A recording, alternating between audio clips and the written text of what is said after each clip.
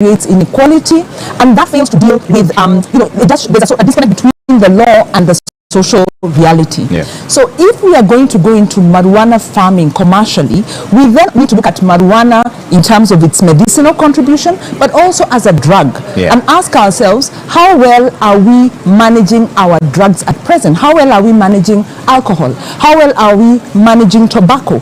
What are the health impacts of these drugs? Because they are drugs much as they're legalized, and marijuana has different connotations because of the historical context, but the broader question is, what is the social support system?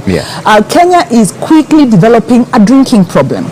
Our young people are quickly developing drinking problems. This has been exacerbated by our kind of skewed taxation that we have on alcohol, that makes it cheaper for young people to take hard drinks than it is to drink maybe lower levels of alcohol. So we need to talk about social impacts of the decisions we make, economic decisions we make, so that we have a holistic conversation. So my view is we are looking at one aspect but missing the bigger picture. Okay, Asaska, is it a realistic proposal? I find the Roots Party's proposal quite controversial and at the same time interesting. Like, if you ask me personally, I look at it differently a bit. Yes, there's a social problem around drugs in Kenya. I don't doubt that fact. But if you look just around East Africa, if you look at Rwanda and Uganda, they've legalized the medicinal use of cannabis. And they're making money of it. They're exporting it just like tea or coffee. And they have investors who have come in and they're making money out of it, and that way they're having an alternative revenue stream that is helping develop the country. So I'm maybe looking at it differently and having tough guidelines surrounding the production of cannabis.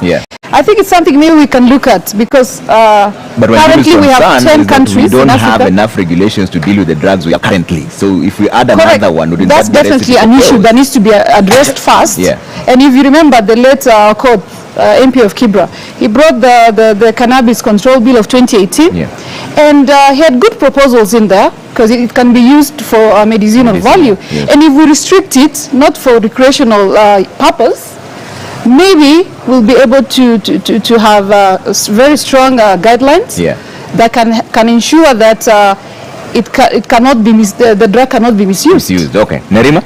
I'm not coming to you last week for any reason. Now, on that one, I like that you've come to me next, because I feel I hold the same opinion as Asaska. It's about looking at the differences. It's interesting. It really is. We're thinking outside the box, because we have to. We're talking about a population that is majority youth, and not only is it now, it will be for decades to come. And we're talking about a global economy and a global citizen population that will continue to grow. Our health continues to improve, the standards continue to improve. So how are we managing? So things that are going to be key is access to resources, climate change, the environment, and managing pollution as we continue to increase and decrease the number of vehicles or the kind of transport and carbon monoxide going to the environment. So for me, looking at the regulations, if it's for medicinal use, it's very, very helpful for many people who are going through all sorts of long-term illnesses. It is even sometimes prescribed, and it's necessary for them to be able to survive. But then I think what a lot of people are worried about is the misuse of that. And it's the same with all the drugs that we're talking about, like Wanjiru has mentioned. So Prof, jump in. I think I'll pick from what you said, and it's economics. If you legalize something, it loses that value it had. And it doesn't become like a gold, the black gold. But I think that what is important, and I'm hearing that it has, and when you're right, it has the value in terms of medicinal. I think what we are balancing here is what do we do for export and what we do also for food security. So we need to balance that. So we can sell, but not at the expense. I think the first step is to ensure every Kenyan has enough food. That's the first thing. We can still plant flowers.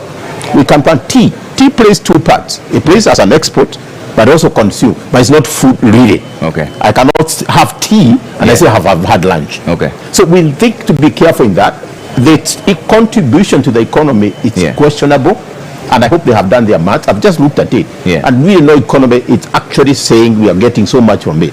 Yes. But the most important thing is medicinal, because it's medicinal, it helps us now to be productive in other sectors. Yeah, Dr. Baraza, I know you still want to be convinced in terms of how much money it brings to the economies that have legalized it, but legally speaking, if that was to happen and make cannabis legal, what impact would it have on the previous rulings on people who are incarcerated as we speak for having had some marijuana on them? What impact would that create in the judiciary where you've served before? If they legalize marijuana now, what it will have on the people in the cells? Well, I guess, is the law retroactive? No. I think the law doesn't apply retroactively, but I think the issue here is not the legalization. I think good points have been raised around Wajakoya's or that manifesto about marijuana. Yes.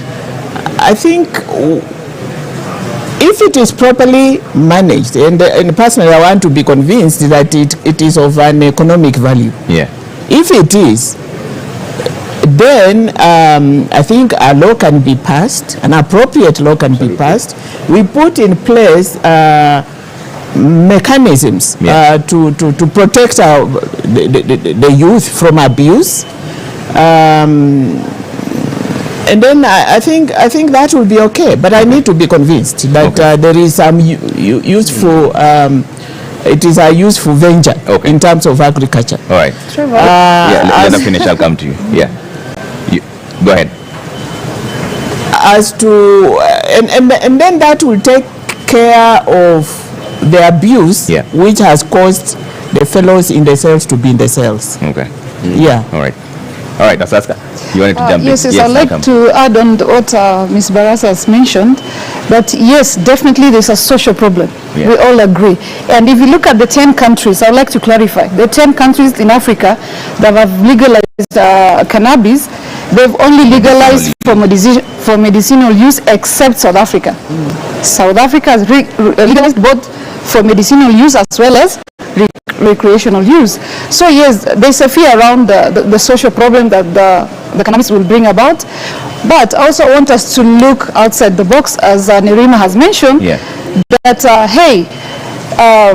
it's estimated that in Africa alone, cannabis has a market, is worth about $7 billion by 2023. So it's a market that maybe we could try and figure out how best we can get into for the benefit of our development agenda in the country. Okay. Yeah, so I was going to just be clear that I'm not advocating that it don't be legalized. I think I'm actually a proponent of, if you look at the social reality, cannabis is being used, it's being used by youth, that's why they're winding up in jail. So first of all, it shouldn't have been criminalized, because people shouldn't be in jail because of smoking cannabis. That is quite regressive, and so that's a situation. But if I think the case that Wajakoya is making is, let us legalize cannabis, and I say yes, let us legalize it for medicinal, also for social, because it's in use, and regulate it in the same manner that we would regulate other substances. But recognize that right now our regulation of other substances is not doing so well. That there is a risk that go in and legalize, and we create a culture that is going to destroy our youth. And it's not just youth who have problems with substances, people our age, because we tend to moralize the use of substances instead of looking at maybe the practical. Maybe we don't deal with our mental health issues so well, maybe our social structures. So this is why I'm saying we need a proper policy framework that looks at the issue holistically, not just from an economic point of view, and definitely not from a moral point of view. Okay, let's move away from the economy and now talk about the war on corruption. And Dr. Baraza, I'll start with you on this. You've been at the helm of the judiciary. What is really hindering the war on corruption? The war on corruption is being hindered by corruption. Corruption itself? Yes. Okay. I think it is. Yes. Nice, well put. Because we have institutions to fight corruption. we have the law to fight corruption. We have constitutional provisions, although we've watered them down, as Wanjiru says. So what is the problem? Yeah. And so we hear of cases of corruption, and they are major, and there are many. They are on a daily basis. They come to the courts, and probably you hear about them day one, and then that's the end of it. We just never hear of people getting convicted for corruption. So I don't know what happens, but I want to imagine that there is corruption in the fight against corruption. People have blamed that on the judiciary for not explaining. Well, I'm saying I'm not exonerating the judiciary from the corruption issue at all. Because there are things you just can't explain. Or in other institutions, those other institutions to fight corruption. When you say the things you can't explain, what do you mean? You arrest people. And by the time you go to arrest a person, you must really have a reason. So what happens beyond the arrest? All right? What happens beyond the being charged in court? I think there is so much which happens in that chain of dealing with corruption. And my argument is that there is corruption, which is fighting to sustain corruption. So Prof, what then would be the solution? Just deal with it head on. There's no two ways about it. The Roots Party is suggesting bringing back the death penalty. We do the head on. And what am I talking about head on? We know some countries, you mess up and you are in. That's it. And look, this parallelism. We, as African culture, we respect leadership a lot. Because that's how we've grown up, to respect leadership. I'll give you an example. Magufuli, and God bless his soul. Magufuli convinced Tanzania there was no COVID. Majimaji, Milani. They believed him. We knew there was. But that trust of leadership. So today, that leadership tells us Kenyans, I don't want this nonsense. Wako you show up, you're in. When we set it up, stay there until we sort it out. But right now she has an issue. Somebody's even going that we cannot arrest her. Fine. You see the narrative you're going. You are guilty unless proved. Innocent until proven guilty. We prove you when you're inside there. But Dr. Baraza, the reason I'm coming to you, this is the animal you're dealing with firsthand. The animal we are dealing with, and let's be a bit serious, and I think we are. The animal we are dealing with, it's what is making our food expensive today. The animal we are dealing with is the one which is making very unsafe to go certain areas. Let me bring back Baraza before I come to the rest of my panelists. How can it be dealt with, having dealt with this firsthand? I think the issue of integrity is what is standing in the way on the fight against corruption. It's corruption. It is lack of integrity. And we should deal with it seriously. Look at the people that we have in our institutions. Are they corruptible? From where I sit, I think they are corrupt people. But Prof, we have enough who are not able to deal with corruption. And that is how those cases go in such a zigzag manner that you never get to get the outcome there. If there look at the word the president. He said last week. Huyu atafunga nyinyi. We are looking for people tutafungwa. Why should a youngster who is perhaps my grandson is on the road with a 33 million car? What the hell have you got the car from? Surely, even if my father is built, whatever, is that a priority? And I think she's right. It's in our bones. And you know, is something in your bones, you have to go through the cancer process. That's, you have to go through that process. At times we cut it off. All right. So here, yes. Sorry, let me just interject. We watered down chapter 6 of the Constitution. Yeah. We watered it down because right now I don't understand how people who are facing charges of corruption are the ones seeking the leadership position. How are they ever going to fight corruption? Our devolution, the gem of our Constitution, what is killing devolution is corruption. Yeah. And they are the same fellows who are benefiting from corruption in those counties. Yeah. And they are the same ones running for positions of leadership. How are they ever going to fight corruption? Yeah. I think their main aim is to come and preserve themselves. It is unfortunate we watered down chapter 6, and so we are going to go in circles on this issue of corruption. Okay, Wanjiru, I'll come to you and talk about this, but let's cross over now to Busara Naman, who's standing by. This time it's not you from. Busara Naman is standing by with the security situation at the Catholic University of Eastern Africa, where this multimedia broadcast is coming to you live. Busara? Na mtazamaji, moja kwa moja tuangazie swala zima la usalama katika chuo hiki ambapo mdahalo unafanyika, na kwa mengi zaidi tunaungana na mkuu wa kitengo cha usalama. Moja kwa moja ningependa ukaribie na uanze kwa kujitambulisha alafu tuendelee. Kwa majina naitwa Benjamin Mwanzi, Sub County Police Commander Lang'ata. Na ningependa utueleze, je, ni mikakati gani ambayo mmeweka kuhakikisha kwamba tuko salama, na je tusiwe na wasiwasi? Nataka kuhakikisha wa Kenya na watu wote ambao wamefika pande hii na kwamba usalama uko sawa sawa. We have made the necessary arrangements. Tumekuwa hapa since the governor's debate, and since then we have been scaling up security. Kwa saizi security kwa sawa sawa, na nahakikisha wananchi ya kwamba wasiwe na wasiwasi yote. Tumeweka usalama ya kutosha. Naam, basi tayari ameshatueleza kwamba kila kitu kiko shwari, inamaanisha kwamba tusiwe na wasiwasi. Lakini cha mno, je, bado mnaangazia ni akina nani wanaingia? Ni waalikwa tu ama mnaruhusu mtu yoyote? Si mtu yote anakubaliwa, ni wale wamealikwa. Iko vetting kwa gates, iko vetting, iko several vetting areas kabla hujafika mahali ya debate. So ni wale wamealikwa peke yake, wako na cards, tuna verify kabla hawajaingia. So watu wasikuje isipokuwa wale wamealikwa, na tunaomba wale wamealikwa nao wakuje, na wale watu walitupea wakasema wao ndio wataandamana nao, wasiongeze watu wengine zaidi kwa sababu ya the logistics ambazo tumeweka huko ndani.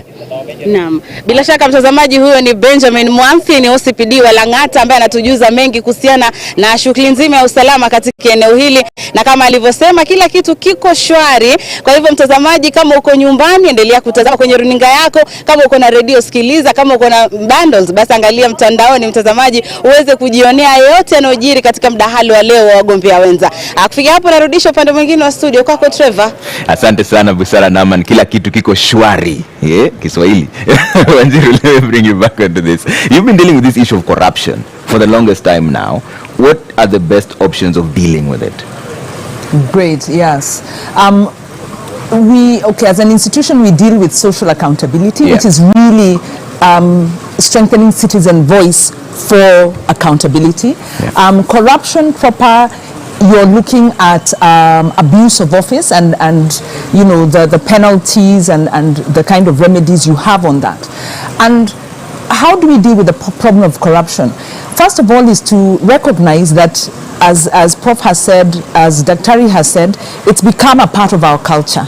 In 2015, I think it was, the Aga Khan University published a study on youth perceptions and expectations, and youth said it doesn't matter how you make your money, as long as you make your money, and corruption's not a big deal. So if you're going to talk about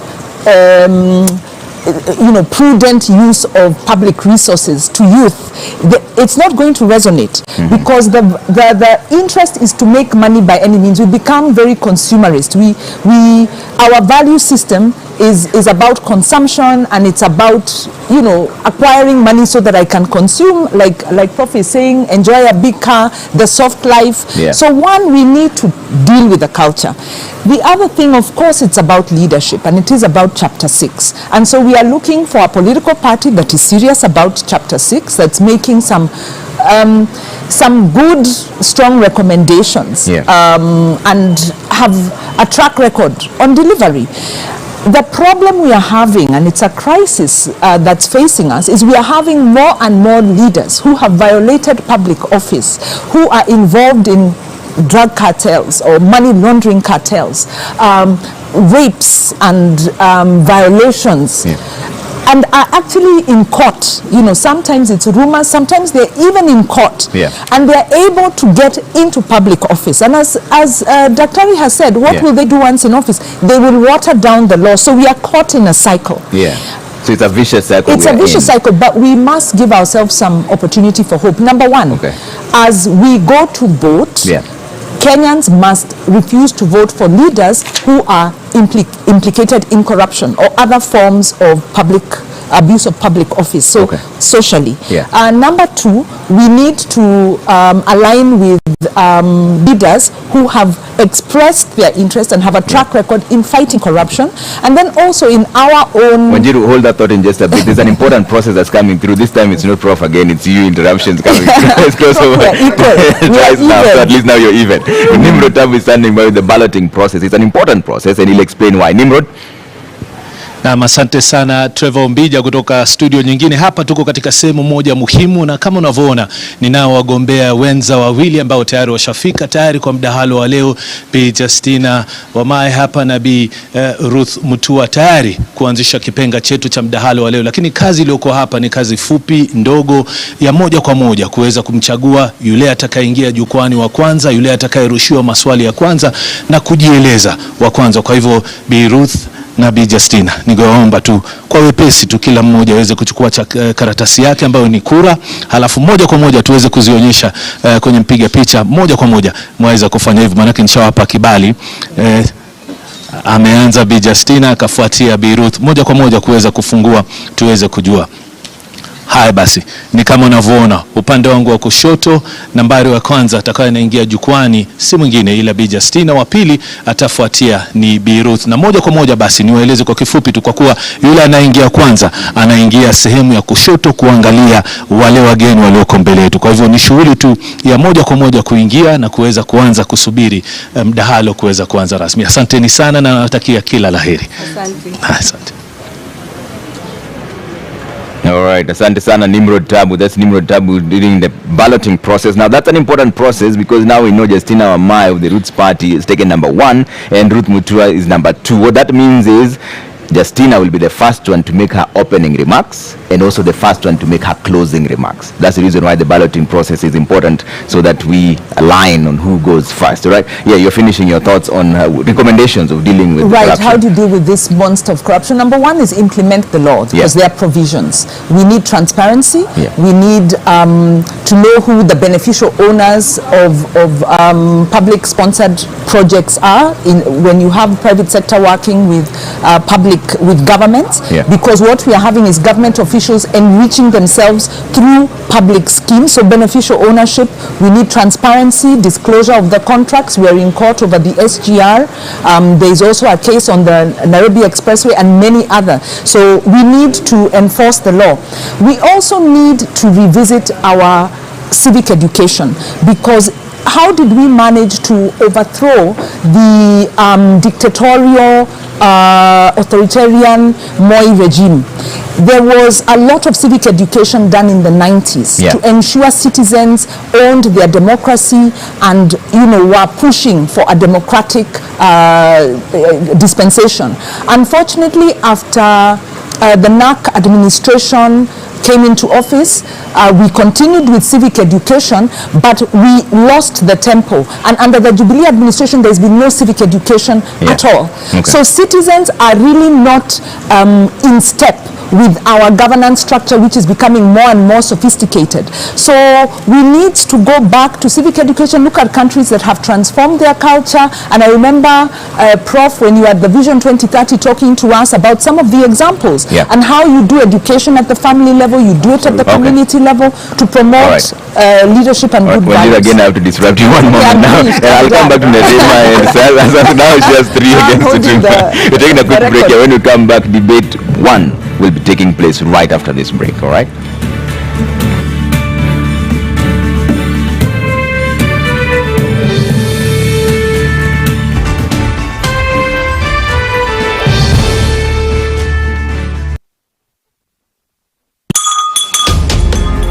What is a secondary school in Kenya?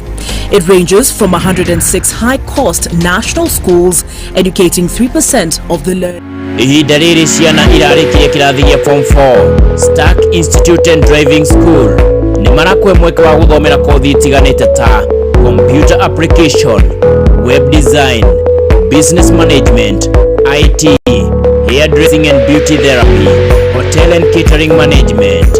Ningĩ Stack Institute and Driving School nĩ mathomithanagia ũtereba wa ngari nini na rori na vehicle mechanic rungu rwa mũtaratara wa NTSA. Thukuru wa Stack Institute nĩ mũhetũkie nĩ rũhonge rwa gĩthomo na ũgatuĩka NEC Center. Igeranio citũ nĩ cia NEC, KASNEB na NTSA kũrĩ arĩa marathomera ũtereba. Stack Institute tũkoragwo Egerton, barabara-inĩ ya Njoro gũthiĩ Egerton, kũrigania na Egerton Cooperative Sacco Building. Ningĩ no ũcere honge-inĩ citũ ta Egerton, Teret, Bahati, Mau, Naishi, Naisut na Mau Narok, kana ũhũre thimũ namba 0721 418 618 kana 0715 198 050. Stack Institute and Driving School, bringing the city to the village.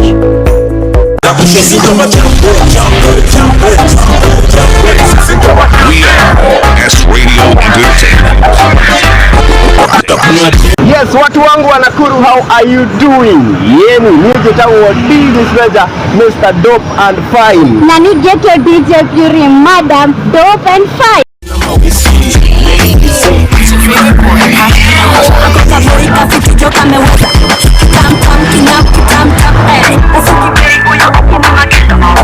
Tulishamanagia nawe kuma thaa 4 nginya thaa 7 cia ũtukũ every Thursday. Welcome to Club Otana.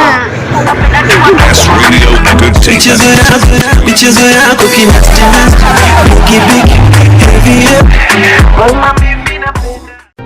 cia muciĩ itiumaga ndira. Nikio ithwe ta Otana TV tukurehagĩra cira wothe wa nyũmba ya Gĩkũyũ na Mũmbi, wamũre wĩcanjamũre no kenanĩre hamwe na ithwe.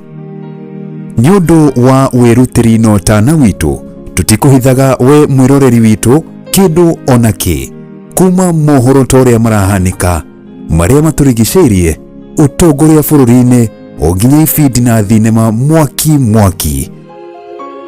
Otana TV, Otana nĩ mĩtũkĩ.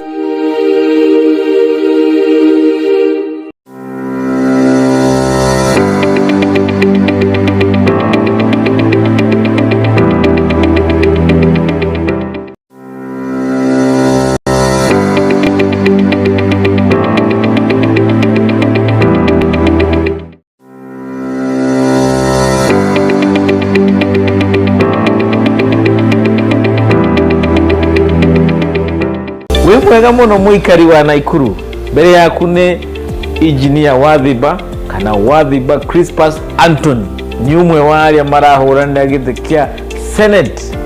Na nĩkĩ ndĩrenda gũtuĩka Senate wanyu? To ndĩrenda gũtuĩka Senator ũrĩa ũkũruta wĩra wa kũhũranĩra interest cia andũ a Naikuru, ũrĩa ũgũthiĩ gũthondeka sheria iria cigũteithia thirikari ya kaunti ya Naikuru gũkũria uchumi wao. Na nĩgũtuĩka Senator ũrĩa ũkũhakikisha atongoria othe megũcagũrwo gũkũ Naikuru kaunti nĩtwaruta wĩra hamwe.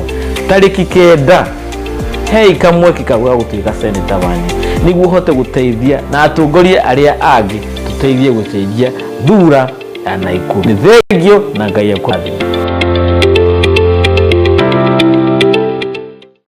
Gĩkuũ gĩtigaga arĩa atige mainamĩte ngoro. Kuona gĩtihũraga hodi, nĩtũbataraga arata a gũcaka na ithwe na gũtũtirithia thabarĩ-inĩ ya kũhonia ngoro citũ. Gũkũ Otana TV tũrakũhe kanya ga gwĩkĩra kĩmenyithia gĩa gĩkuũ nĩguo kũmenyithia andũ a nyũmba na arata rĩrĩa watigwo nĩ ũcio wendete. Tũhũrĩre thimũ kũrĩtũkĩra 0797 861 372.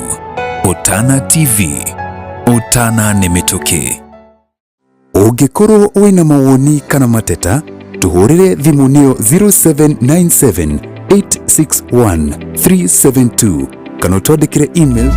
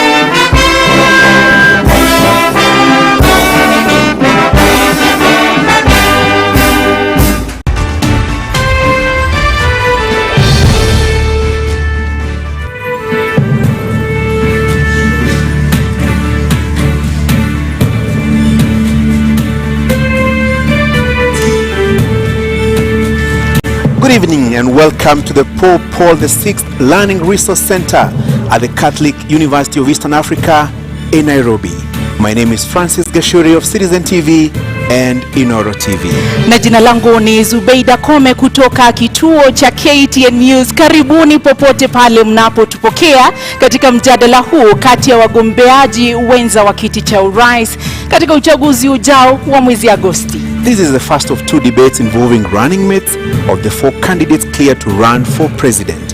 In this debate, we are hosting Ruth Wangoi Musheru, the deputy presidential candidate for the Agano Party, and Justina Wamboi Wamae, the deputy presidential candidate for the Roots Party. Na kulingana na maelekezo yanayothibiti hafla hii, wagombeaji wenza wa urais wana muda wa dakika 90 za malumbano kati yao wenyewe, malumbano ambayo pia yataelekezwa na maswali kutoka kwangu Zubeida na mwenzangu Francis Gashuri. Maswali ni yetu wenyewe na hayajajadiliwa kati yetu na yeyote yule ndani au nje ya kampeni husika. And indeed, our questions are clustered into 6 segments, each running for 15 minutes.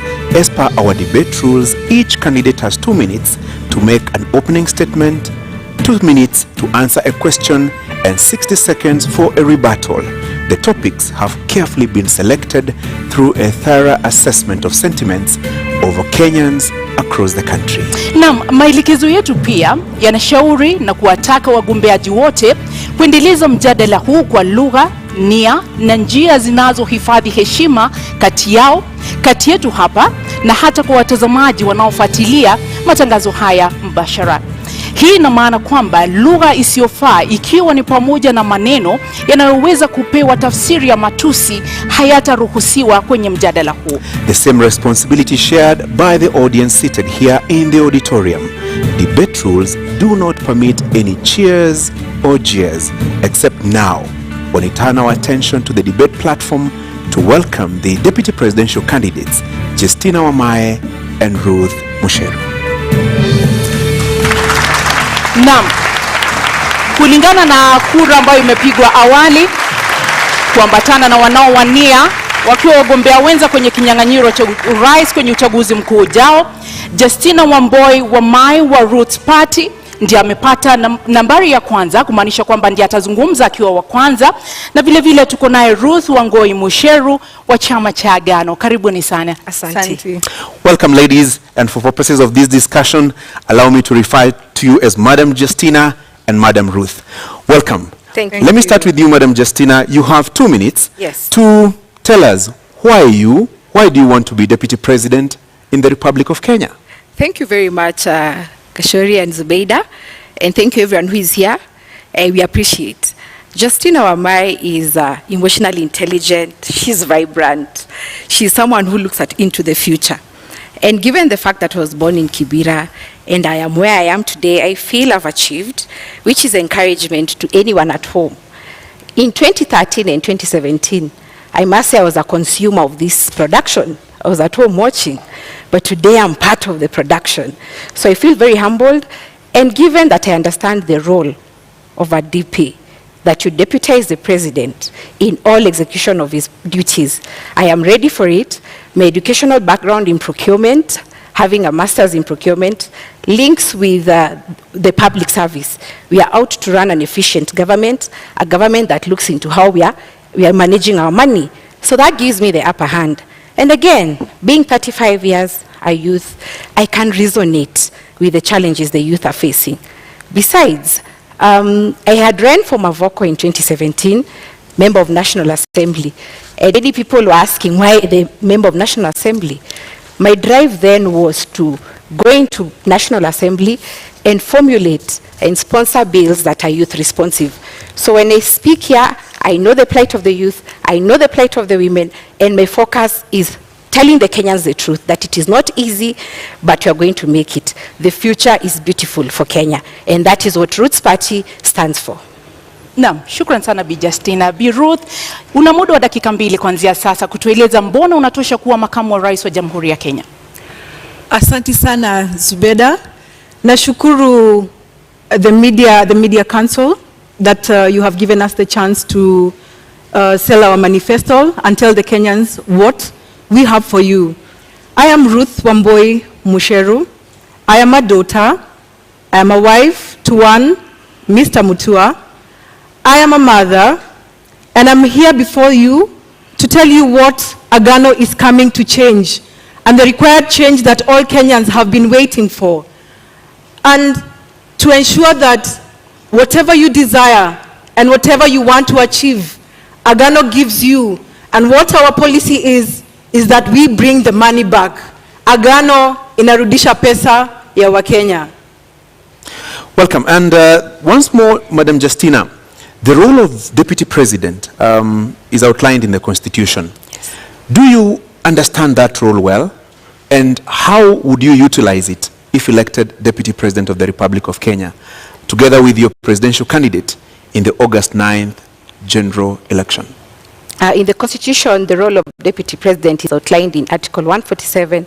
The first sub-article says that you're to deputize the President and in the execution of his duties. I understand this because currently we're having challenges, and maybe it's because of the aspect that politics in this country has taken. Politics is about numbers, they say. Politics is about tribal inclination and who has the tyranny of numbers. But our idea as Roots Party is that every Kenyan is having the challenge of unemployment, high cost of living. So we are here to speak to an individual Kenyan, devoid of tribe. And when I stand here, how am I going to execute? My work is not to start fighting my boss and telling him I brought this in, I am better than you in this. No, my role is to support the Roots Party manifesto, which, by the way, it focuses on economic upswing, which we shall discuss, and legalizing and regulation of marijuana, which we shall also discuss in length. So I understand my role well, and for me, I do know that there's a president who is the supreme, and then I come in as a support system. Madam Ruth, similar 2 minutes to respond to this question. Your understanding of the role of Deputy President, yes, and how would you execute that function of Deputy President if elected in about 20 days?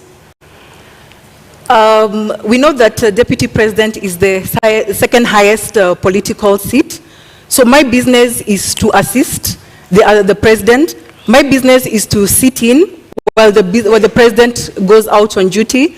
My business is to ensure that this country runs as long as the President has given me the mandate to do so. So Kenyans will not have the gap. And for me to have been picked as the lady of Agano Party, I am coming in to bring a balance. I am coming in to bring a change and decision making on the woman level and the youth level. Bado una kidogo, samahani, una dakika moja unusu bado, na dakika 20 sekunde 20 bado una la kuongeza au umekamilisha? Makamu wa rais huwa anasaidia rais mwenyewe, huwa anasaidia kutekeleza majibu ile, the work that has been given to her in the presidential aspect. So my business is to assist. My business is to play the part of assisting and implementing what the captain and the 5th Mwaure David has stipulated. Hapo basi ndio nitaingia. Justina amesema kazi ya makamu wa rais ni kusaidia. Je, mnakuja kusaidia tu? Mna mawazo? Ni watu ambao mnaweza kushauri, au mmechaguliwa kwa sababu nyinyi ni wanawake? Wewe binafsi umechaguliwa kwa sababu wewe ni mwanamke, au ni kwa sababu una uwezo? Kwanza hilo swali la kuwa wanawake, Ruth and I are assuring Kenyans hakuna cat fight hapa, si ndio? Hakuna. We are going to share and execute what Ruth's party requires. We are just not only supporting. The deputy president has a role in giving their voice. And my role there is to amplify the youth voice, to amplify the women voice, because as it is where we are, I am happy because in leadership you have women in leadership, but we need more. So our role is to put in that the women also can add value. We are here to represent, or I'm here to represent the Kenyan woman in the kitchen who knows the high cost of cooking oil. It's affecting her. I'm here to represent the women who fuel their own cars. I'm here to represent the stay-at-home women who, when you tell your husband to give you money, he starts thinking you're not spending the money well.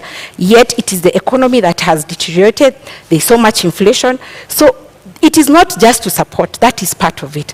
Part of it is to amplify our agenda as women, who we have been left behind for a very long time in this development agenda.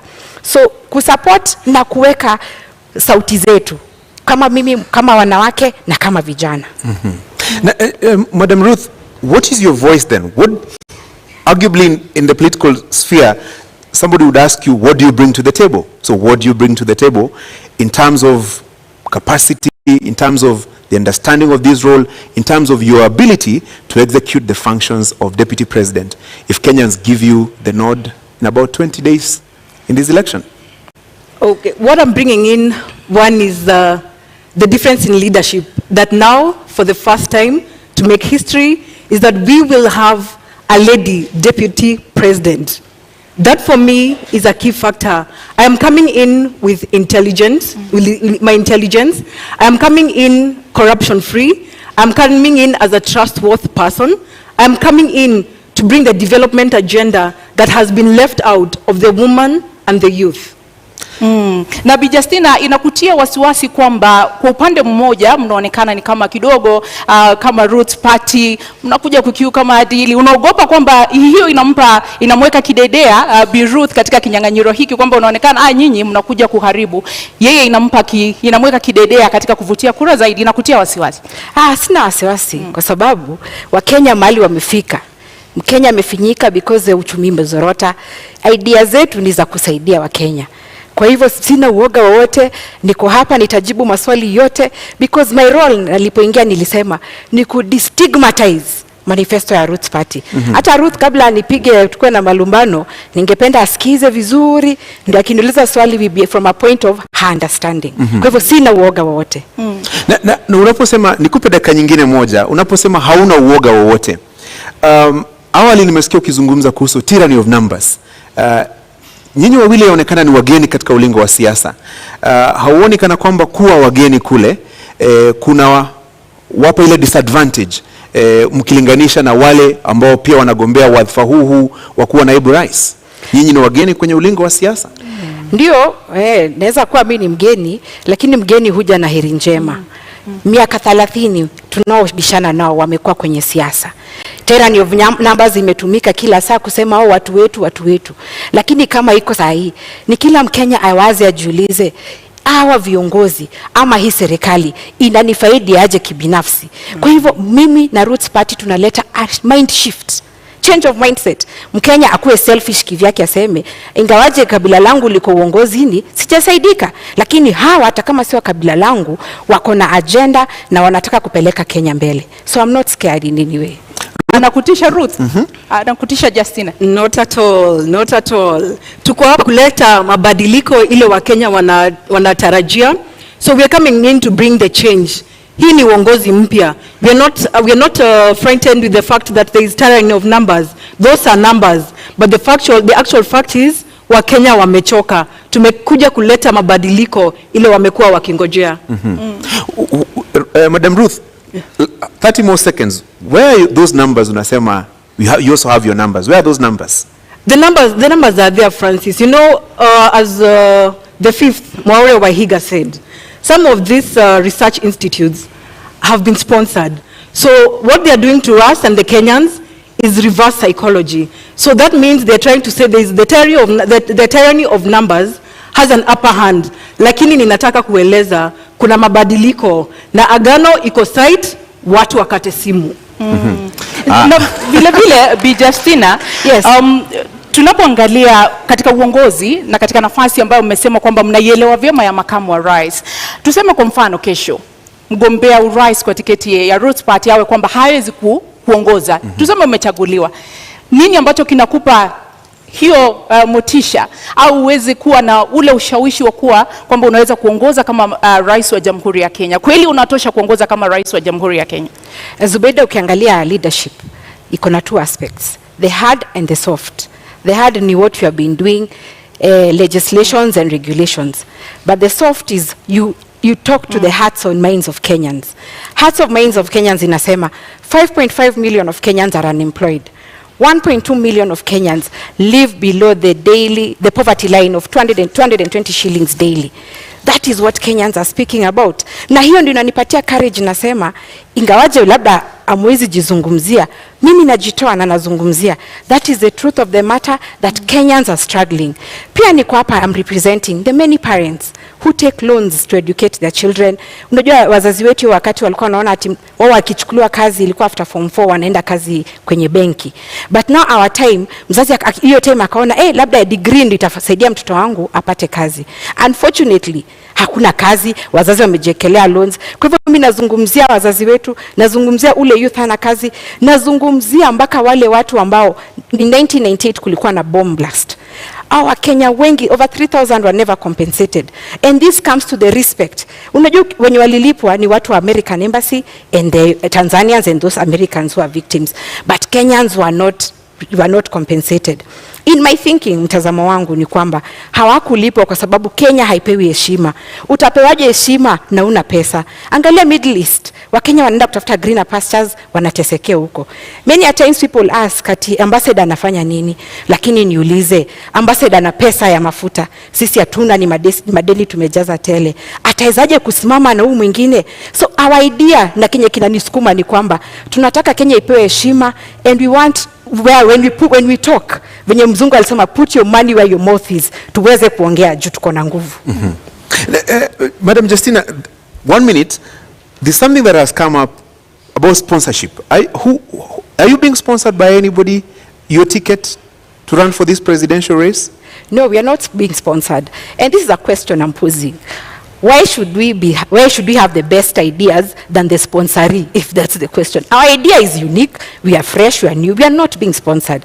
The challenge we are facing is that when we say that this one is doing well, people say we are being sponsored by the other. When we say we anafanya vizuri, tunasema si hivyo. But the politics we are pushing right now is that politics you are doing. Politics is about amplifying the voices of Kenyans, giving different interest group their voices. Na mwenye anashinda tunampa heshima. So we are not being sponsored by anybody. We are here mpaka mwisho. Ruth, where do you get the impression that they are being sponsored by anyone? Clearly, wanakatata kutupatia even our own marks. In school, even the student who has 0 huwa anarudishiwa karatasi yake na scorecard. Lakini sasa our research institutes wamekuwa sponsored, wanatoa huyu mtoto mmoja, which I seriously think that ni kupunguza, wanapunguza namba zetu. Probably we could be a threat because Kenyans are tired. They want new leadership. Na haswa iwapo hampati ufadhili au msukumo kutoka kwa mtu yeyote, haswa nani anafadhili kampeni zenu kama Roots Party? Our mode of campaign ni kama ile ilitumika na PM wa India, Modi. Wakenya wamechoka in a way, they tell us come to Nakuru. Tunawaambia hatuna pesa. Someone tells you end of fuel kwa petrol station yangu, ama wanajiunga wenye petrol station, fuel there. Mwingine lala in my hotel, I'll give you food. Bora mkuje Nakuru muongeleshe watu. That is our mode of campaign. And by the way, hakuna pesa si tumeibia Mkenya. And that is what hiyo kasumba tutaka kubadilisha. Kenyans, I blame you for poor leadership. Because kila sasa ya siasa watu wanasemanga kameiva tunakafunga, because mwanasiasa akikuja you want to be given something.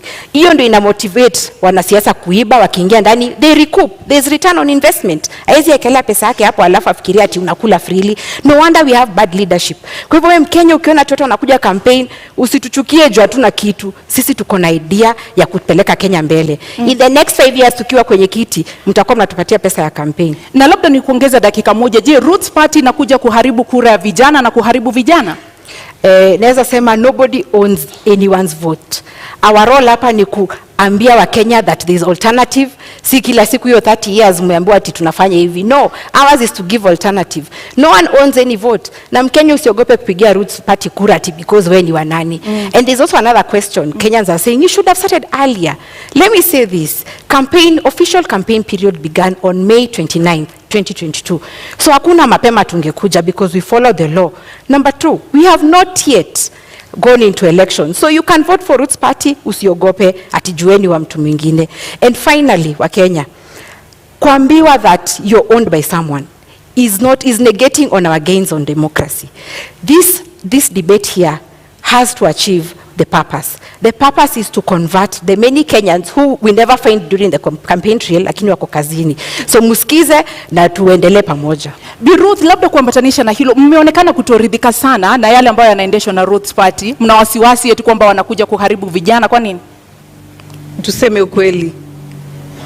Marijuana, bangi, we say it is illegal.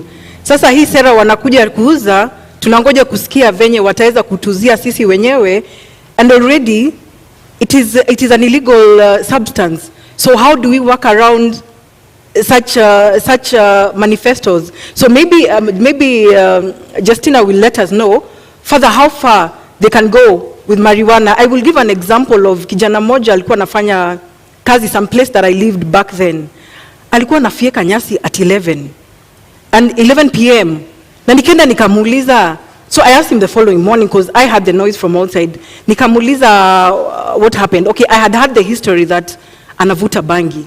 So I asked him in the morning, kwa nini ulikuwa unafieka nyasi saa 5 za usiku? Akaniambia, madam, nilikuwa napunguza kazi ya leo. So realistically, kama unapunguza kazi ya leo kufieka nyasi 11 p.m, I think kuna shida na tunaweza kuwa tunaelekea in the wrong direction. Madam Justina, now you seem eager to say something about that? Yeah, I'm happy Ruth is very respectful and she wants to listen to our manifesto. Let me say this. Our idea in Kenyans, I want us to be very conscious and, open up your minds. And before I explain, let me give you a quote by a guy called Ralph Waldo. He said, in every generation, there are map makers who see opportunities, seize the opportunity, and open man's vision to the future. That is the direction Roots Party is taking. Now, marijuana, it's true, it's unfortunate. By the way, it's true, many people get that I have seen. I cannot say that they are not there. But remember, most people have mental challenges because of one, unemployment, cost of high living, that brings about depression. Alafu unaona watu wanapigana kwa malumbano. So high cost of living can account for the madness in this country. Actually, in Mathare, or rather the statistics in Kenya, 3 million of Kenyans suffer mental challenges. Why is it so? And yet marijuana is illegal. But let me say this, the marijuana we are advocating for.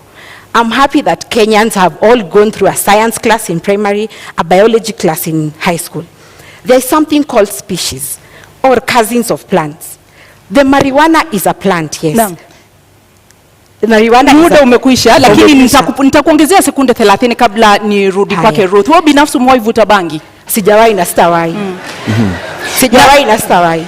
Hujawahi na hautawahi. Zubeida, usikize hapa kidogo, niulize swali kisha utanijibu, na nitakupa dakika 2 kuweza kueleza. Hujawahi kuvuta bangi na hautawahi kuvuta bangi. Ile tutavuta ni ya ku purify.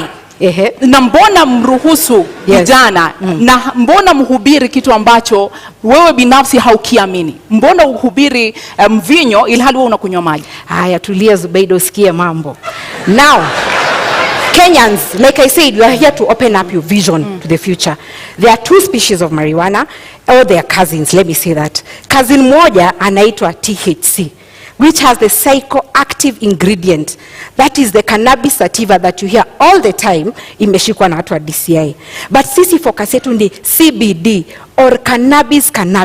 That one gives you industrial hemp. So when you go hata venye professor anasema itapandwa kwa expressway and you pick a leaf and chew, it's only going to give a detox, let me tell you. And saiji watu wako na simu zao. Can you Google hemp seed sales in Kenya? Those products are in sale because zinakwambia zinakupatia immunity, zinakupatia sijui omega 3, unaona, it boosts your immunity. Those products are on sale and they do not have the psychoactive ingredient yenye inafanya watu wana lose focus.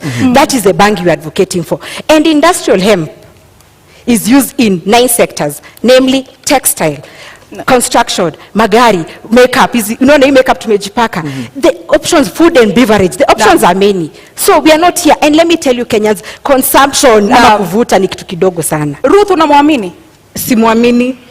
Ya kwanza amesema ni ya kupurify. I don't know what we are purifying with bang. I don't know what part we are purifying. Kwa hivyo ningetaka aweze kutuelezea kama ni damu tunaosha, kwa sababu kama ina purify na ni dawa, si tuapishwe 10th alafu 11th hospitali zifungwe kwa sababu ni dawa. Let us hear, how does it purify? I would wish to know. Nimjibu, Ruth, purifying si ati detox, kuna difference. Nimesema purify si detox. Kwa hivyo una need dawa ndio. And most medicine is made out of marijuana. Those medicine for epilepsy, cerebral palsy, pains, easy pains, watu wanakuanga chronic pains. So medicine inatengenezwa from marijuana. So already you're consuming. But nimesema purification process.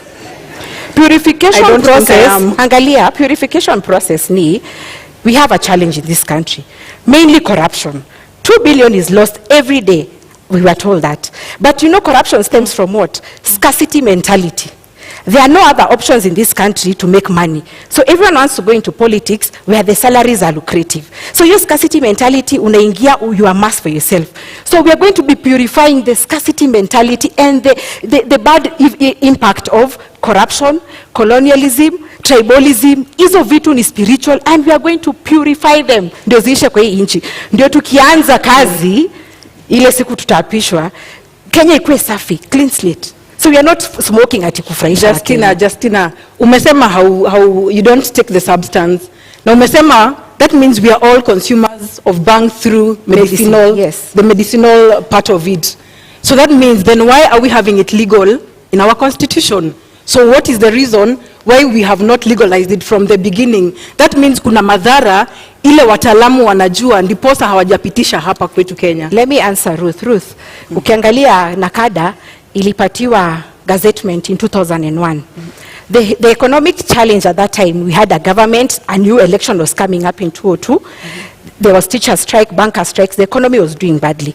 So IMF told Kenya, come up with a law criminalizing marijuana. And you know IMF ni akina nani? China is there, France is there, UK is there, Canada is there, US is there, they have legalized. So for them waliona, our jinga Joanna do, let me use that word, we curtail their opportunities. Remember we have arable land, plenty of land for this thing. So they curtailed our potential to invest in this so that they can give us loans on high interest. That was the idea. And when I say Kenya inastahili heshima, it's because we are disrespected juu hatuna pesa. So our idea, if they have legalized, yet they are the same ones who are coming here to tell us it's wrong, then I think we are still being colonized. Aki Justina, mimi sija approve hiyo. I don't expect sija approve kwa sababu Jamaica would have been a first world country. They are doing so well in terms of their economy. Their GDP is growing more than ours. Imekaa sana basi, imekaa sana. They are doing well. Take a book. Madam Justina, in 2 minutes. Yes. Marijuana is not just illegal in Kenya. It is also illegal in other countries. Yes.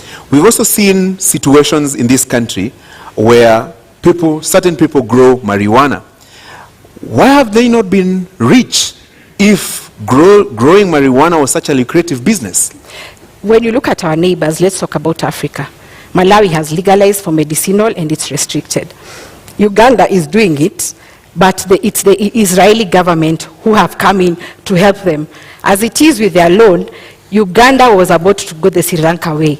So Uganda went to Israel. You know, their land is rocky. So they came here and they were located in Uganda, 500,000 acres in terms of a bilateral agreement, and they are reaping returns from that. So the other countries, they have done it. Why not us? Why not us? Why should we not do it? That is my question. And like I said, our role is to open the vision, Kenyan's vision into the future. Marijuana is versatile. I said it is used in 9 sectors: food, beverage, medicine, construction, textile, makeup, you know, easy fiber za gari. A headlight today, ukigongewa headlight yako, goes for 27,000 for those who own cars. But you know why? Because the demand is in Kenya, but the supply iko China. So of course the forces of demand are in place, na ndo maana inakuwa costly. And I'll say this, there is this governor of Minnesota, he was called Jesse Ventura. Jesse Ventura was in wrestling a while back. But why he was fighting for legalization of marijuana in Minnesota was because after 41 years of marriage, his wife suffered epilepsy. And he was pushing because when he took her to South Carolina, she got well. So the idea is, do not control the supply, control the demand by making sure it's going into the 9 sectors that you have said and for export. That is our idea. Madam Ruth, I can see disbelief all over your face. I still do not agree to all this theory. Na ndiposa naambia wa Kenya, kateni simu, agano iko side. This is not practical. The law tells us clearly that it is illegal to have bang. So how else, na amesema, na yeye mwenyewe alisema ama amesema sahi, that they will smoke bang on the 10th. I'm looking for a happy mother. I am a mother. Ruth, I'm looking for a happy mother CBD, that will, no, I am looking, allow me to answer. I'm looking for a happy mother who will attest that mtoto wake amevuta bangi and they are okay. Yeye mwenyewe pia najua ni mama. Nataka kujua, atakubali mtoto wake avute bangi on that 10th. Because for me, I don't think I would allow my children to take it up, nor my sisters and brothers. Good question. And I'm going to answer this question to you and Kenyans as Mama Wambui. I said open up your minds, dear Kenyans. The marijuana we are advocating for is industrial hemp. I think I gave the clarification, not THC. So Ruth, stop belaboring this idea that we are smoking. It is not for consumption.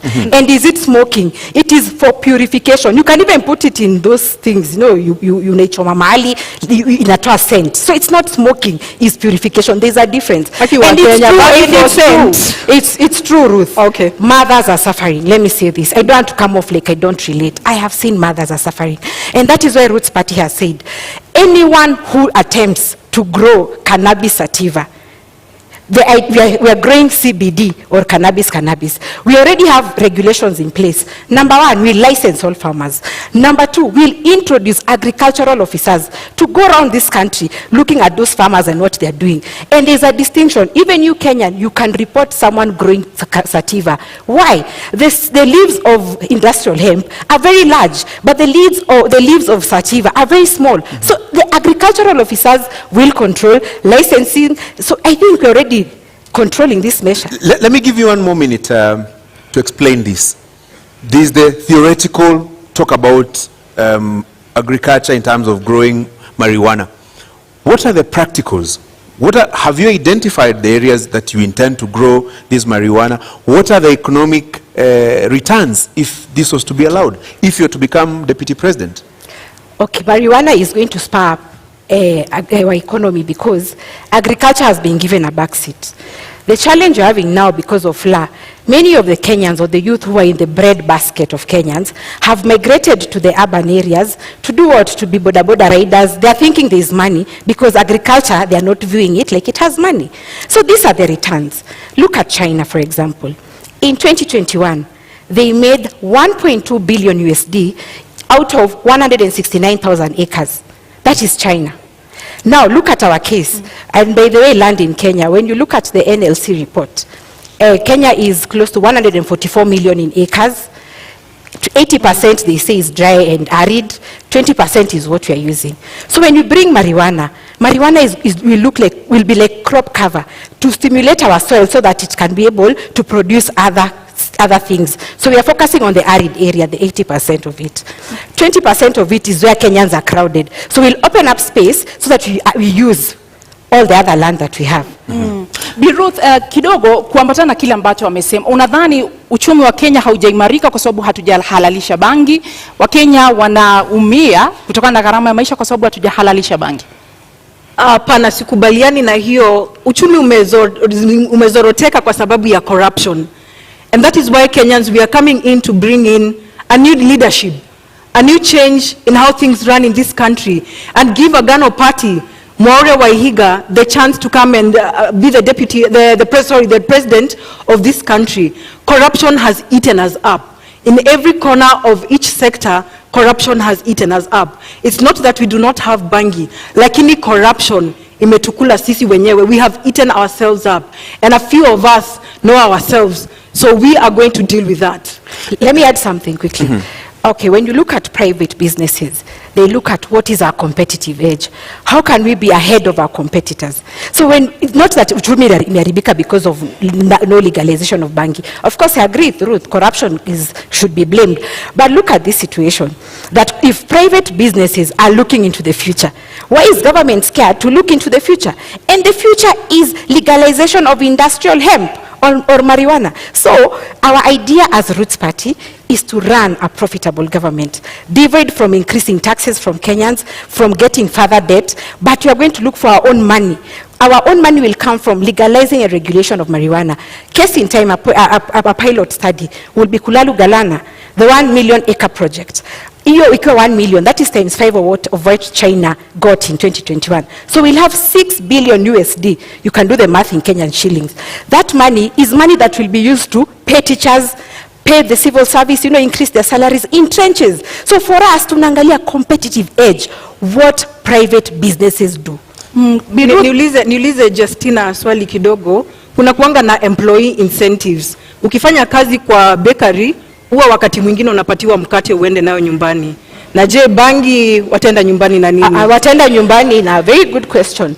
Watenda nyumbani na proceeds of bangi. And it's good you brought me to this idea. The youth in this country, not all of them want to be employed. But hawa vijana wanatafuta capital. Unaenda bank unaitishwa logbook, title deed. Kweli, you don't have. What we are going to do with Roots Party, I told you government owns 10% of 144 million acres.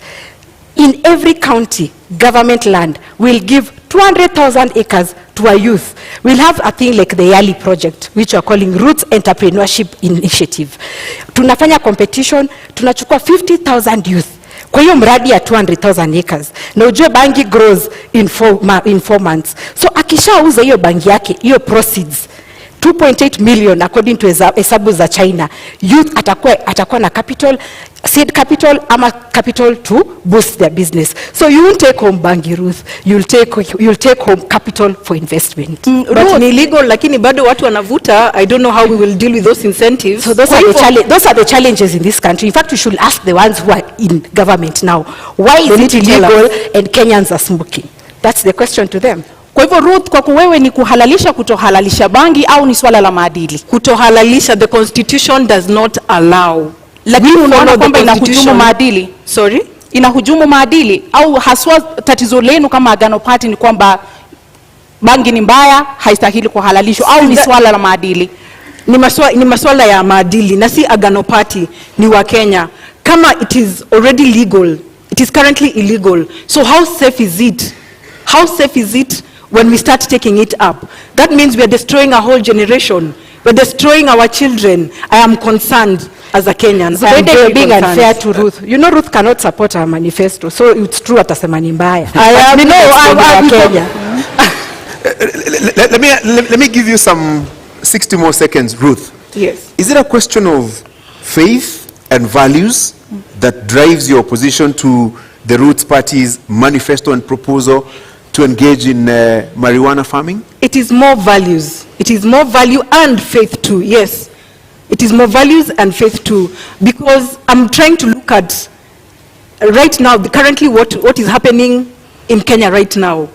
Nirudie statement. It is illegal. Lakini watoto wamejaa madhare. Wamama wanalia pale nje. So I'm wondering, how many are smiling? How many are going to smile? How many are educated out there to know that hii ni biashara, mtoto hafai kuvuta? Children are idle out there. Watajaribu kuvuta kidogo and you know the consequence is going to be what we all know. Watoto tunapoteza ufahamu, tunapoteza future. I think I was clear on the control measures on this, Ruth. Nilisema the seed will be CBD, tutatumia KEFIS, tutapatiana licenses, we'll reintroduce agricultural officers to man or inspect what Kenyans are doing, and we are also going to bring back the NYS, those ones who have graduated, to control government marijuana. So I think the control measures, and that is why we are saying legalize and regulate. Unajua hata ile shamba iko thika pale ya mananasi iko na control measures, lakini bado watu wanaiba. Sasa it is our Kenyans, we need to change tabia zetu venye Ruth anasema. Yes, you take electrical fence, I don't know. I don't know. Very well. Let me move you now to a different aspect of this debate. Yes. In 2 minutes, Justina, you're not alone in this race to become the next deputy president. You also have Martha Karua, Rigathi Gachagua. What sets you apart from them? And are there issues that you agree with them and their manifestos, and those that you don't agree with? In 2 minutes. Let me first say I respect the ones you've mentioned, because I remember 30 years ago, I was a young girl, they've been in politics. So being on the same ballot paper with them is very humbling. And their strides they have made, fighting for democracy of this country. So I respect that. But what sets us apart is that 30 years they have been there. They have been telling us the same narrative which they're telling us now. They are not responsive to the youth of this country. Youth whose parents took out loans to educate them, and they're still living at home because they're unemployed. What sets me apart is because I can relate to the youth of this country who know that unasoma na hakuna kazi. That is number one. Number two, I can relate to the businessmen. Maybe them they're in government, they've been in leadership. That is where they draw their salary. But I relate to a businessman, like from where I work now. We're into excavation and supply of building materials. And Kashori, I can tell you, business is down. Why? Increase of cement, chuma zimepanda bei, Kenyans do not have purchasing power to build a house. And that business is very satisfying, because you know our role is what? We are the first stroke of paint. When you want to build your house, sindo tunatoa cotton. But it saddens me that Kenyans cannot afford. They are not building, and neither are they affording to pay rent. So that is what sets me apart. I know that what we need now is policies and leadership that is responsive to the plight of Kenyans. Madam Ruth, same question to you. This is a political competition. You're not in the race alone. Yes. What would you use to convince the Kenyan voters to elect you as the next deputy president and not your competitors, Rigathi Gachagua, Martha Karua, and in this case, Justina Wamai? Let's first talk about the other two who are not in this debate. Yeah, at least for Justina, we have probably a lot in common because we are new, we are fresh. But our competitors, yes, they have experience, but they have let us down. I have voted for the last 2 decades. I have chosen the same leaders. So I don't see what difference they are coming to bring in, because I feel like some of them are sanitizing the leaders who have been there. We want new blood, we want fresh blood, fresh ideas, so that we gear this country to a different direction. What is this new idea, fresh idea? What does it constitute? Corruption. Our big agenda is corruption. It has eaten us in big ways and in every way. So corruption is our bangi. So that is what we are after. Then the rest will be able to be balanced out. Justina, the same question. What about the larger coalition setup? You know, let's say the Azimio setup, the Kenya Kwanza setup. Do you see any challenge there that would inhibit you from becoming the next deputy president, for example? No, I'm not challenged in any way. Rashori, I told you that Roots Party realizes it is wrong, it is very wrong that 5.5 million of Kenyans are unemployed. 1.2 million of Kenyans are below the poverty line of 220 shillings per day. So these people have been in government. I dare say that they are to blame for our current situation, because they never looked into the future when they were there, or the time they've been there. Maybe the future was telling them, legalize marijuana. It's going to set us apart in terms of competitive advantage. They didn't do it. So I'm not scared, because every individual Kenyan, it doesn't matter what tribe you are, what creed or educational background, everyone is suffering. Let me tell you this. Ask a woman who has a salon or a man who has a kinyozi. Do you know boys are saying ati beard gun? It's not a maneno ya beard gun. There is no money kukwenda kunyolewa. So Kenyans are lacking. Unaona pesa mkononi or the purchasing power iko chini. So I'm not scared because I'm amplifying the voices of Kenyans. Right. Bi Ruth, haswa kwa sababu umetaja maadili, umetaja ufisadi. Kwa kuwe unaelewa vipi sura ya 6 ya katiba? Maadili haswa kulingana nawe ni nini kwa dakika 2? Maadili, integrity, kwa maoni yako ni nini haswa? Unaielewa vipi? Maadili kwangu na kwa Agano Party is the intention to be transparent, is the intention to be trustworthy, an intention to be trustworthy to the Kenyans who have employed you. Kwa hivyo pale mimi naona the integrity has been compromised with the current and the past government and our competitors. Kwa hivyo tunaomba Wakenya waweze kutupatia nafasi kwa kuwa sisi ndio we are ready to be audited, we are clean. So why not give us the chance? We are not threatened by the other pair of competitors because they have been in it. Kenyans have seen, Kenyans know. This is nothing new to us. Ni kubadilisha tu, tunahitaji kubadilisha. And Agano Party is coming in as the option ya kubadilisha. Na kwa nini mnaamini kama Agano Party kwamba Agano Party ndio inakuza maadili na sio Roots Party? Mbona mnaona wao ndio wanahujumu maadili? Maadili hapo ni personal. If I got your question right. Integrity is very personal. For me and the fifth, Maure Wahiga, he's entitled to audit. I'm entitled to audit. Ndiposa tunaweza kusimama mbele ya Wakenya kuambia they trust us with this job. We have nothing to hide. We have no worry on what we need to do. Pale corruption tumesema lazima tutamalizana nayo. Pesa ile iko nje. I believe this is the only party and the governance that is going to bring Kenya back its money. Ile pesa imefichwa pale nje. The development money that has been kept out, that is over 10 trillion. Inaweza lipa deni ya Wakenya in one single day. Zubeda, one single day. Justina, let me get your understanding of Chapter 6 of the Constitution on Leadership and Integrity. 12 years later, what do you think is the challenge in implementing Chapter 6 of the Constitution? Let me say this. I think the judiciary, and I'm sorry to say this, but they are used to impede the Chapter 6. For example, if I went to IBC and they said my degree is not right, I'll run to court, and then the court will say, fine, can you clear Justina? And then there are other issues, there are other agencies. For example, maybe the university, or the Commission of Higher University will say, no, it's out of our mandate, we can't handle Justina.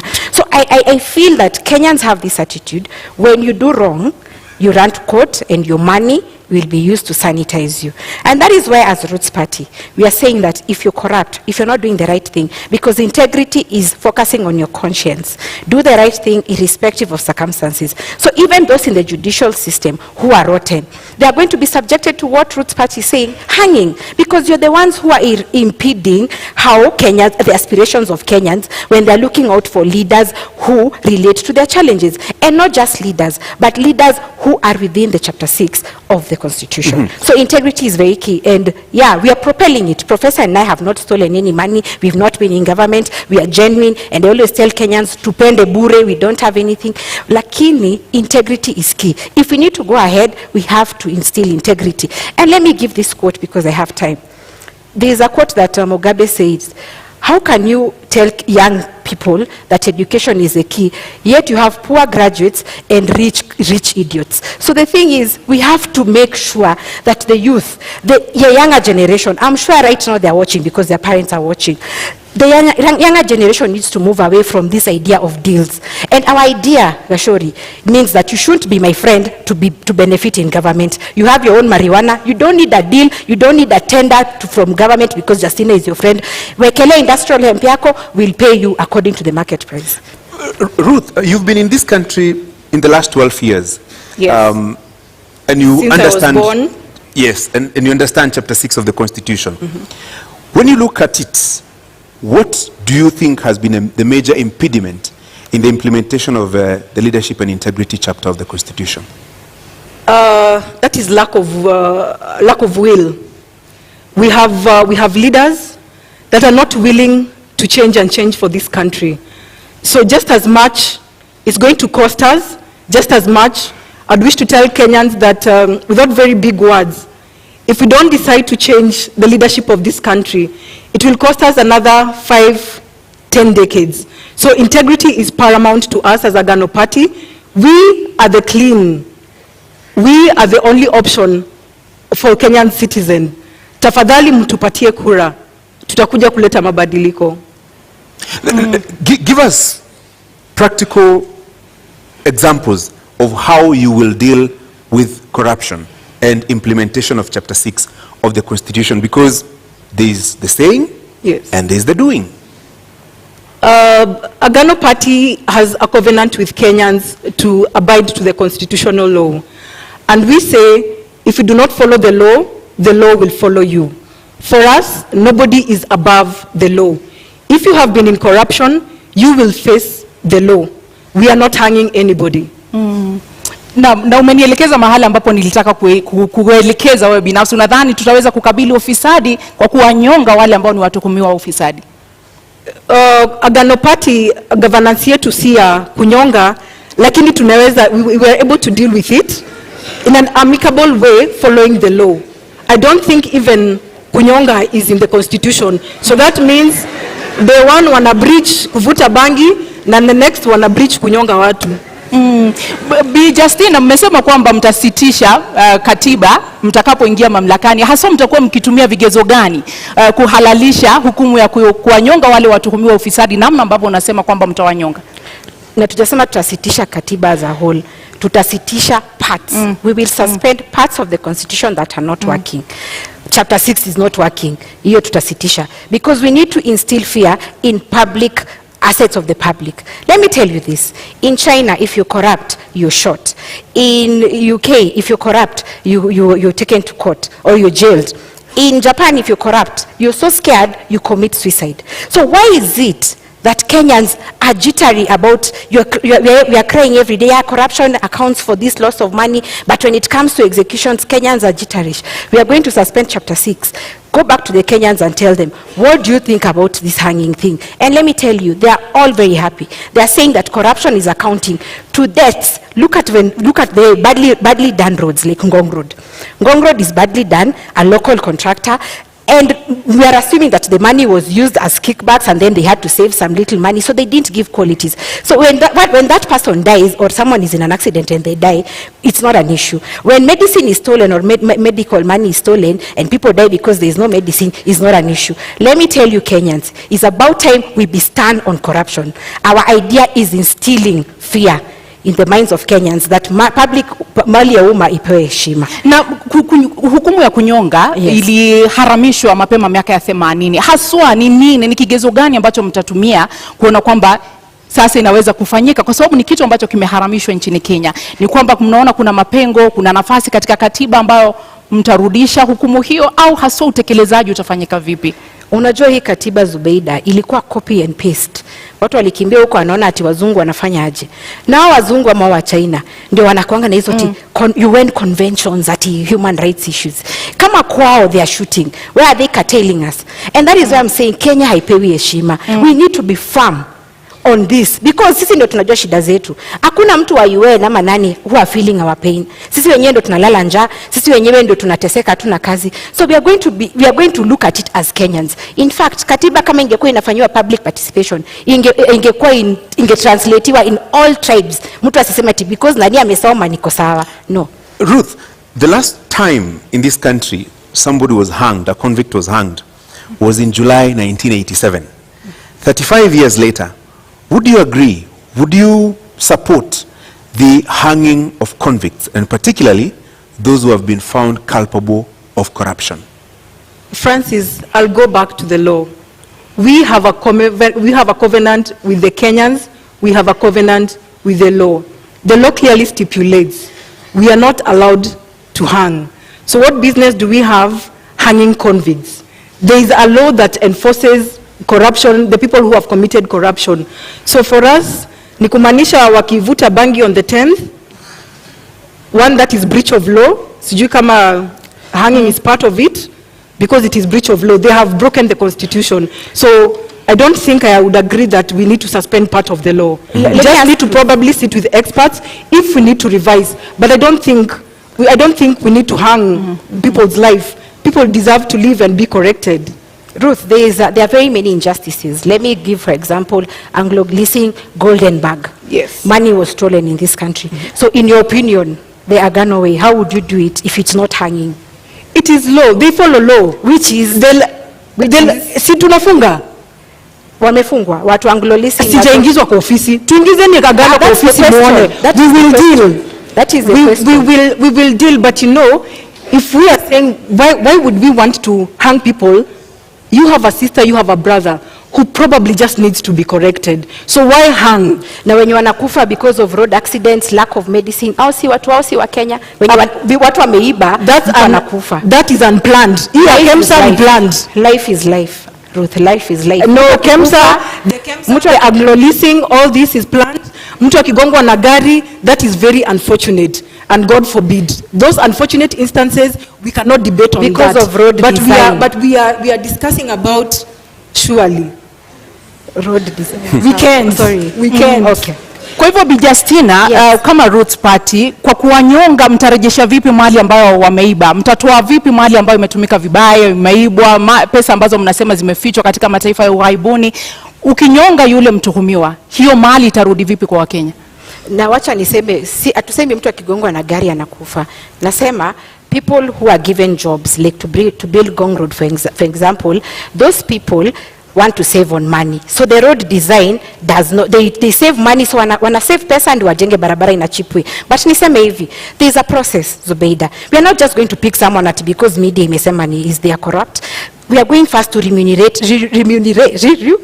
kuongeza mshahara vizuri, judges, policemen, we have to increase their salaries because they abet corruption because mtu ameiba pesa kidogo anawapatia. We have to give them increase their salaries. However, there is a judicial process, a fair hearing. Process ifanywe na tukusikize. Na pia tunapeana caution. It's not like the chicken gate case in the UK. Hapa Kenya taijaisha. So pia watu wa judiciary, they will notice they have to speed up this nini. So kutakuwa na hiyo wapelekwe the process. We have to get the assets back. We have to recall the assets na pia waende wakanyongwe. Ruth, sijui kama wote watakubali because if I know I'm being hanged, so why should I tell you mali iko? There is a process. There is a judicial process. Maybe the first two might be caught with the process ya rudisha mali alafu tunanyonga. But someone else will think, kama unataka kuninyonga, finish me, wacha wengine wakulie hiyo pesa. Okay, so I don't think I would justify that. But for us, we are saying the corrupt, we will go even for the big fish. Sisi hatuogopi, tunataka pesa irudishwe, ndio imeweza kuumiza economy ya hii country. We have our president is planning to give a moratorium where the Kenyans who have stolen our money, wameficha development money, warudishe, wanapatiwa nafasi ya kurudisha. Hapo pale mtu anapitisha ile wakati umewekwa, so from there the law takes its course. In 2002 there was such. Why has it not worked? Maybe in your opinion, I'm not saying because you're not in government, yes. Ruth, but you need to show Kenyans that you understand. So it was there in 2002. What in your opinion is what is the reason why it didn't work out? The idea that you're sharing, in your opinion. Leadership problems, Justina. We are different leaders here. Let's talk, because you seem to agree on the seriousness and the challenges of corruption in our country. Yes. Given an opportunity, Justina, in 2 minutes, given an opportunity to be the next deputy president with the government that you will form with the presidential candidate that you're supporting, what are the specific areas that you would target in terms of dealing with corruption practically? Because there's the whole question of administration of justice. And like I said, the three arms of government they are being threatened. How? The independence rather is being threatened. When, for example, the executive says this, someone runs to court, and then the process is stopped. That is the backdrop of why we are going to suspend the constitution. But yes, administration of justice is there. But again, has it worked for us? And you know, law was made for man, not the other way around. It is upon us as Kenyans to sit and say, are you happy that 2 billion is lost every day? They say no, because it's accounting to unemployment, inflation, high cost of living. So we are going to we'll be together with the Kenyans. We are going to call for public participation. And the Kenyans, I can tell you, they are very happy about it. Because someone is feeling like, I wake up like in Meru, I wake up at 4 a.m. kuchukua hiyo mira yangu, I pack it. Someone is eating the taxes. Mtu anajifanya ndio mjanja kuliko wengine. So Kenyans are tired. Of course, that aspect is there of administration of justice. Lakini Gashori, Kenyans are suffering. So sisi tutaka participate now, and many of them are supporting this. We need to instill fear in assets of the public. Heshima kwa public assets. Bi Ruth, haswa endapo mtaingia mamlakani, mnawapea Wakenya muda gani waweze kuona matunda katika vita dhidi ya ufisadi, na wewe binafsi mchango wako utakuwa upi katika kuona hilo linatimia kama makamu wa rais? For us, we'll bring in this in phases. Kuna ile pesa iko nje, in the money that is stashed illegally abroad. For that, we can even say we have started even implementing our 100 days. The fifth, Maure Waihiga already wrote a letter to the UN and 15 other countries to start processing our money back. That means tuna uhakika by the time we are getting in, kuna wezekano pesa iko imefika, and if not, tunataka kukata hii mfereji. The report that the incumbent president gave out, 2 billion. We actually think it probably could be 5 billion that we are losing a day, including today and until the 9th of August. So for us, tukiingia pale ndani, tunataka kukata hiyo mfereji ya corruption like instantly, so that we also have working capital to jumpstart the economy. Na umetaja pale shilingi bilioni 5, haswa kwa sababu umerejelea mara kadhaa pesa ziko nje. Yes. Ni pesa ngapi ambazo mnazizungumzia sasa hivi na mtazirejesha vipi haswa? Mmeweza kupiga hesabu mkajua ni ngapi na ziko wapi? Ni zaidi ya trilioni 10, na ndiposa nilisema pale awali, it is possible for us to clear our debt in a day. It is more than 10 trillion that is out there. This is development money. Now, and that is why tumekasirika, tunataka kuleta hiyo pesa irudi Kenya. Tunaweza kosa kuleta na the first 100 days, lakini wa Kenya, we are committed to bring this money back. And in 2017-2018, budget ikisomwa, the Henry Rotich, he's on clip, he's on record, akisema there is money outside. Here hatuna confirmation that pesa ilirudi. It has only been accumulating over a time. Now, by the time we were getting into this candidature, it was over 10 trillion that is outside there.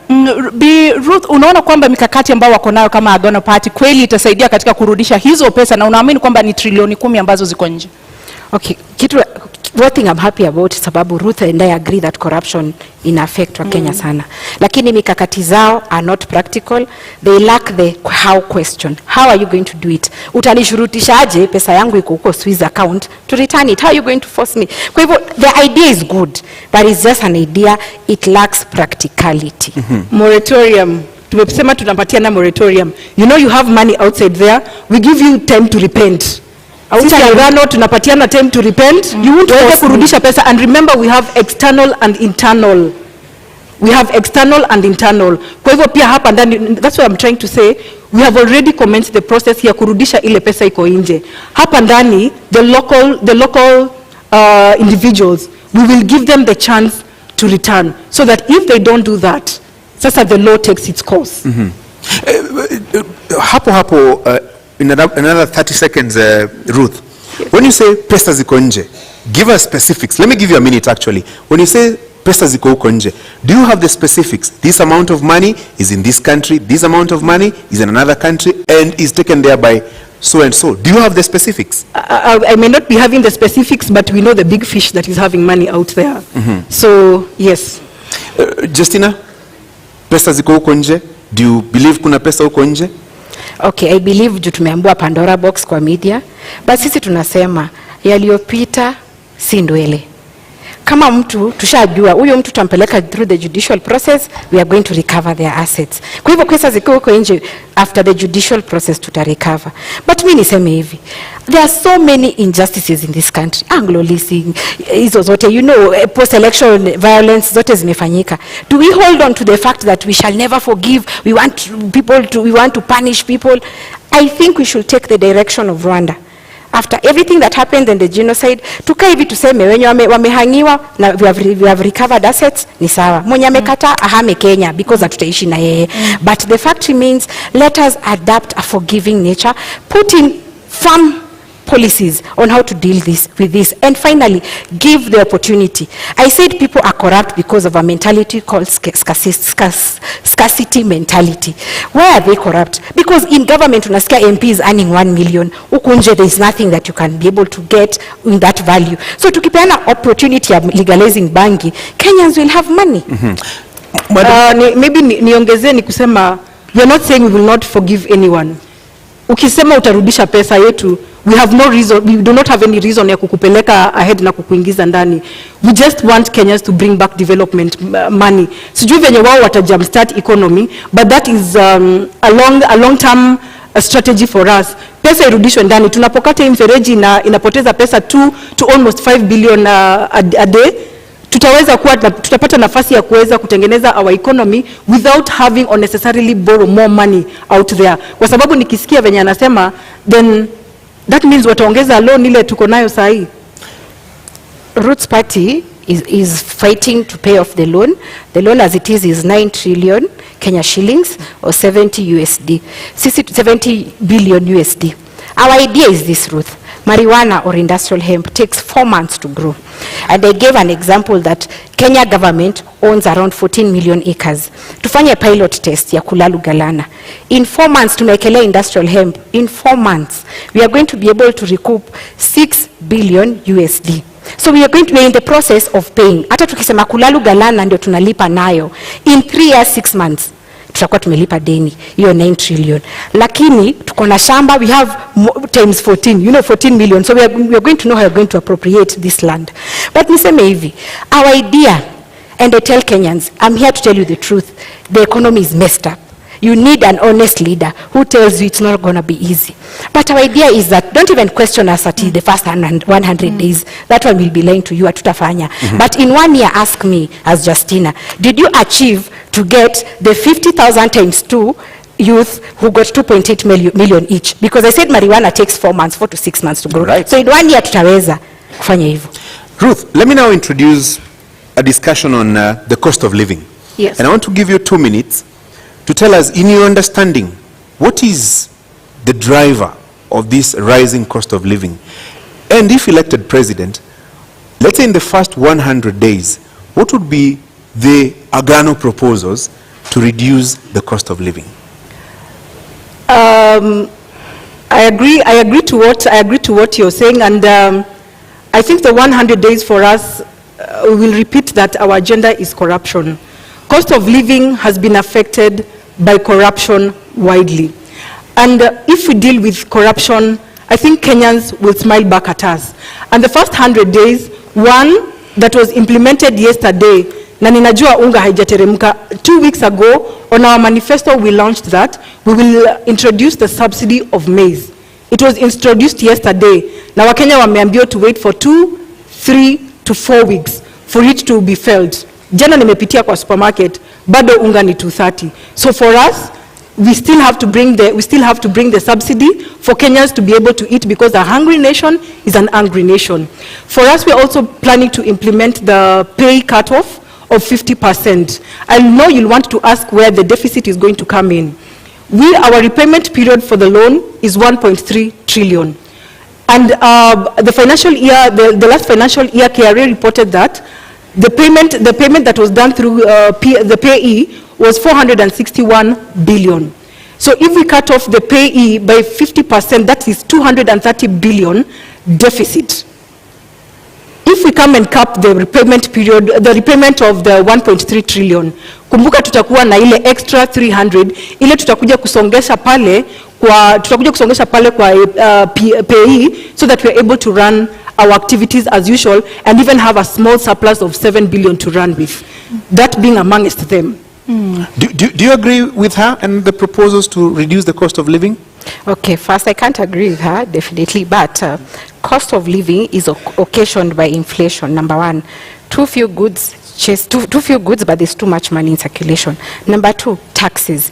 When manufacturers have the tax burden, they push it to the consumer, and the consumer is not having any salary increase. So that is the reason we are having this. So let me say this.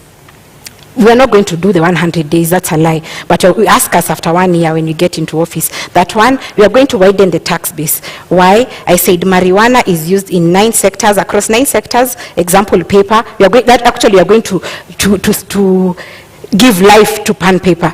Pan paper had been given life, but again, the logging law came in, so they don't have raw materials. We'll have marijuana that will be used for that. So our idea is to drive local economies whereby a Kenyan, instead of importing something from China, like the people of Nyamakema, their stuff was burnt for lack of quality, let them organize themselves, have local industries. If it's textile, plastic, paper, printing paper by the way is very expensive. So when we have local economies, we are going to widen the tax base so that a corporate tax shouldn't be 30%. We can lower it because we have more in the tax net.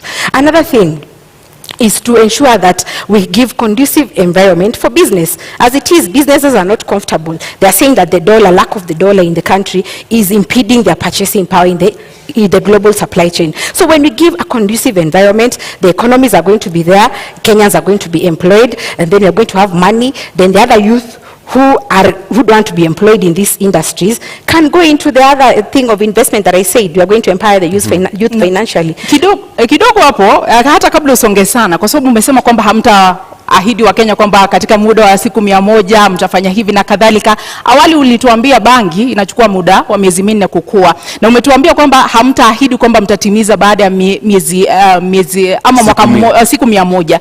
Kwa hivyo yule Mkenya anakutazama sasa hivi hawezi kumudu gharama ya kununua pakiti moja ya unga. Kwa hivyo unamwambia nini? Huyo Mkenya nitamwambia that the truth is tumeteseka miaka 30. 1 year tunaweza vumilia, but we are putting in, Kenyans need an honest leader. As it is now, hii maneno ya kusarakasi na siasa is what is getting us here. We are being honest. We are saying, of course, they have put in the unga imeshukishwa bei. But sisi tukiangalia the truth, marijuana also gives flour. We can look at alternatives to the challenges. If maize flour is costly, then marijuana flour can cook ugali, can cook chapati. And then cooking oil, the seed produces cooking oil also. So we tunaangalia kama hii ni expensive, we are going to use this. So the alternatives. So mimi naambia Kenya, hatutawadanganya. Tumedanganywa miaka nenda miaka rudi. We are telling you the truth. Question us after 1 year. Biruth, unaona wa Kenya wavumilie, watumie unga ya marijuana, watalala njaa 365 days from the 9th. But they know the truth. But they will die. No, let's be frank. Of course, we do not need a list of 10 items. I would almost agree, but we do not need a list of 10 items kufurahisha wa Kenya that we can accomplish all this in 100 days. Tuweke vitu realistic. Mkenya aweza kupata chakula. Yule mama anaangalia watoto peke yake aweze kupata pesa ya kulipa rent, kulipa school fees. But telling Kenyans to wait for 1 year, I think it's a long time. The truth is, it's such a long time. Truth. And someone who's been in government, I know they're laughing at us, but the truth is, government policy is about trade-off. What is working for our country? What is working for our people? So if we come here and say, tutaangusha bei ya mahindi, farmers walitoka Ushago, they came to Nairobi. There is rural to urban migration, they are border riders, because farming doesn't have money. It is about us giving the conducive environment for agriculture to thrive. Watu warudi Ushago, they grow the maize, they grow the marijuana, they do the Mira, and actually we are giving Kenyans an alternative. If you're a Mira farmer, continue doing, no problem. But we need Kenyans to know, it's not about the government doing things. We won't lie to you, and that is why leaders or politicians lie to us. It's about telling Kenyans the truth. Here is a trade-off between a very bad situation and a worse situation. I think maybe I think agriculture has money. Sijui kama hapo tutakubaliana, lakini farmers agriculture has money. I will give an example. My grandmother amekuwa ametegemea majani chai. They have brought up she brought up 8 children. Lakini sai mkulima wa sai analia. So if we restore back our economy, that means hata ule mtu hajasoma ataweza kuongeza pesa kwa mfuko, na tuweze pia kukata hii importation tunaleta ya michele, na kuna project, kuna schemes kama za Moya tunaweza patia wakulima nafasi to boost themselves back, na Wakenya waweze kupata chakula ya kukula. Just like even the maize, people are having maize in the granary. Kwa nini tunaleta mahindi kutoka nje? Tupatie nafasi wa Kenya wajijenge. I believe farming has money. Pia ule akona ng'ombe ananunuliwa maziwa 30 shillings lakini inauzwa 60.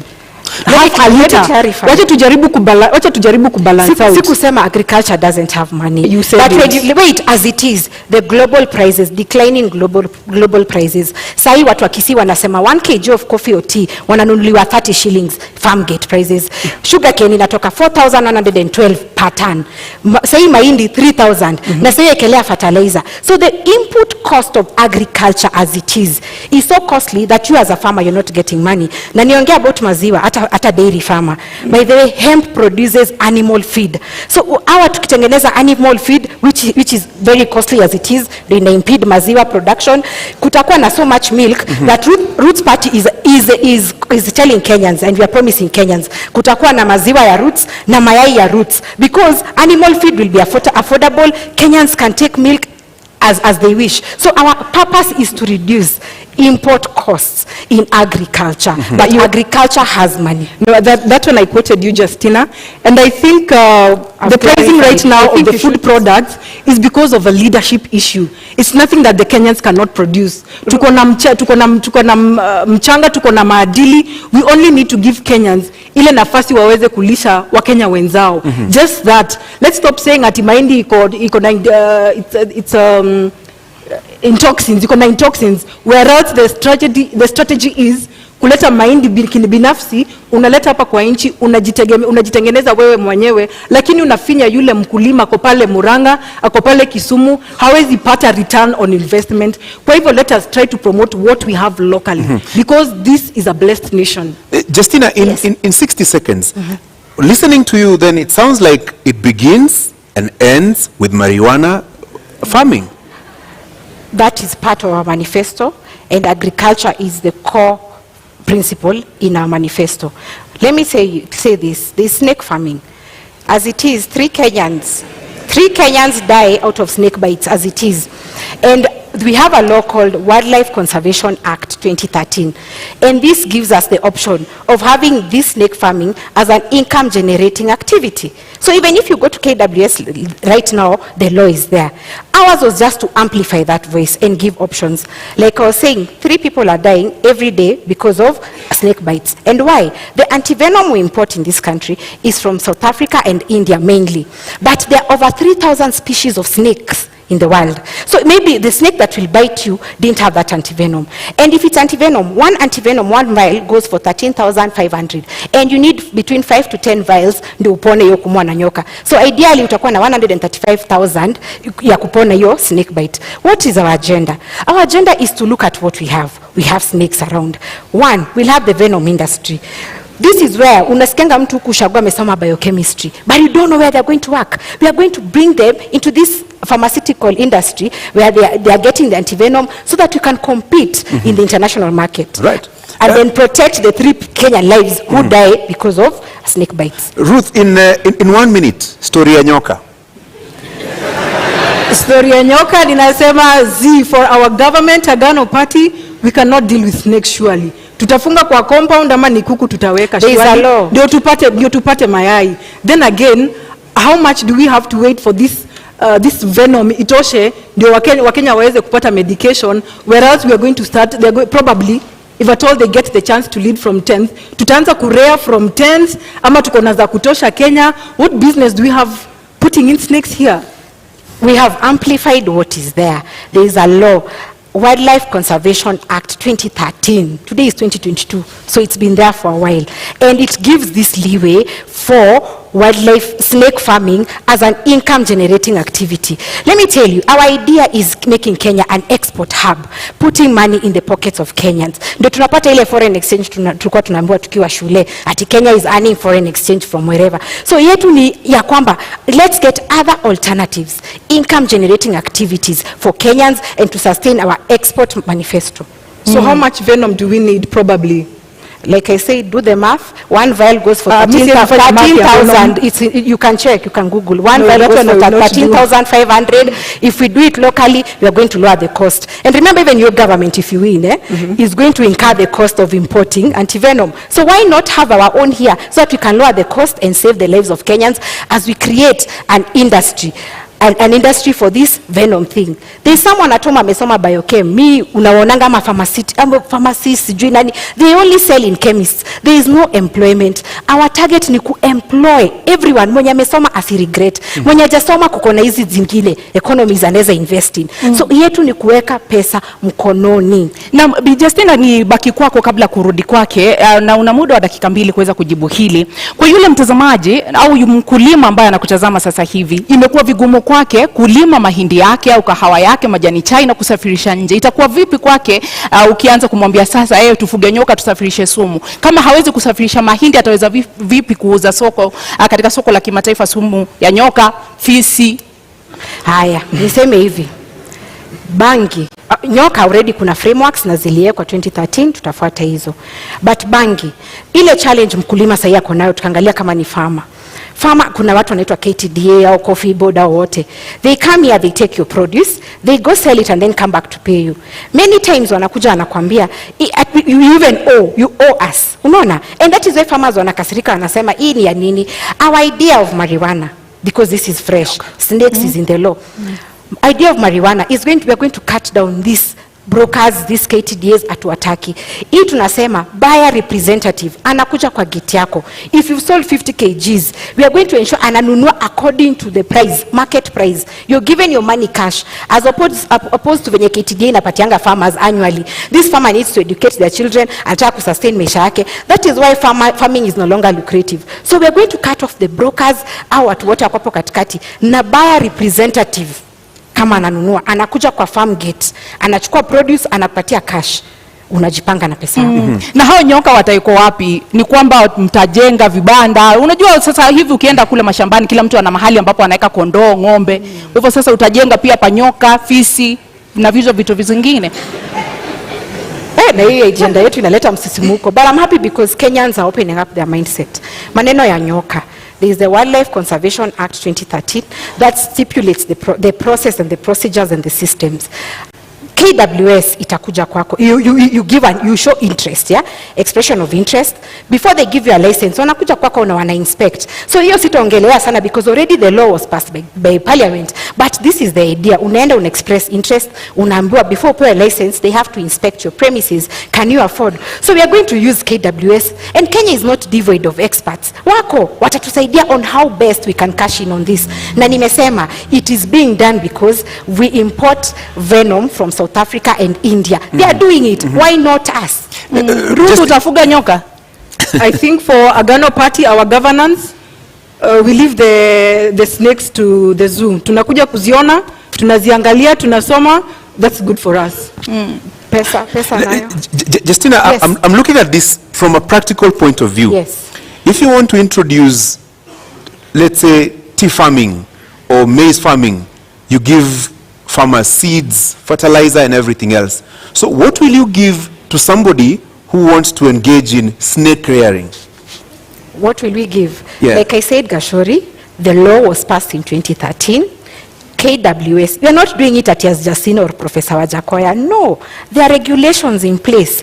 Au ndo wataenda na KWS will advise them as it is mali watatoa hiyo nyoka, because there's already a research process in place. Wako hapa Ngong Road, ni a government, it's government owned, na support KWS in this process. So what we are saying, hatutapeana nyoka. Justina Wamae or Wajakoya won't go and give snakes. No, we will work with the experts, and Kenya haikosi our experts. We will work with KWS, but the fact is we have amplified the voice that this is an alternative income generating activity. Una la kuongeza kabla tu? Naona KWS wako na kazi mingi ahead of their government, ya afisi na ya nyoka. For us, we are safe again. We leave them in the zoo. They were expecting, the law is there, the Wildlife Conservation Act 2013. Those were just my remarks. Yeah. Naam, tuingie katika mada yetu ya mwisho katika mjadala huu wa leo, ambayo inahusu kinyang'anyiro hiki ambapo kipo, namna siasa zinavyoendeshwa. Kwa mtazamo wako Bi Ruth, katika muda wa dakika 2, unapoangalia jinsi kampeni zinavyoendeshwa, jinsi uongozi unavyoendeshwa humo nchini Kenya, kama mgeni katika ulingo wa siasa na katika masuala hayo yote, ni kipi ambacho unaona kinastahili kubadilishwa katika namna tunavyojiendesha? I would say that I have been a leader. One, I will not call myself a new politician in this field. I have been a leader from the time I was a young girl. And I almost actually got into the Nairobi gubernatorial in January 2021, a governor with David Mwaure. Lakini Kenyans and Nairobians know what happened. Iyo maneno ilisimamishwa. So what I would bring in different is to ensure that we get rid of this PR. Tumedanganya wa Kenya for too long. People have been asking hauna experience, but if the cost of experience is what has happened over the years, I'd rather come in as the new option. Mtu le amebadilika, mtu ako trustworthy, mtu ako na nafasi ya kubadilisha maisha ya Wakenya, kushughulikia wanawake, kupa wanawake sauti, even the youth. Wanarika pale nje wametengeneza jobless corners, but tunasema tunahitaji experience. No, I refuse what the stereotypes are talking about. Ninasema sisi tunakuja kuleta mabadiliko. Amkeni wa Kenya, tunakuja kuleta mabadiliko na uongozi mpya katika hii nchi. Ni baadhi ya mabadiliko kama yapi ambao unapendekeza Ruth? Kwa sababu unasema kuleta mabadiliko yapi? What should change? Corruption, Francis, corruption is big on us. You know, we cannot be able to change agriculture without curbing corruption. We cannot deal with sports. Look at what what happened to Ferdinand. Ni corruption imefanya hii maneno ifanyike. He's a champion. He's going to represent a country. Lakini kuna wale wanatangulia kabla yeye. The person who is supposed to be bringing glory back to us is the person who is last. Is given last priority. Kwa hivyo haya mabadiliko sisi ndiposa tunaegemea upande wa corruption, because it is a cancer in this country, and we need to get rid of it. Let me give you some 60 more seconds. Haya mabadiliko unayozungumza, how will it affect health? How will it affect the young people who have no jobs? How will it affect infrastructure development na mambo kama hayo? Tukipambana na corruption, tutakuwa na operational capital. Remember, we'll be able to create jobs for the youth. Kuna wale wamefanya degree, 2,000 of them probably after every year wana graduate, hawana makazi. Wakienda kutafuta kazi, they're being asked for 3 years experience. It is not bought over a shelf. Tunataka kupatia the graduates nafasi waweze tunapatia graduates nafasi kuweza kuingia kwa makazi with a minimal experience with a minimal experience, which means tunaweka mikakati ya kuweza kuwapatia nafasi kuingia immediately after graduation. There's a graduation program. Na watu kama wa informal sector tunamsha the industries that have been dead. During COVID, we got to learn that we can make masks we can make locally masks. Kwa nini bado basi tunazileta? To employ wanarika walipo hapa ndani waweze kutengeneza mask. You can imagine we're even importing toothpicks. Situpatie wanarika in the informal sector nafasi waweze kujijenga pia. Justina, what should change about our way and mode of doing politics? Let me say this about health. Ukiangalia as it is, if you have for example, you're told to come for an MRI, to get an MRI scan or dialysis, ukiwa Turkana, you have to come to Nairobi for NHIF to give you authorization for that. Assuming you're very, very sick, so you have to come with someone. You travel from Turkana to Nairobi. Up until 2018, it was working. I don't know why it stopped. You come here to Nairobi, maybe upate watu ni wengi kwa NHIF office, so uende bado ulale, there's cost of even kuspend in Nairobi, and then you go back. What I'm thinking, the change we need in Roots Party, what we are pushing as Roots Party, Number one, NHIF zote in all localities and branches, can they authorize this thing? So that kama ni dialysis, kama ni MRI, we were told that machines were bought. Why should they come to Nairobi all the way from Turkana or Mandera for authorization in Nairobi? So that is the change we want. Number two, doctors are professionals. They should also have their own health service commission. They have been fighting for this. So as Roots Party, we are going to push for that. Wacha wajipange kama judicial service commission, because health is very, very paramount in this country. Another thing which borders on devolution. Our idea as Roots Party is that we've seen that 15% is not possible because national government is not able to give county governments, and county governments are crying. When we say we are going to suspend the constitution, that comes into chapter 11 of devolution. What we want is for the counties, they are already organized in caucuses. Wajipange, they get their own revenue, wagawane according to their regions. They are only going to give national government ya Roots 10%. Iyo, a doctor wa county atalipwa, suppliers who've been auctioned because they have not been paid watalipwa. Unaona, and service delivery ya county will be manageable. So that is the change we are pushing as Roots Party. Na Bi Ruth, katika kauli yako ya kumaliza una muda wa dakika 2, ni kipi ambacho mtakifanya tofauti na utawala ambao upo sasa katika kauli yako ya kufunga? Wakenya tunaleta transparency. Wakenya tunaleta uongozi mpya. Tunakuwa, we are the new broom. We are the people who are coming to clean up the corruption. We are people who are coming to stabilize the economy. We are concerned about our youth. We are concerned about the women plight, just as like the disabled, the people with disability. So give us the chance to take care of you. You are our bosses. It's paramount to know that you are our bosses. You are not the subject. So give us the vote and we shall bring in the change that we have been talking about. Kauli yako ya kufunga, Bi Justina. And I called for mindset change when tulikuwa tunaanza hii debate. Kenyans, let us respect the media owners. They have organized this debate.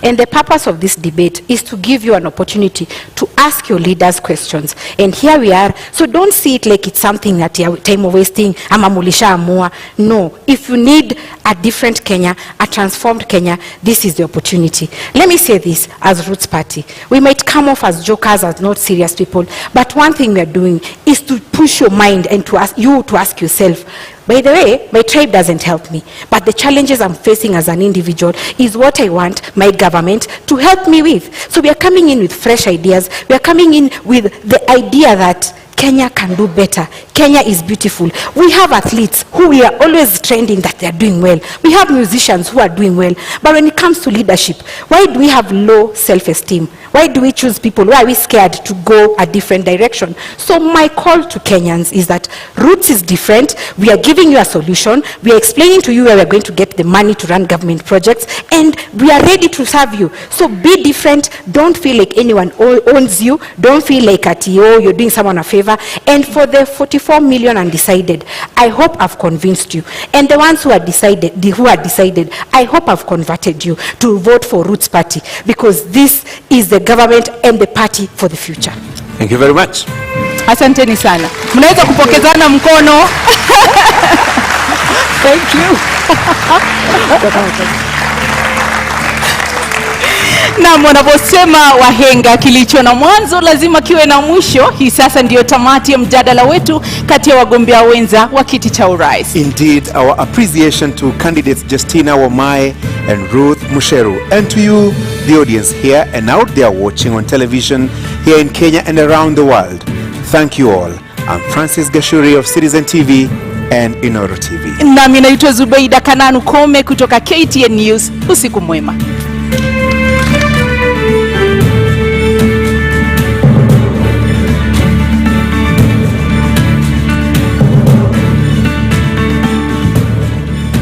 Thank you for staying with the deputy presidential debate. Debate 1 has just ended just moments after Justina Wamae of the Roots Party and Ruth Mutua of the Agano Party faced off there in debate 1. Debate 2 is kicking off in just a bit, but my panelists are still here with me. In fact, some of the leaders are already here, already within the vicinity. We're waiting for Martha Karua, Azimio la Umoja, One Kenya Alliance, and Rigathi Gachagua, who is from Kenya Kwanza, who's just arriving for the debate 2, which will kick off in the next 1 hour, and I'll be crossing over to Ken Mijungu in just a bit, and Michelle Ngele was standing by for that conversation shortly. And my panelists are still with me. Professor Alfred Omenya, urban planning expert, is changing places with Professor Gituro. Nerima Wako, Executive Director, Siasa Place, is still here. Dr. Nancy Baraza, former Deputy Chief Justice, is still with us here. Saska Labarakwe, Public Policy Expert, is also with us.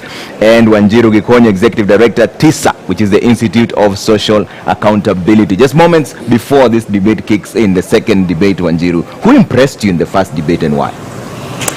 Well, I have to give my kudos to Justina. First of all, I think both were impressive, and it's a landmark that we have two women being able to hold this debate. Yeah. So that means out of all the candidates, we've got a total of 3 women as deputy. That is the trend we need when we are talking about gender inclusion. In terms of the debate, I'd have to give it to Justina. Yeah. I felt she argued her points very convincingly. I think she gave a lot of good background information. I've learned a lot. Yeah. But they both did well. Both did well. Asaska, who impressed you? To be honest with you, I give it to the Roots Party for making cannabis a national conversation in this debate this evening. Kudos. And I also picked up that she covered their manifesto very well, cutting across all the 10 points. And the other thing I noted is that the Roots Party manifesto is an outward-looking manifesto. Yeah. Because you'll find that she really focused on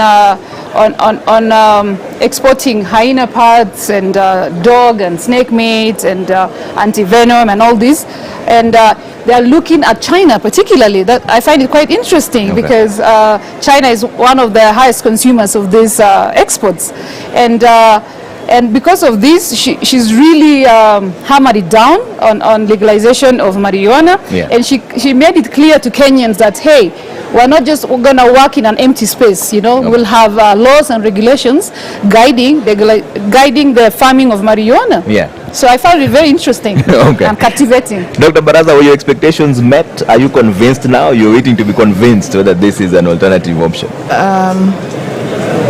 I think before I answer that, Trevor, I want to commend the two candidates. Yeah. I think, as Wanjiru has said, I think our democracy has grown, is growing, that we are having women stand before us and debate and offer themselves. I think our democracy is a demonstration that our democracy is maturing. Yeah. But to come to the issues, I think Justina did very well. She was on top of her manifesto. They are thinking outside the box. She gave us what is it? The issues around their manifestos and why it is important. Issues and how they intend to realize those issues, the law, the regulations. I think she did very well. Yeah. Except we got focused too much on marijuana. Yeah. Probably other issues were not as well articulated.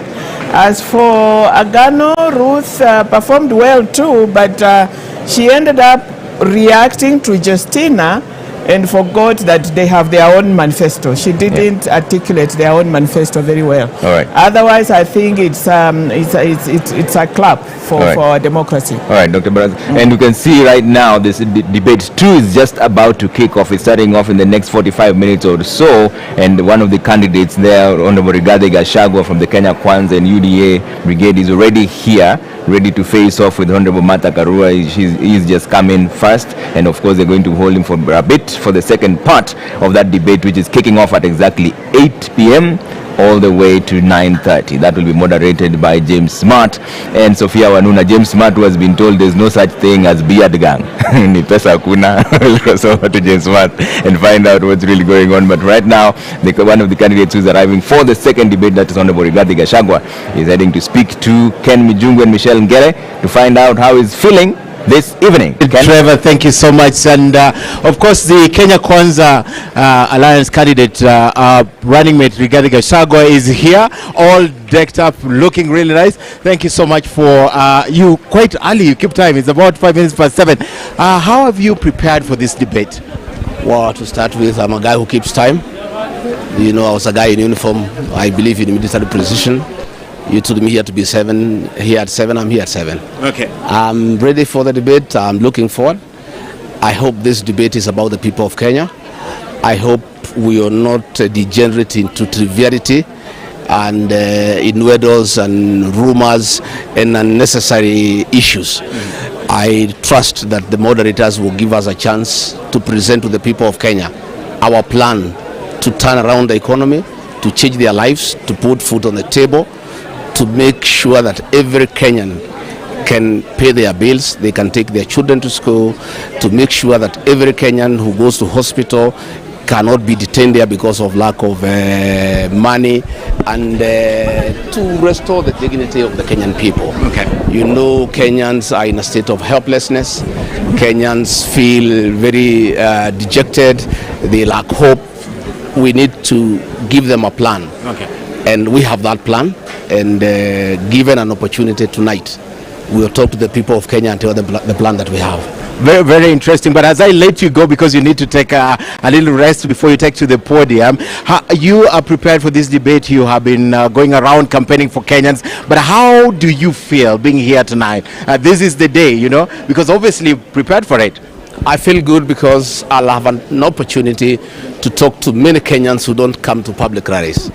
There are many Kenyans who, because they are working, they are busy in business, some outside the country, they don't get time to attend public rallies where we have been pushing our agenda and explaining to the people of Kenya why they should give Dr. William Ruto and I a chance to change their lives, to restore their dignity, to give them hope, to inspire them. And those are the Kenyans I want to talk tonight. And I trust and pray that the moderators will not be trivial. They'll give me an opportunity to talk to the people of Kenya about our plan and convince them that we have the best plan for them, and that is why they should come out on the 9th of August and vote for Dr. Ruto and I. All right, Rigathi Gachagua, running mate for the Kenya Kwanza, all the best as he walks in to now take his position. And Trevor, very interesting, he's a man who keeps time, and he says he's ready for the debate, and I know we are also ready. Over to you, Trevor. Thanks, Ken. We're absolutely ready for debate 2. This is just moments after debate 1 has just finished. Justina Wamai of the Roots Party and Ruth Mutua were facing off. Now debate 2 is kicking off in the next 45 minutes or so. That's at 8 p.m. They're going all the way to 9:30, and the first candidate has already arrived. That's Honorable Rigathi Gachagua. Nerima, coming to you now, just post the first debate. Who impressed you and why? Well, I would have to say that as well. I agree. I believe it was Justina Wamai. You could clearly see in the way she articulated herself that politics is something that she is well versed and used to. She was able to use very personal stories. She identified with the people, the audience. A lot of times with her responses, you could hear the audience chiming in and laughing. But also the fact that she had tried to stand in Mavoko and also applied for a permanent secretary position. It shows you that even in her articulation of responses, she could see how things work within the counties. Okay. And Nerima, I'm going to ask you to hold that thought. Now the interruption comes to you for the first time. At least that's one vote on your side. Let's go over to Busara Naman, who's standing by with Justina Wamai of the Roots Party. Post the first debate and let's find out how she's feeling. Busara? Naam, mtazamaji, bila shaka duru ya kwanza ama awamu ya kwanza mdahalo imetamatika na tayari tunajitayarisha kwa awamu ya pili. Lakini kabla hatujajitosa katika awamu ya pili, ni lazima tuweze kujua jinsi mambo yalivyokwenda katika awamu ya kwanza. Na hapa nipo na mgombea mwenza ambaye ni Justina Wamai, na pengine tu ningependa utueleze, je, unahisi vipi baada huo mdahalo? Na je, unahisi kwamba umeweza kuwashawishi wa Kenya? Asante sana Busara kwa hilo swali. Nikiingia hapa nilisema kazi yangu itakuwa ku destigmatize Roots Party manifesto na believe nimefanya hivyo. But wacha niseme hivi, Kenya imebadilika, Wakenya wanataka leaders who understand them, na ndio maana ilibidi nifanye a lot of research na ni present well ndio Wakenya watuelewe. Another thing, Mkenya wa leo si yule wa kitambo. Nilipokuwa mdogo nilikuwa naona wanasema women in politics are not married, so the men in this country wako progressive, watasupport ideas, hata women empowerment ideas, and I need to thank personally my husband, my spouse, Bwana Alex, tuko naye huku, kwa kunipatia hii opportunity ya ku choose and do what I love, which is public service and leadership. Nimefurahi sana. Naam, asante sana kwa kuja, asante kwa kuitikia mwito. Na mtazamaji, kufikia hapo na ningependa kumpisha mwenzangu Nimrod Tabu naye atueleze upande wake kuko vipi. Karibia kaka. Naam, asante sana Busara. Bila shaka nafikiri mgombea mwenza ameeleza vizuri. Ninaye mgombea mwenza pia mwingine alikuwa hapo katika jukwaa, Bi Ruth Mutua. Nafikiri pengine hisia za kwanza tu ulipowasili na mpaka sasa. Je, unasikia fursa hii umeitumia vizuri kuzungumza na wananchi? Manake kuna wengine ambao pengine walikuwa hawaja kuona kwa muda mrefu, kuchukua majukwaa kama haya na kuzungumzia manifesto. Hii nafasi nimeifurahia, and I thank the Media Council for the opportunity that you've given unto us. We are not really competing against each other. Tumekubaliana na Justina, tumekuja kuleta the manifesto. What is this government coming to do? I have loved the interview. It was interactive, but not si ya kuleta mtu chini, ya kumuonesha this one is better than the other. Na pia ningeweza kufurahi kushukuru familia yangu, pia mimi bwana na watoto wamenishikilia for even this first time of a race. Nasema ni asanti. Bila shaka tunatumai kwamba umeweka msingi wa yale ambao mnataka kufanya hata siku za usoni, lakini asante sana kwa muda wako. Bila shaka tukiwa na migaragazano kama hii tutakuwa tunatafutana na nyinyi. Haya basi, ndio kama ulivyosikia mtazamaji, wagombea wenza wote wakifurahia fursa hii kuweza kuzungumza na wananchi na kuuza sera zao kwa wale ambao walikuwa bado hawajakuweza kuwafahamu ama kuwaelewa zaidi. Lakini kwa sasa hivi tunakwenda kwake Trevor Ombija, bado akili na wachanganuzi, kuzungumzia tu awamu ya kwanza na pia matamanio na yale yanayotarajiwa katika mdahalo wa pili. Asante sana Nimrod na Busara there, but we come back to you. You're finishing your thoughts on why Justina is the one who impressed you. Yes. So basically she said it herself just now, where she said she's passionate about public service. Yeah. We saw that. She was able to bring it out. But also her opening statement, where she talked about, Kenyans, open your mind. So Roots Party is definitely different. We saw the difference. And she also closed it with Kenyans, open your mind. Okay. And I think that she has managed to do what she came to do. Yeah. People are asking questions on, can industrial hemp make a difference to our economy? Yeah. She has left Kenyans actually thinking about it rather than completely negating it. And so I think she has won this debate today. All right. Prof, were your expectations met, and who impressed you this evening? Thank you. Yeah, thank you, Trevor. I think my expectations have learned to make them very, very low, so they were met. There's no doubt about that. I think I really liked Justina and Roots Party.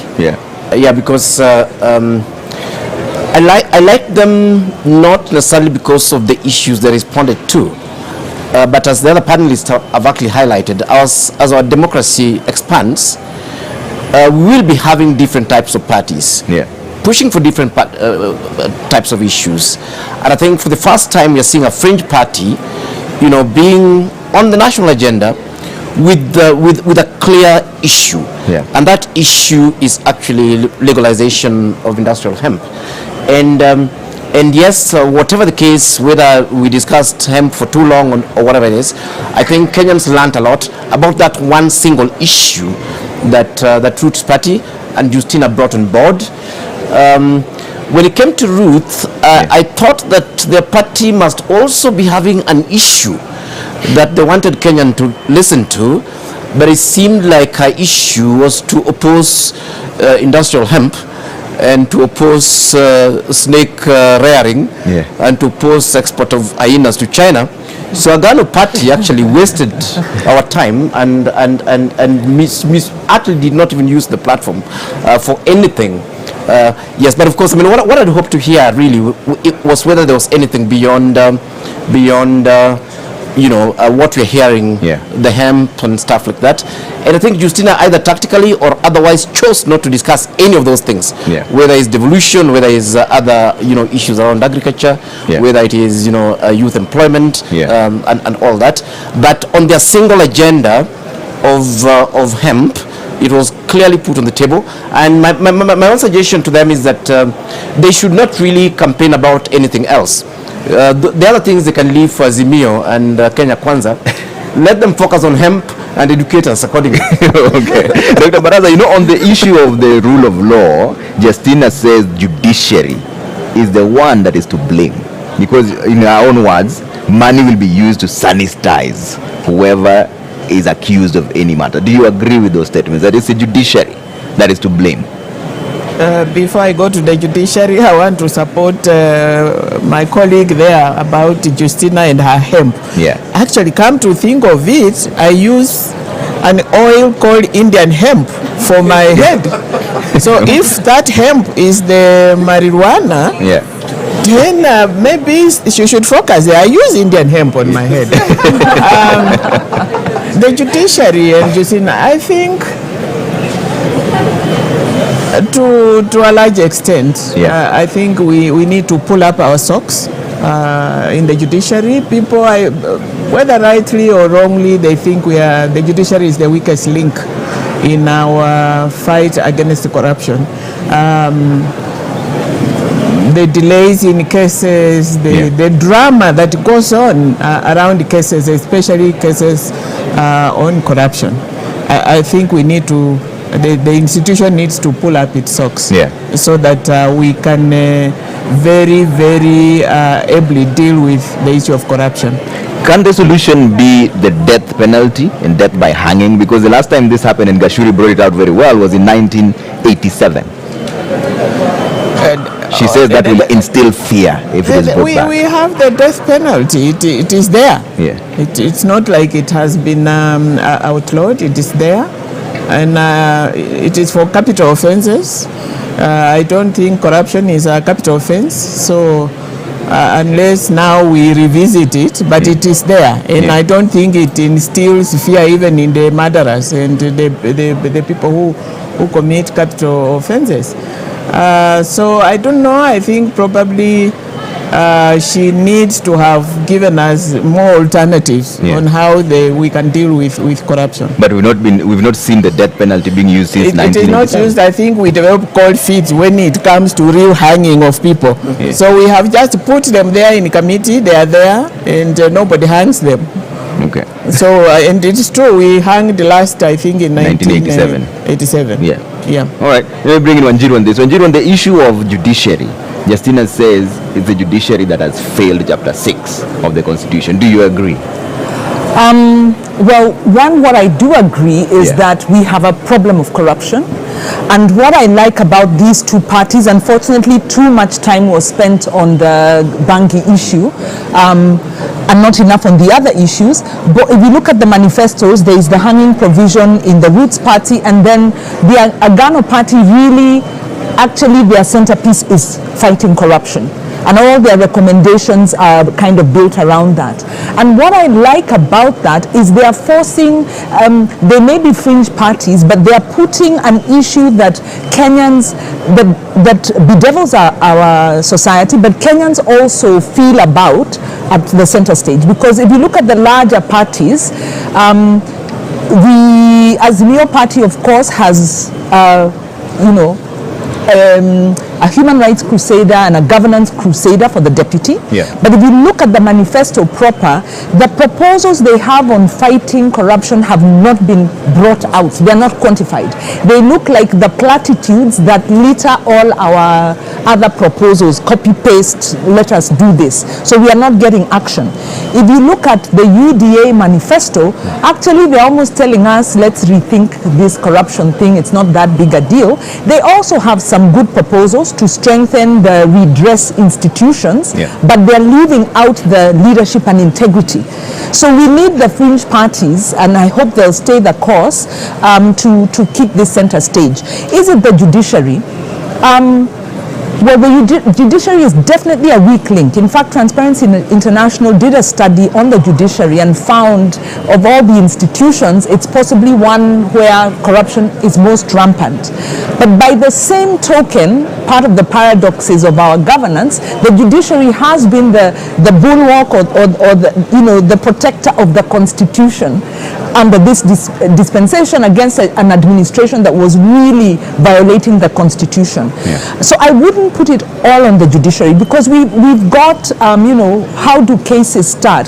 Cases start in the administrative process, and there are administrative sanctions. We have a Commission on Administration of Justice. Yeah. So a lot of the offenses that we have can be dealt with administratively, but the public service doesn't work. From the people they hire, from the people who sit on the public service, from the people who get into public offices. So the moment you have the wrong people sitting in these offices, you begin to dilute the process.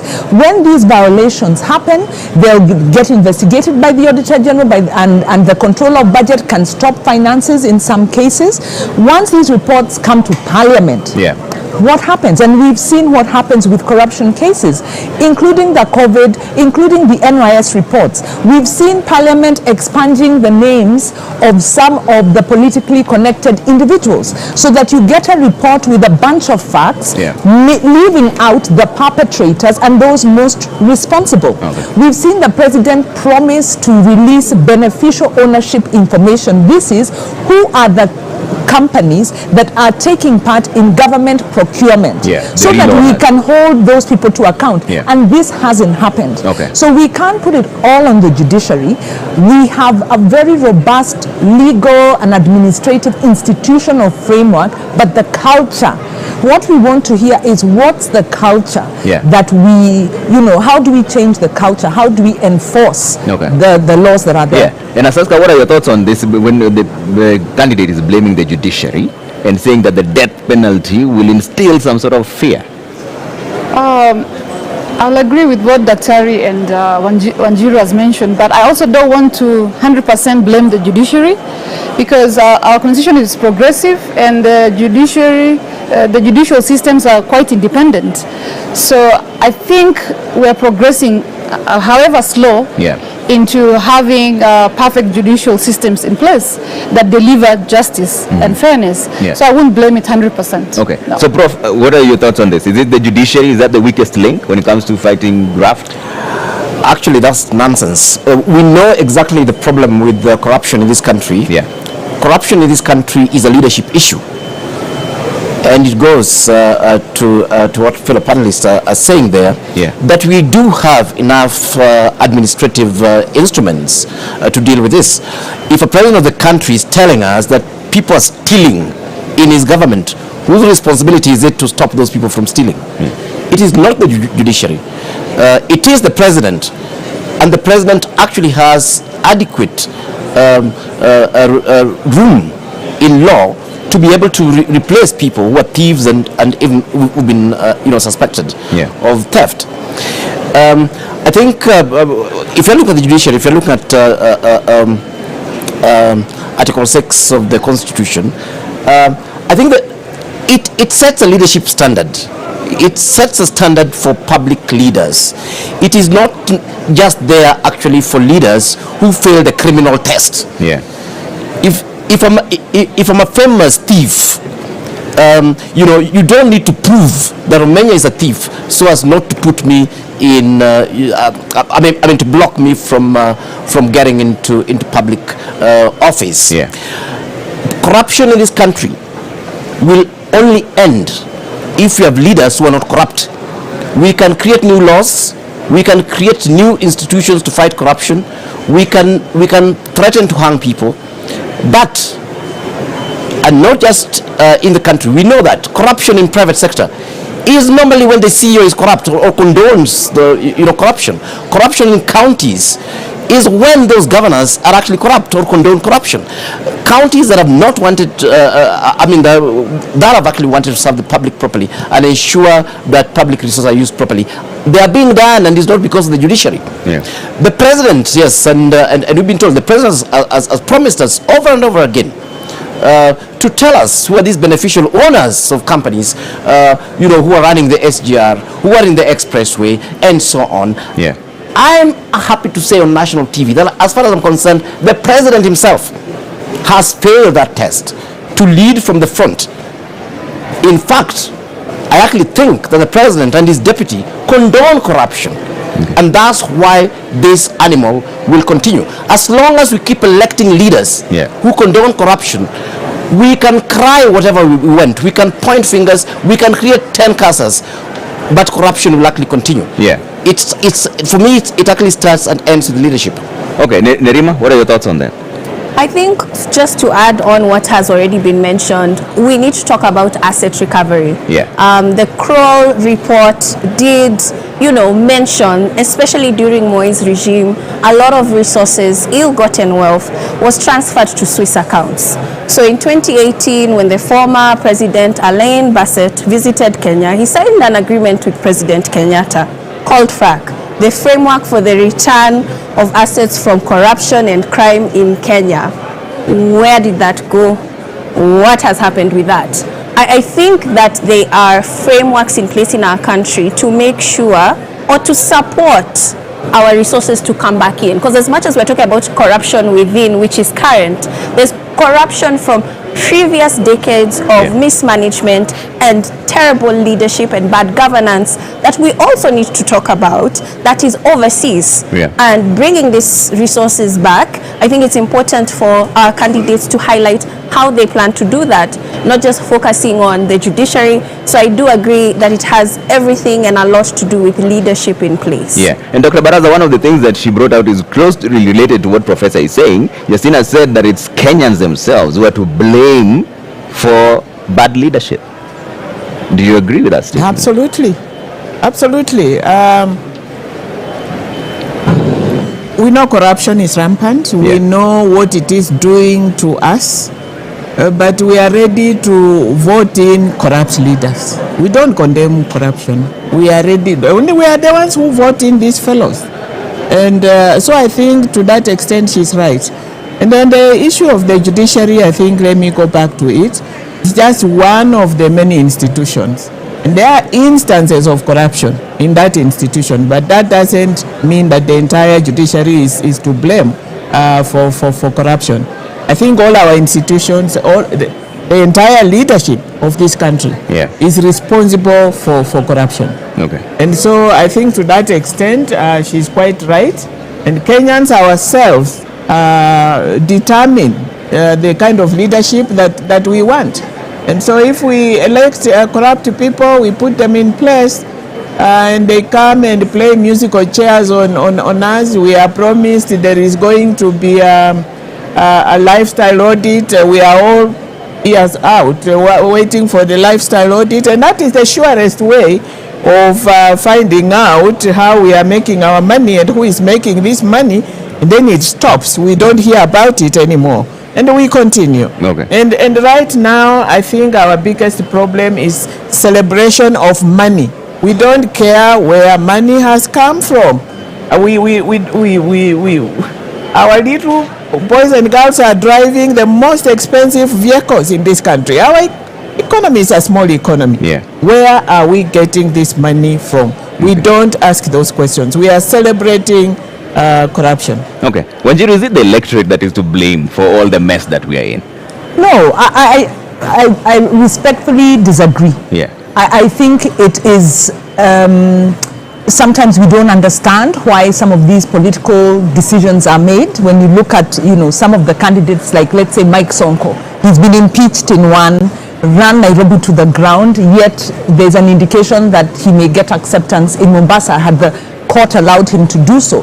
But I think those might be outliers and also might be ignoring the many factors. So many factors go into the voting decision, including the electoral process.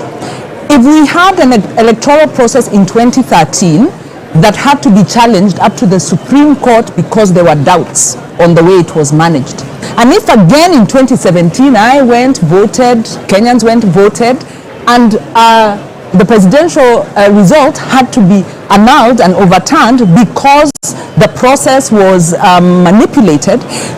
With a weak electoral system, you actually impede the ability of the confidence of Kenyans in the electoral and the leadership election process, and the ability to remove bad leaders. Linked to the electoral process is the party nomination process, where you have maybe two bad candidates or two candidates implicated of corruption. They may be good in other ways, maybe then Kenyans don't really have a choice. The other thing is, like I said earlier, our civic education is actually a duty of government if you look at the law, but it hasn't been taking place. And you have to ask yourself, why did the Jubilee administration frustrate the civic education and civil engagement pillar of engagement? Because they did. They were deregistering institutions. They were refusing to allow development funders to fund civic education and voter education. So if you do not build up a critical consciousness among the citizens, what do you expect? We are going to fall privy to the lies and propaganda that the politicians peddle out. Last thing is, socially, the incentives work for corruption. Those who have fought corruption pay a very bitter price. Whether it's John Githongo now paying 10 million for exposing the Anglo leasing, whether it was Jacinta Mwatela, who was hounded out of Central Bank for refusing corruption, whether it's David Munyakei, who exposed Goldenberg and he died a pauper's death. So the social incentives favor corruption because the political elite are benefiting. So blaming the citizen is victim blaming. Maybe last I can say is professionals. Look at what happened in Kenyatta University when a professional stood up and said no. So we also need professionals of courage and integrity to stop being bullied when they're given the wrong instructions. Asaska, is it the people who are to blame for this? Trevor, first of all, before I answer your question, I think we would like to appreciate the fact that Kenya's democratic space has really grown over time. And one, it's because look at the fringe parties, the Roots Party and the Agano Party. They have a huge space right now to explain to Kenyans what they really stand for and what they will bring to the table for Kenyans. And yes, you're asking me, is the corruption are we to blame the electorate? Asaska, now I think you get one interruption also. It's fair play for everyone. Everybody's interrupted at least once. You can see now on your screens that the Azimio la Umoja One Kenya Alliance Deputy Presidential Candidate, Honorable Martha Karua, is now here, ready for the debate, which is starting in the next 30 minutes from now. It's going to take 1.5 hours, where they're going to outline the reasons why they're running for office and why they should be elected. Right after that, what is going to happen is they're going to take a ballot session. In that ballot session, whoever picks the first number is the one who will make the opening remarks first. I think she's accompanied by her family there. So once that happens, the second person is the one who will also make the closing remark second. That's Honorable Martha Karua is coming in for the debate that's going to take place in just a short while there, but 1.5 hours of it, where Kenyans can send in your questions as well on 22843, and we'll cross over to them and find out whether she's ready for the debate that is about to kick off in the next half an hour. And Ken Mijungu is now standing right there with Michelle Ngele. Ken? Deputy Presidential Running Mate under the Azimio One Kenya Coalition just arrived 25 minutes to the debate. How are you feeling? I'm feeling good, and you can see I'm surrounded by my grandchildren. Yeah, she seems to want to say something. You want to say something? Hi, people. Are you ready for this debate? Very. Yes. All right. Say something. Hi. Do you wish her well? Okay. Yes. No, all right. Please vote for Azimio. All right, that is Martha Karua. She is the second candidate to arrive for this debate, setting the stage for the debate. Among many others, Kenyans expecting a heated debate, where amongst center stage will be how these candidates will implement their manifestos. Trevor. Thank you, Michelle and Ken Mijungu there, speaking to the Deputy Presidential Candidate for the Azimio la Umoja One Kenya Alliance. Honorable Martha Karua has just walked into the podium. The debate kicks off in the next half an hour from now. They'll first go into the balloting session, where they pick their numbers. That will determine who will make the opening remarks and who will be the first one to make closing remarks as well. But as Aska, we are talking about now, we have to switch gears. As you finish your talks on that, let's now talk about the one that's coming, the debate that's coming. What are your expectations for this particular debate between Honorable Rigathi Gachagua and Honorable Martha Karua? Yeah. First, before we jump into that, can I finish on the corruption? Yes. Thank you, Trevor. So in regards to corruption, I think one thing that I want to bring it out is an overall lack of commitment to fight corruption. Because, and it begins from our household level all the way to the top leadership. I think it's time for us to be serious about corruption, for us to face corruption head on, because I think we're losing a lot of money to corruption and it needs to go to better use. Okay. And the other issue is, are we blaming the 22 million voters? No, yes. In one way, yes. We vote to people we know, most likely experienced politicians. As much as we have the fringe candidates, we feel like we go with who is famous and who we know based on our tribal and ethnic lines. So yeah, changing gears here. Okay. What I expect on the second time of the debate is on both Kenya Kwanza manifesto and the Azimio manifesto, they really have some impressive commitments, and one of it is enhancing devolution. I want to see how well they're going to articulate the issue of devolution, particularly increasing the shareable county revenue. And the other thing is both parties are huge on social protection as a development policy. And one good example is the 600 Kenya shillings cash transfers to the most vulnerable community members. 6,000. 6,000, yeah. And my question is, as much as this makes an economic sense, is it affordable? Where is the physical sustainability of this initiative? We all know that social protection plays a big role, and it will definitely bring about equity and inclusive economic value to the beneficiaries. But as much as there's no clear cut on the criteria and how many people. I know we have roadside declaration, there's about 2 million people, but I'd like to hear from Ms. Karua on how well they're going to execute this. Okay. Professor Menya, what clarifications are you seeking from debate 2, which is about to begin between Rigathi Gachagua and Honorable Martha Karua? Yeah, thank you. I think we are really looking forward to this debate, and one of the major issues we have looked at the manifestos of the two parties. One is called a plan, the other one is called a manifesto for Azimio and for Kenya Kwanza. And the question really that I'll be interested in those candidates are answering is, what problem are they trying to solve? What is ailing Kenya? I think both of those parties have totally ignored what is ailing Kenya, and they're not talking about it. Of course, yes, we're talking corruption that is costing the country almost 700 billion. That is more than 1.5 times what we send to the counties. We are talking about a country on the verge of bankruptcy, paying 70% of our GDP, 1.3 trillion in debt. Is that debt sustainable? And are they giving us specifics?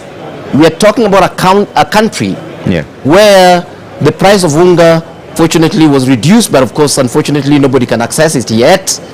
And what Kenyans may not understand is that nearly half the country, 20 million people, are within that poverty bracket. People earning 200 shillings a day. That's the price of unga. There are 20 million Kenyans who cannot put food on the table. I need to hear from them what went wrong with Uhuru Kenyatta's economic policies and what they'll do differently. Of course, Wajakoya has told us they'll rear snakes. We need to hear from Azimio and Kenya Kwanza what they will actually do differently.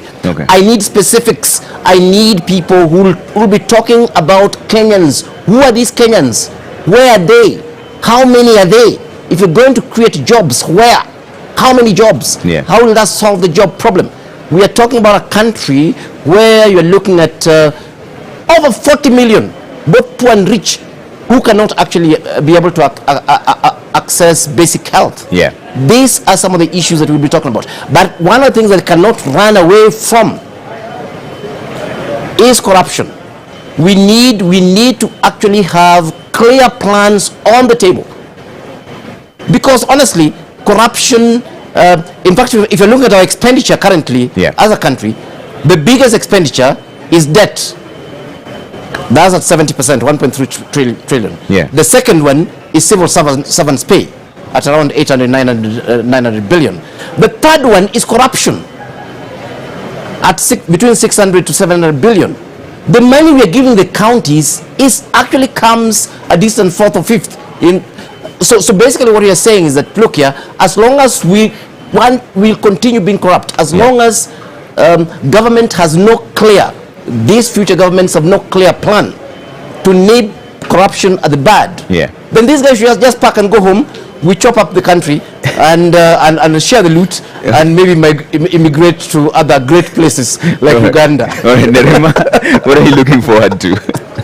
For me, for this one, I'm going to be biased and look at what they are giving or what they're offering young people. Yeah. As much as it's going to heavily rely on opportunities, I think the questions I will be looking for answers to are specific to the Aga Khan University report of 2016, which people really like to quote.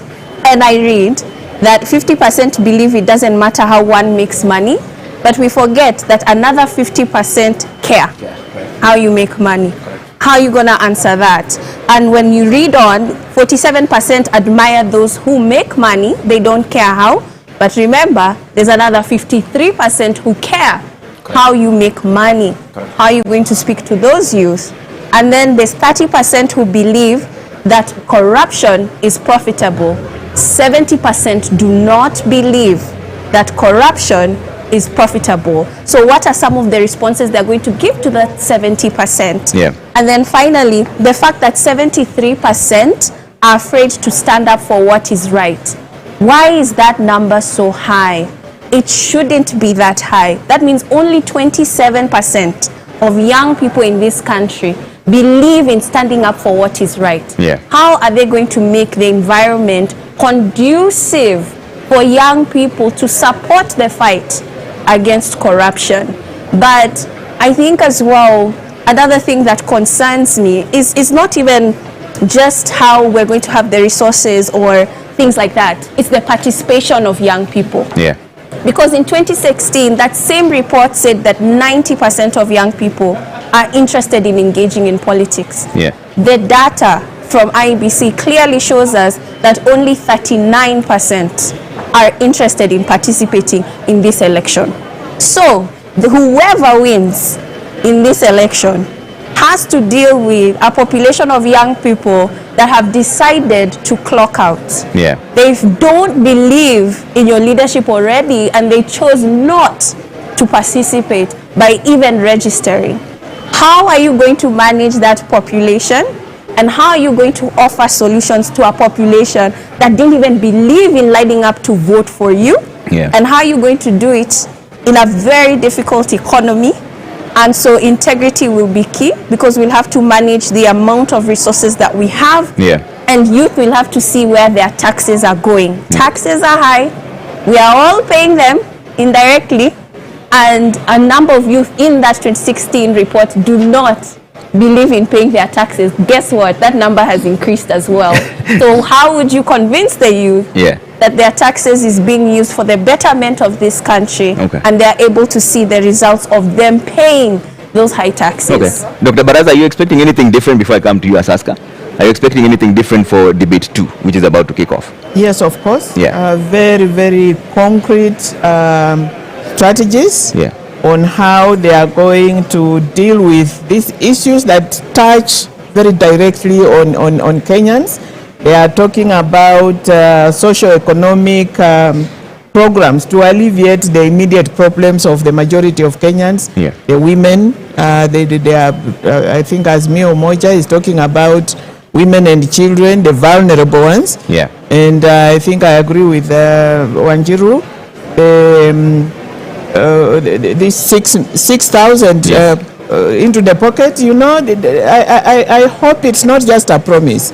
Kenyans are hurting, Kenyans are hungry, I think I need to understand that, how that money is going to be sourced and when, because Kenyans are waiting.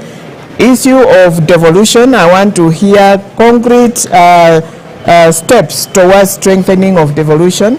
Women, of course, I want to hear about what it is they are going to do with women. Okay. And yeah. All right. Saska, you wanted to jump in? Yes.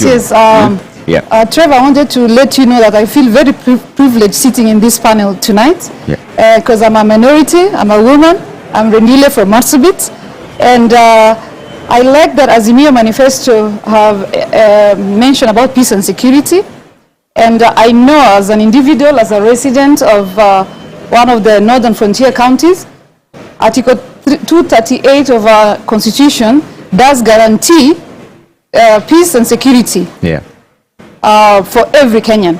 And I feel like as a northerner, we've been left out. Particularly, most of you know about the conflict in Marsabit. People are being killed every single day. Unfortunately, it does not make it to news.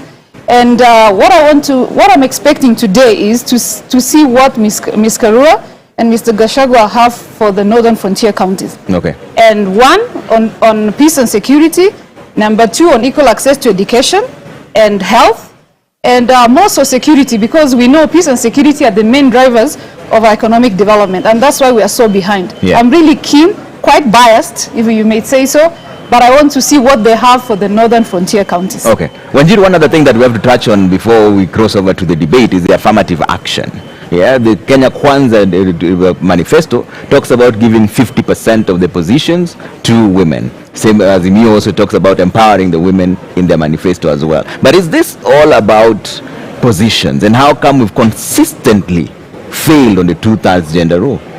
Right. I think the failure of the 2/3 gender is similar to, also has fallen to the the lack of implementation of the promise. But there's also the issue of patriarchy, which means it is more difficult for women to access capital for their businesses. It is more difficult for women in politics. And so that is why the affirmative action comes in, to level the engagement ground. And we'd like to see, of course, we've already seen today that 3 of the parties have already begun to implement the affirmative action principle by ensuring that the candidate for DP is a woman. And so we need to look at their proposals, but also the actions of the party as they go on, because we don't want any more false, empty promises, so to speak. And of course, when women get in there, they need to ensure they push for that gender principle. And then on the issue, the expectations, really building upon what the panelists have said, at the minimum, we are part of the Okoa Uchumi campaign, which has been looking at the issue of public debt that has been driven by budgeted corruption. So at the minimum, we are looking at what are the concrete strategies for economic recovery, what are the concrete strategies for economic transformation, so that we can create jobs and so that we can have a balanced budget and we can generate enough money to implement the projects that we need and a good life for all Kenyans. That's the minimum. And I believe that the parties have crafted their proposals, so we'll be hearing that. I think the other thing that is maybe the game changer, as far as I'm concerned, as the Institute for Social Accountability, we've been investigating this issue of the culture. What has happened to our social accountability culture? And it, at the center of this is we need to be very intentional about changing the way citizens engage with their public leaders, to move away from the dependency approach, to move away from the patrimonial approach to one of empowered citizens exercising their agency, being patriotic, responsible citizens, but having voice and having the space to engage. So I'm very keen to hear what's the role of the citizens. What's the empowering role of the citizens? Linked to that, what are the strategies to transform the public sector? Because corruption doesn't just happen, outside of a framework. Yeah. There are public servants who are recruited who approve these schemes across the way. Like I said, we've seen an amazing example just this last week when the Dean of Kenyatta University refused to hand over land to the cabinet president. Because it was unprocedural, and that shows a lot of courage. So and then also maybe borrowing from Nerima, who looked at the study from a positive point of view. When we go back to the Kibaki regime, much as the Kibaki regime didn't do well in fighting corruption, they did have the prime minister's, under the prime minister's office, the public sector transformation unit. And that unit is the one that transformed the way we get our IDs issued, our passports renewed, and in a space of just 3 months, we went from queuing and people having to bribe to being able to walk in and just get things done for you. Okay. That was done by Kenyans in real time. So the public sector can be reformed, and we want to hear more of those. Then lastly, historical issues. There are land issues that are still pressing. There's a Truth and Justice Reconciliation report. Those issues are still pending, and I believe a lot of the problems we have at present is the failure to address those issues. All right, a lot to be packed within 1.5 hours. But Dr. Baraza, you brought up the issue of women and the role they play. How come we've consistently not been able to implement the 2/3 gender rule? Patriarchy. I think she has nailed it. Patriarchy. Parliament has on several occasions failed to pass the bill on the legislative framework for realization of the not more than 2/3 gender rule. So there has been a lack of political will to push that agenda. But basically, it's patriarchy. Does the solution lie in appointments? Because the Kenya Kwanza manifesto says they'll give 50% of all appointive positions to women. Is that a solution? I think it would be, but it would be better if it is within a framework. Because it can be done today and the following time it is not there. That's why we need a legislative framework for it. Okay. But that would be a good beginning if they give women those numbers. But still, we'll need the legal framework to sustain it. Okay. Professor Menya, what are your thoughts? Is it just patriarchy? Is that where the problem lies? Is that why we've been unable to get through the 2/3 gender rule? I think again it's a leadership issue still. And I agree 100% with Dr. Baraza on this one, that the leadership that we have been given, looking at this thing as tokenism. I think it is quite possible to implement this within the existing frameworks we have if parties actually put mechanisms within the party themselves. I mean, one obvious example would be to use party lists. And within the party list, you ensure that, the different genders are represented accordingly, so that if a particular gender quota is down, then of course you go for the other gender. Yes, but of course we know that they are not interested in doing this. The day they would be, it would actually reflect, is very, very easy to do. We have very many competent Kenyan women. And let me say on air, without any fear of contradiction, that in the architecture department at the University of Nairobi, where I was, we are almost reaching gender parity. 50-50 on the students. But it's because we believed there was nothing wrong with the Kenyan girl in terms of studying architecture, and we went out to schools and talked to them, and they came not on affirmative action. They came on competence. We have enough competent Kenyan women. In fact, I think the problem is the other way around, that we have so many incompetent men occupying positions, and you can't figure out why.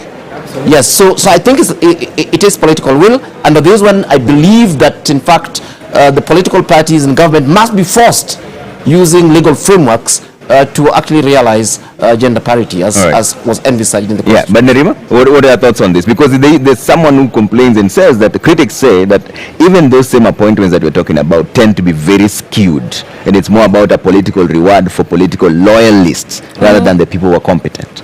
That there's a sense of that, but also this time it's a little bit different because party lists have been rejected. The parties had tried to put in individuals as favors, people who had stood for elective seats and lost them in the primaries, for instance. And you know, IBC was very, very clear in ORPP. And so when they submitted them, they were rejected, and they've been given a timeline within a week, which is ending this week, to submit a new list. So we have seen the challenges in the space, and the right institutions are working toward fixing those challenges. But I also feel that the public doesn't quite understand the role of women representatives. Nerima, I have to interrupt you one more time because we're crossing over to the balloting session now. This is an important session. Let's see what's going on there with Nimrod Tabu and who was taking us through that. Hi, basi. Naam, asante sana Trevor. Bila shaka kama tulivyofahamu katika awamu ya kwanza, Mheshimiwa Rigathi Gachagua yuko hapa, Mheshimiwa Bi Martha Karua vile vile, wote wamefika hapa, ugombea mwenza kutoka Kenya Kwanza na vile vile Azimio. Tutafanya kama tulivyofanya desturi ya kwanza, nitawaruhusu mmoja achukue kijikaratasi na mwingine. Asante sana. Halafu tuwaonyeshe watazamaji, yule atakayekuwa kwanza basi atakuwa ni wa kwanza kuingia katika jukwaa na kuweza kujitambulisha na kupata fursa ya kujibu swali la kwanza. Asanteni sana na natakia kila laheri katika mdahalo wa leo. Asante mtazamaji na kurudisha kwake Trevor. Thank you so much. And point, because the balloting then means whoever picked the first number is the one who will make first opening remarks and will be the first to make closing remarks as well. So that will be Honorable Rigathi Gachagua of the Kenya Kwanza team who will make the first opening remarks and also the closing remarks. Yes, Nerima, we're coming to you before we cross over to the debate which is about to begin in the next 3 minutes. Yes, I think that one way to debunk a lot of these positions is understanding the roles of them. And for women representative, I feel a lot of people complain about that position because they don't necessarily understand the role of women representative. Because a lot of people come to me and say, how much does she get? What does she even do there? Is it even necessary? I wish we would ask the same questions about our members of parliament across the board and ask them evenly so that we have the right people representing us and understanding how important it is to have people who qualify to represent us. Yeah, but as a young person, Nerima, what inspires the youth to vote? Because there are those who claim now, just like Justina just said, that it's the people who are electing the wrong leaders. What inspires them to vote? They have to be able to recognize an individual who identifies with them and their issues. I see a lot of youth who follow people that they feel are speaking sense to them. All right, I will take a quick break now. When we come back, it's time for debate number 2 between Honorable Rigathi Gachagua and Honorable Martha Karua. That will be moderated by Sophia Wanuna and James Smart. Stay with Deputy Presidential Debates.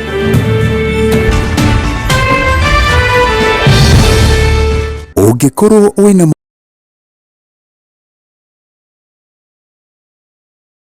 mawoni kana mateta, tuhũrĩre thimũ nĩyo 0797 861 372 kana ũtwandĩkĩre email kũrĩ feedback@otanatv.co.ke ona kana complaints@otanatv.co.ke.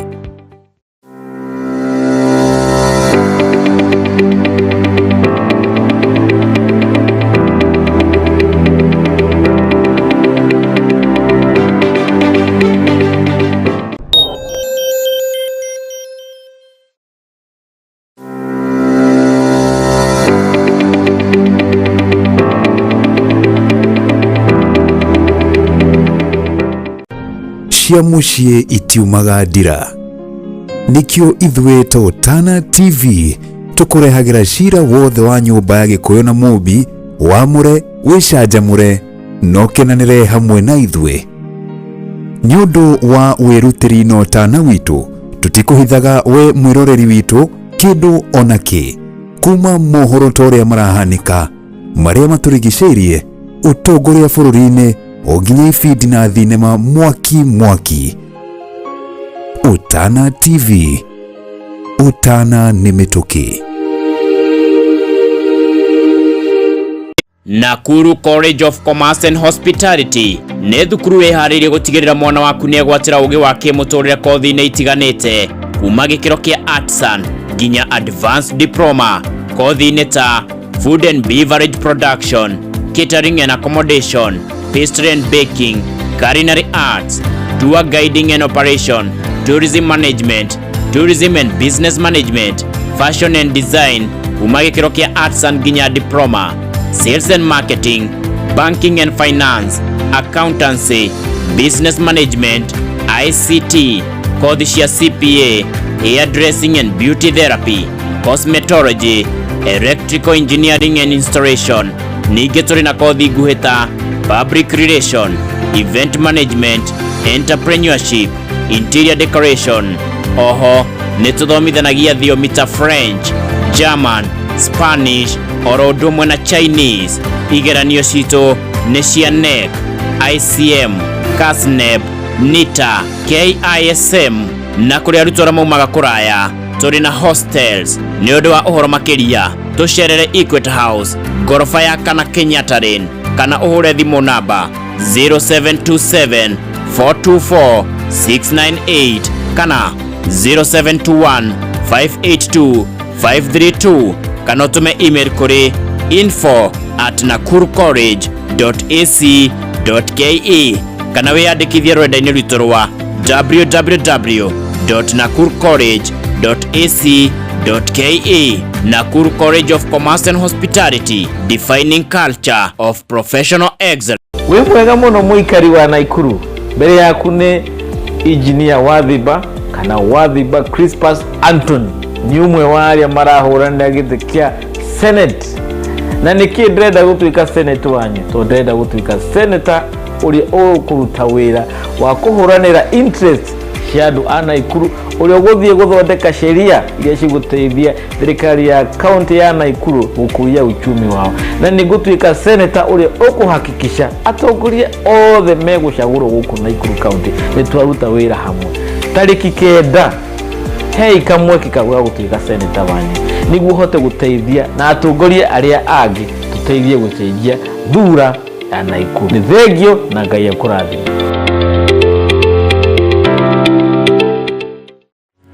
Ihinda rĩrĩ ciana irarĩkia kĩrathi gĩa form 4 Stark Institute and Driving School nĩ marakwe mweke wa gũthomera kothi itiganĩte ta computer application, web design, business management, IT, hairdressing and beauty therapy, hotel and catering management. Ningĩ Stark Institute and Driving School nĩ mathomithanagia ũtereba wa ngari nini na rori na vehicle mechanic rungu rwa mũtaratara wa NTSA. Thukuru wa Stark Institute nĩ mũhetũkie nĩ rũhonge rwa gĩthomo na ũgatuĩka NEC Center. Igeranio citũ nĩ cia NEC, KASNEB na NTSA kũrĩ arĩa marathomera ũtereba. Stark Institute tũkoragwo Egerton, barabara-inĩ ya Njoro gũthiĩ Egerton, kũrigania na Egerton Cooperative Sacco Building. Ningĩ no ũcere honge-inĩ citũ ta Egerton, Teret, Bahati, Mau, Naishi, Naisut na Mau Narok, kana ũhũre thimũ namba 0721 418 618 kana 0715 198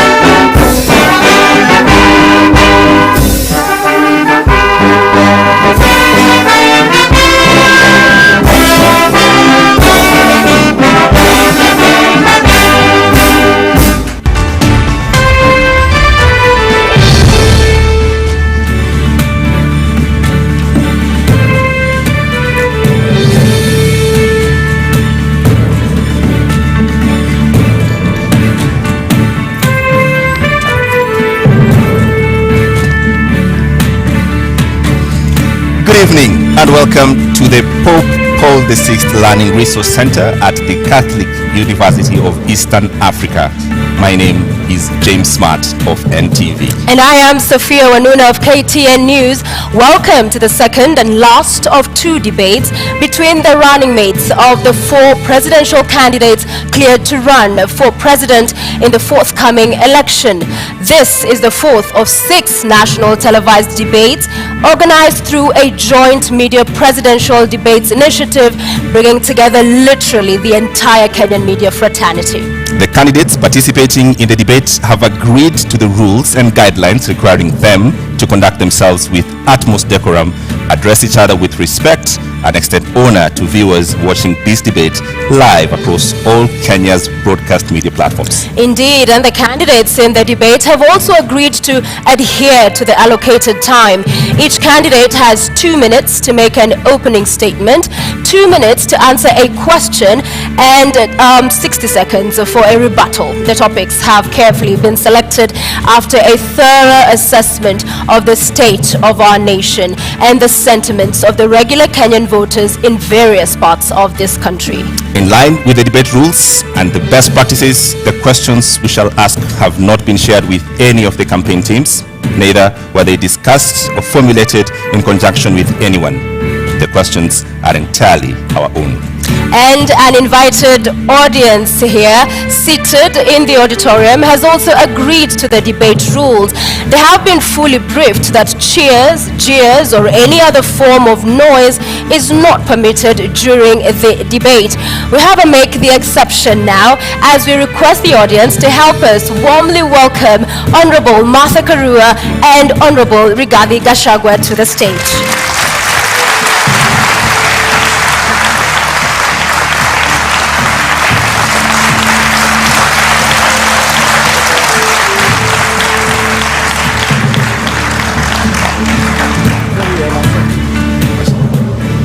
Karibuni sana.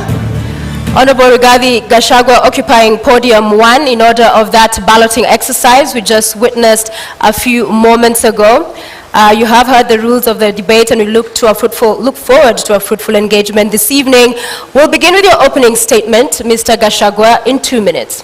Thank you. My name is Rigathi Gachagua, born and brought up in the slopes of Mount Kenya, Herega village 57 years ago. Family is the basic unit of society and the nation. Strong families make strong nations. I'm the head of a family, and it is my pleasure and privilege to introduce my family tonight, who are here with me. My wife of 35 years, Pastor Dorcas Wanjiku Rigathi, and my firstborn son, Kevin Gachagua, a software engineer, and my secondborn son, Dr. Keith Ikino, a medical doctor who helps me to run family business. Tonight is a defining moment for the people of Kenya. The people of Kenya are in anguish. They are in a state of helplessness. They have no food. They don't know where to get their next meal. They are devastated.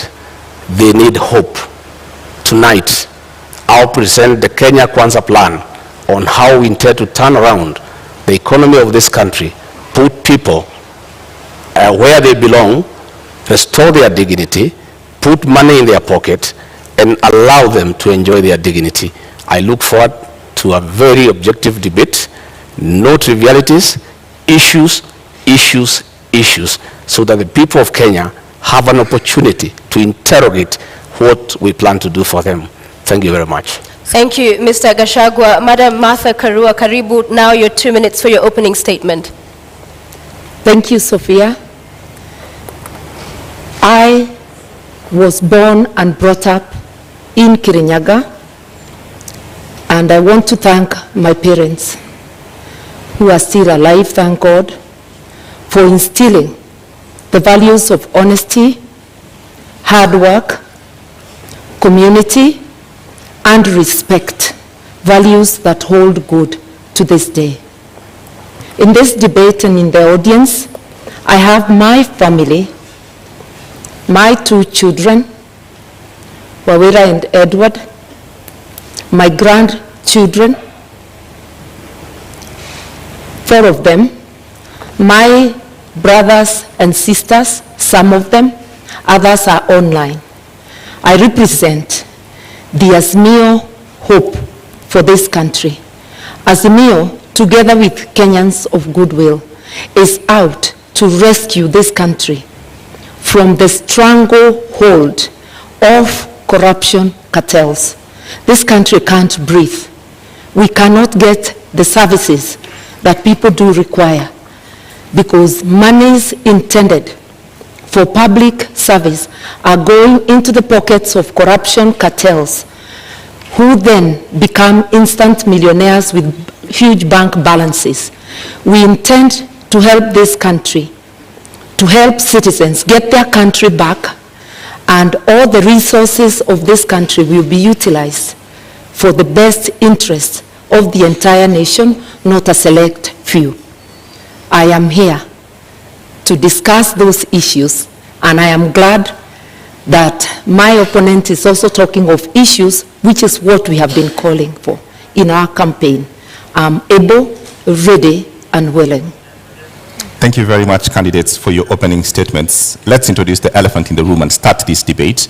The question of the Deputy President. It has dominated public consciousness in the last 5 years. I'll start with you, Honorable Rigathi Gachagua. What kind of a Deputy President will you be? You have 2 minutes. I come from a background of management. I have been in public service for 15 years. I've been in private sector for 15 years. I've been in legislation for 5 years. That gives a 35-year experience of public service and engaging with the people. I am a hard-working man. I'm very passionate. I have zeal to serve. I'm an active man. I wake up early. I don't take alcohol. I have all the time and the commitment to put my all to serve the people of Kenya.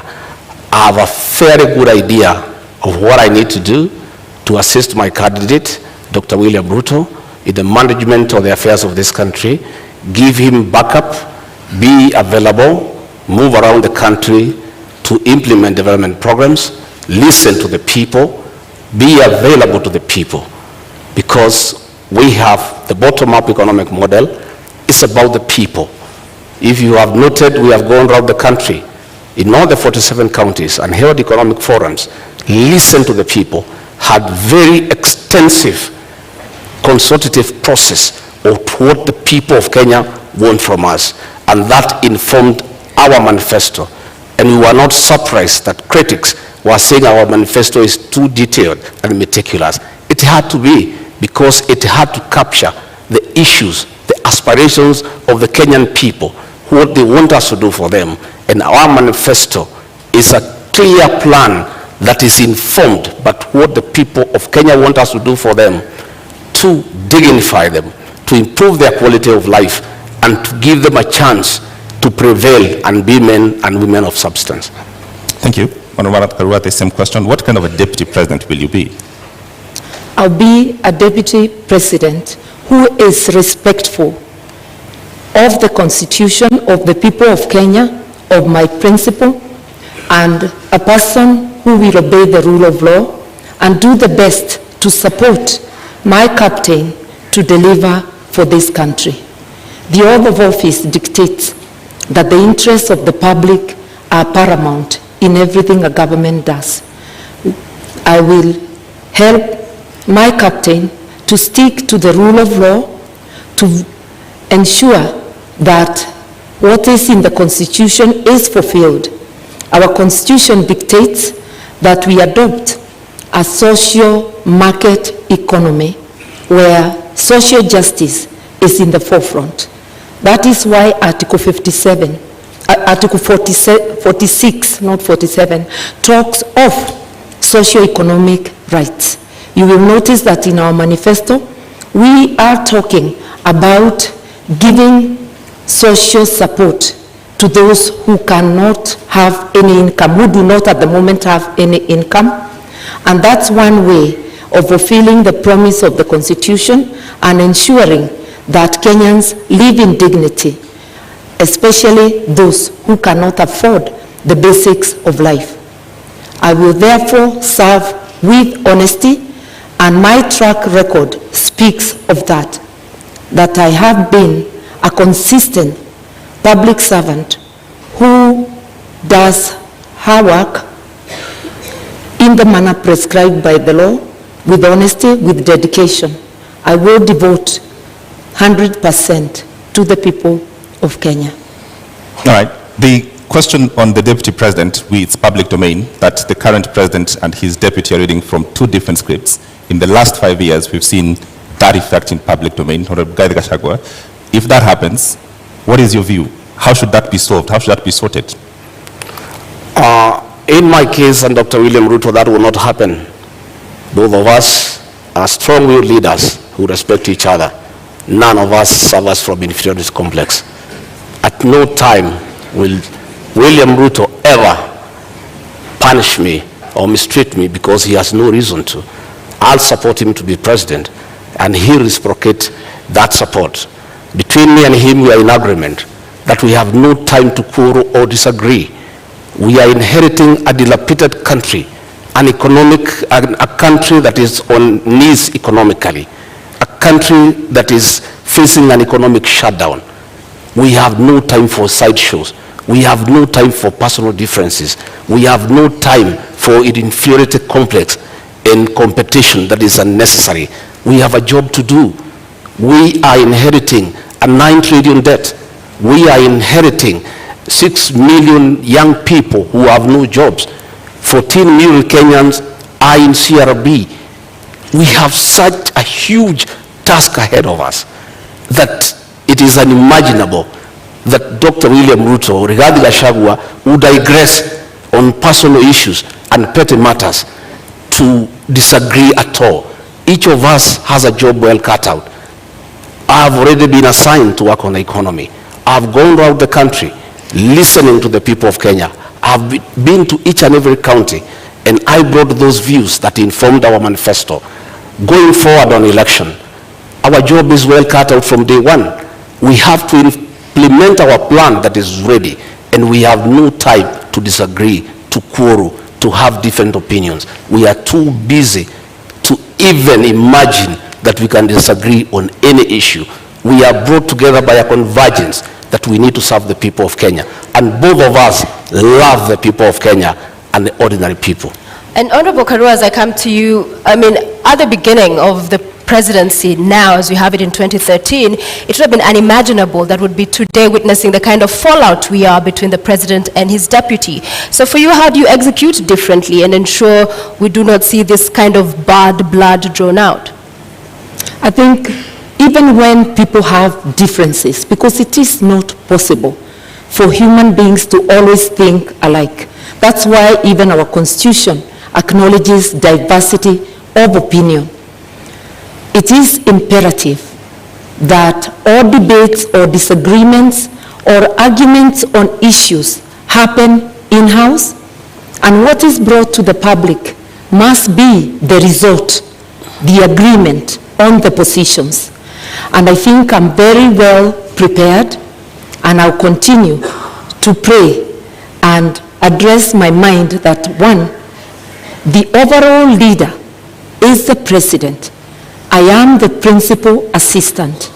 With that in mind, that I'm a delegate of the president and can be required to do any work to support the presidency and the administration, I'll be ready, and I am ready. I have served as a cabinet minister for 6.5 years. A cabinet minister is a delegate of the president. A deputy president is a first among equals within cabinet in being a delegate of the president. It's not a different position. We will be able to moderate any differences of opinion on any issues and to focus on serving Kenyans and to be respectful to Kenyans. Arguing in public, calling each other names in public is not only a disgrace, it's also not respecting Kenyans who elected and put us in office. Yeah. So I will be very conscious, and I've been commenting on the current situation, which does not commend itself to anyone. Would you then perhaps going by the experience this country has gone through, in terms of the architecture of the Constitution, should we have a rethink, perhaps from an elective deputy president to an appointive one, so that if things do not work out for the sake of country, then the president has that latitude? 2 minutes. Nothing wrong with the architecture of the Constitution, something wrong with our behavior. It is not that we need to amend to prescribe the relationship between the president and a deputy president. It is that we need to change our behavior, differ with respect, maintain deference for people who are above us, that even when you differ, the way you address them is in a way that tomorrow you can be able to once again sit and work together. And when it comes to my opponent saying that their manifesto or their plan was discussed by Kenyans, I want to remind Kenyans, Azimio was a product of a robust discussion, way ahead of anything our opponents have done. And my captain went around the country and he got Kenyans to express themselves, and that's how Azimio was born. That's how the agenda, the manifesto, was born. Consultative process as prescribed by the Constitution. We intend to continue with consultations, even in governance, because public participation is deeply embedded in the Constitution, which my principal and I fought so hard to put in place. All right. Honorable Guy, the same question. Supposing this were to happen, we've seen before and it's been part of our history, people call themselves brothers and friends and then they have a fallout. Supposing this were to happen, would you think it would be possible and great for us to have the deputy president be an appointive position so that the president has the leeway essentially to fire you? That is a hypothesis. I like to look at life from a positive perspective. I always look at a glass as half full, not half empty. I have no doubt in my mind that we are a formidable pair.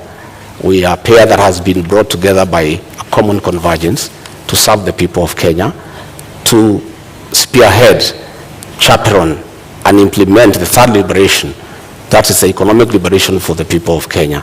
And what has brought us together is so important that no sideshows can come in between.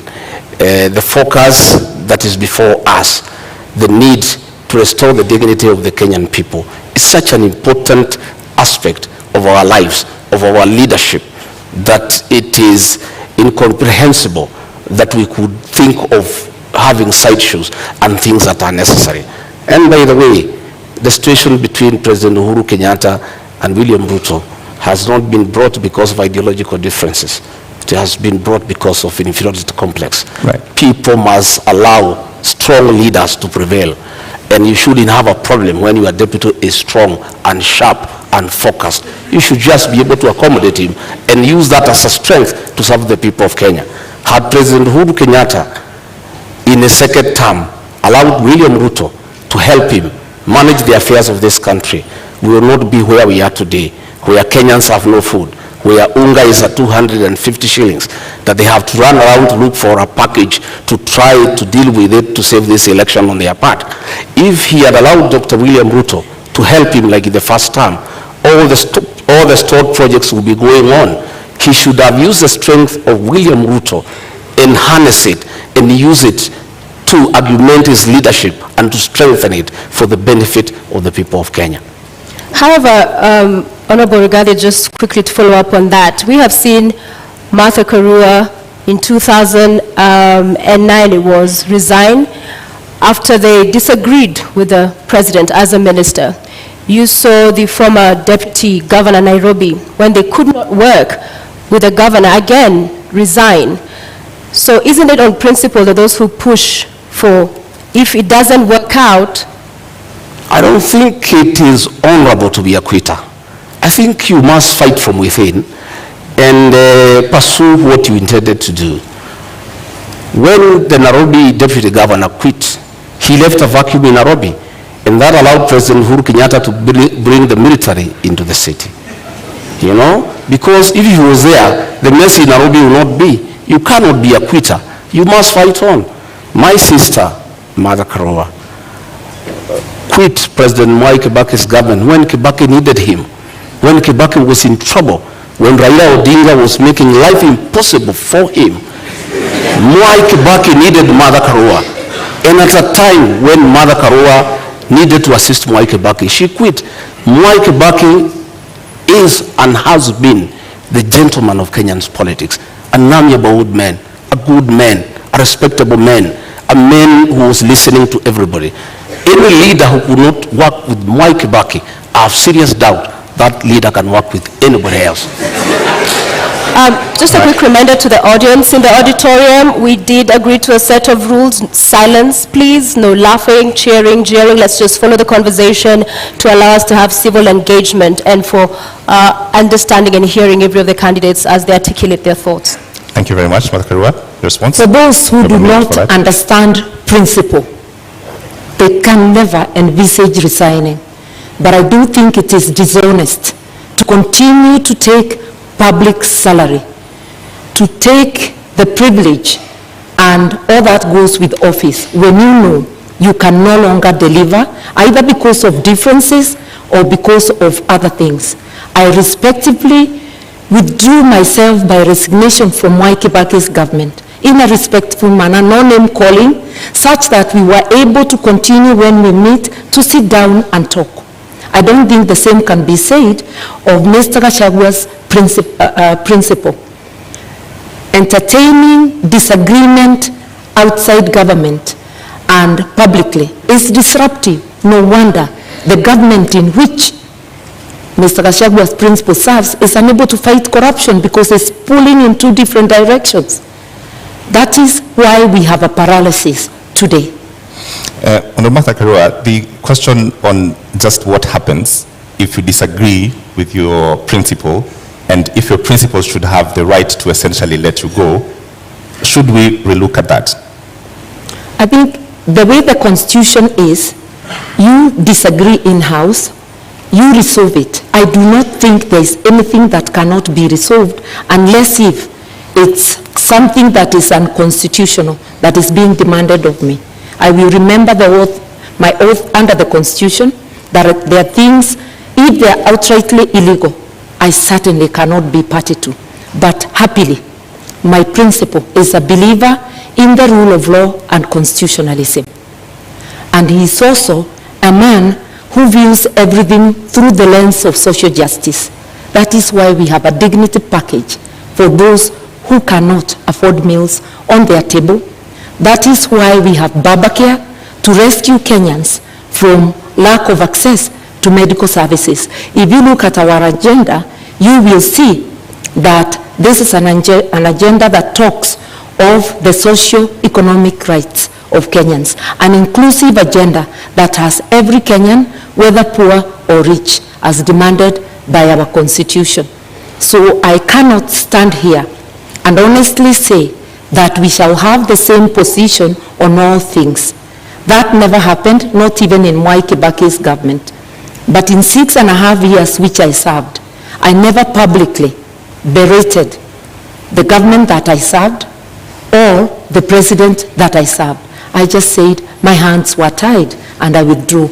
My principle differed with Mwai Kibaki, but all he said to the public is that I was not consulted. How they went back room and resolved, we never know. We only know they came out with a unanimous decision. That is what people who have respect for the public do. People who have respect for their offices do. But holding an office while not serving is dishonesty. Honorable Gachagua, the same question, I realized didn't respond the last time. Should this position of Deputy President be an appointive position? No. In fact, the framers of the Constitution were very clear that a Deputy President needed to enjoy a mandate directly from the people. Why Azimio cannot push William Ruto to resign is because William Ruto is not an appointee of President Uhuru Kenyatta. He is elected by the people of Kenya. If it was the previous constitution, William Ruto would have been sacked a long time ago and replaced with Gideon Moi. And that was the plan. The plan was to provoke him, intimidate him, humiliate him, persecute him, and his friends and his allies so that he could quit government and allow President Uhuru Kenyatta to appoint somebody from a family that they share the same issues and the same values. But because William Ruto was elected, he was able to hold on to his position, and he continued serving the people of Kenya when he was assigned duties by the president. The duty he has been allocated all the time without failure is to welcome the president and the Nyayo National Stadium, and he has done it in style because that is the duty he has been allocated. He has gone ahead to chair IBEC because that one the president cannot deny him. It is there in the PMF Act. There's nothing the president would have done. But the president chose not to allocate him duties. And the president has been crying that since he did not allocate him duties, his government has come to a halt and nothing is going on. But he made a bed, he must lie on it. If you decide to chase your deputy away, a man who works hard, a man who knows what he's doing, and replace him with your friends, and then the country comes to a halt, you cannot go ahead crying that you have nobody to help you. He made that decision for his own reason. He wanted to push Ruto out, but Dr. Ruto stayed on because he enjoys a mandate from the people of Kenya. All right, Honorable Gachagua, Honorable Karua, I want us to move to the next topic this evening, leadership and integrity, fitness to hold office. I will begin with you, Honorable Karua, and in 2013, when you vied for presidency, you said, I do not share any values with the Prime Minister, then Raila Odinga, nor do I share his politics. Both he and the late Kibaki have been unable to root out corruption within their ranks. What has changed now that you're deputizing him? Indeed, the coalition government was unable to root out corruption in the second house so publicly many times. Raila Odinga was a presidential candidate in 2013. I too was a presidential candidate. My statement that they were unable to fight corruption did not indicate they are the ones individually perpetuating corruption. It meant there was corruption in government which they failed to act on. I believe that a combined ticket of Raila Odinga, Martha Karua will do the best to fight corruption. I resigned on principle because one of the things I felt let down on is the failure to tackle issues of graft. Raila was a prime minister, a co-principal, the president, the late President Kibaki was the first among equals as the president. Whatever dynamics, I do not know of. But it is recalled that shortly after that election, I worked with Raila. Na Kenya and I were friends of NASA, not NASA, of CORD. And we worked together until 2017 when I decided to run for governor and supported Jubilee. We have been able to work together. We have a history of working together in our 30 years of being in active politics, and I know that his policies align with mine. I did mention that we both view our actions through the lens of social justice, and that is what has drawn me to work with him. Just a quick 1 minute, I will add you on your time that when you said I do not share any values, you've addressed the issue of corruption and graft, but you do not share any values and even agree on his brand of politics. What do you say to that? Because values, this is... As of that time, I felt I did not share anything with him. And remember, we were candidates. There is no way you will praise the other candidate. But I can assure you that it is not because I thought he personally was responsible of any wrongdoing, nor did I feel that President Kibaki was personally responsible. But there were rogues within government they failed to act on. And I felt my hands were tied in the performance of my duties. And therefore, as I campaigned for myself, I actually was saying, look, you've been unable to fight corruption, just like the Jubilee administration under President Uhuru Kenyatta and Dr. William Ruto. And they are still in government together up to now. And we saw Dr. Ruto attending cabinet a week ago. they've been unable to fight corruption. You can't hold one side of government and say the good one is mine and the bad one belongs to the other person. That's double speak. Honorable Gachagua, just I think Honorable Mother needs to come through to the people of Kenya on being consistent.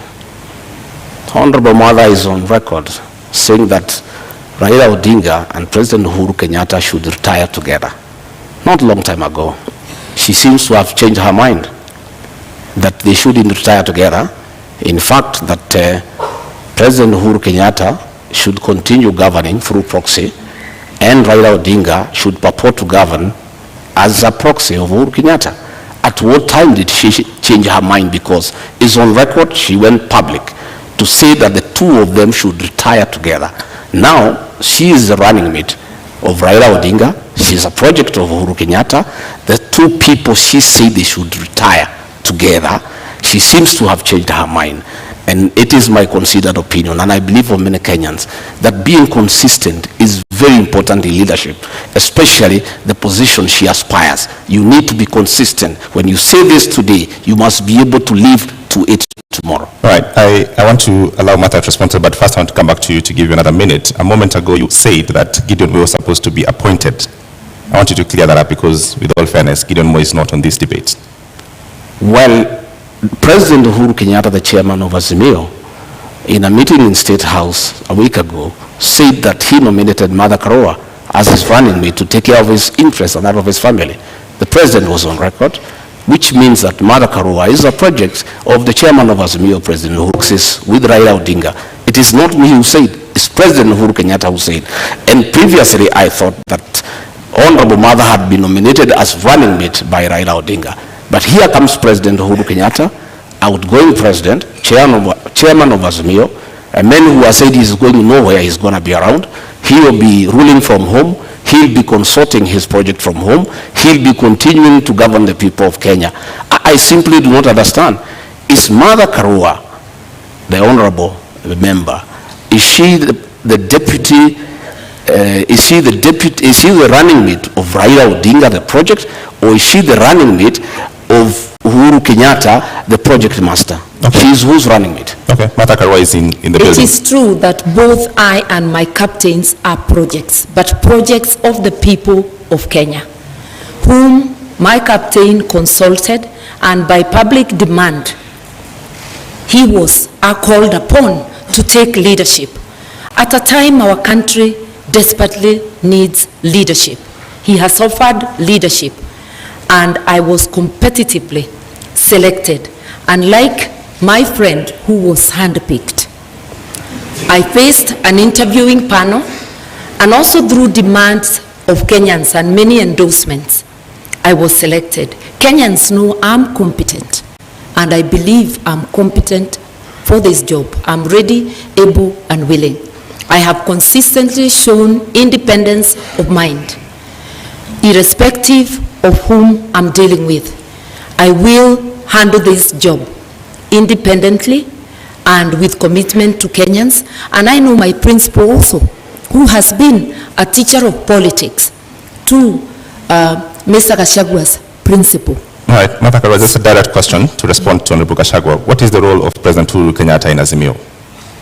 The role of President Kenyatta, he is the chairman of the council, but my captain is the chairman, overall chairman of Azimio. Jubilee is just one out of the 26 political parties. I sit in the council as well, and President Kenyatta does not make decisions alone. Will he have a role? Will he have a role after he finishes his term? Sorry? Will President Kenyatta have a role after he finishes his term? His party will have a role. And if he continues to be, if he doesn't give his position in the council to any other member of his party, it would be a peripheral role as a member of the party. The incoming administration will be a Raila Odinga Azimio presidency. Just like the current Jubilee government, although Uhuru was a deputy president in the government of Mwai Kibaki, it was not a continuation of the Mwai Kibaki administration. It was an Uhuru Jubilee administration. Anybody who understands government would know that. Honorable Gachagua, you have a minute to respond. The truth of the matter is that the role of President Uhuru Kenyatta in Azimio is to craft his own succession, to continue governing Kenya through proxy, through Raila Odinga and Martha Karua. President Uhuru Kenyatta has already started assigning roles to Honorable Martha Karua, which means he is a leader, and in the unfortunate and unlikely event that they are elected to office, President Uhuru Kenyatta will continue governing this country outside his constitutional mandate, because there is a two-term limit that the president should retire. But the president does not intend to retire. You saw how angry he was, saying that people are asking him to go home and asking where he's going. It looks like he doesn't remember that when he sought to be president for 10 years, he knew what 10 years is all about. He cannot complain that people are asking him to go. Nobody is asking him to go. It's the Constitution.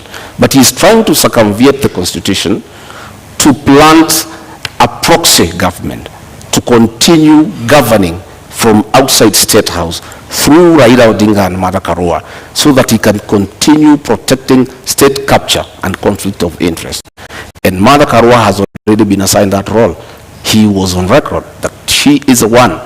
He has put there deliberately to protect his interests and that of his family. All right, Martha Karua. It is important to be truthful in this debate. President Kenyatta has not publicly or privately assigned me any role. I'm sure he knows that he cannot assign any role to a minister in an administration he does not have. The person who has assigned me a role as deputy and has declared the intention to appoint me as Minister for Justice and Constitutional Affairs, apart from being Deputy President, is the Right Honorable Raila Amolo Odinga. My colleagues and his captains' beef with the President should not make them use this forum or use us as candidates to fight the President. We represent the aspirations of Kenyans, and yes, Kenya needs rescue, but rescue from corruption cartels, which my colleague may know more about. On the 6th of June, Honorable Gachagua, during a Meet the People tour in your constituency, that's Madeira constituency, the people you represent there, you said that because you perceive the matter you're currently in court over to be a political witch hunt, if elected, you'd see to it that your accounts are unfrozen, build a mansion, and perhaps go ahead and throw a party in essence. Mr. Gachagua, isn't this tantamount to subversion of the cause of justice, an admission that you made in this sentiment? To start with, I'd like to tell Honorable Mother we are not here to fight President Uhuru Kenyatta. We are holding him to account on his utterances. He has said he's going nowhere. He's on record. That's not fighting him. He has said he assigned Martha Karua the role to jail people. I don't know how she'll do it. She's not a judge. She's not a court of law. That is the work of courts of law, to jail people. It's President Uhuru Kenyatta who has said so. He has said that she has put her there to take care of interests. It's his own record. I don't want to respond to dignify ridiculous accusations by social media. Social media people assigned by the state have been following me wherever I go in the Republic, including my homes, to listen to what I say and twist it. I told the people of Madeira, they asked me a question. Mr. Gachagua, you bought a farm here and you have started building a house. What happened? Now that you are going to be deputy president, are you still going to live here? I told them I stopped building the house because the state froze my accounts to intimidate me and to blackmail me to support the handshake. And that money is frozen. And I cannot use it. That is why the construction of a house stopped in this area. When the due process takes place and the courts will deliver justice to Rigathi Gachagua one day and my accounts are frozen, I assure the people of that area that I'll come and complete that house and live with them. And I'll take time to allow them to come and visit me. They asked me a secondary question. As deputy president, will you allow us to come and sit with you? I said, yes, I'm a junior elder in this community. I'll have time to sit with my fellow men over food, over a drink, and we share in the African way. I say the women in this area will come and sit with Mama Gachagua and have kesha, because my wife is a pastor and she likes doing kesha. And the women wanted to know, will they be allowed to come to the home of the deputy president to have kesha with Mrs. Gachagua? I confirmed yes, I'll be deputy president, but I'm still the same old guy who hangs around here. A very generous person who spends all his time with the people. All right, Mr. Gachagua, you have a national audience. What is the source of the money that was frozen? Because that is the context. Pardon? What is the source of this money that was frozen? I have said many times that I'm a victim of blackmail by President Uhuru Kenyatta, whom I served as personal assistant.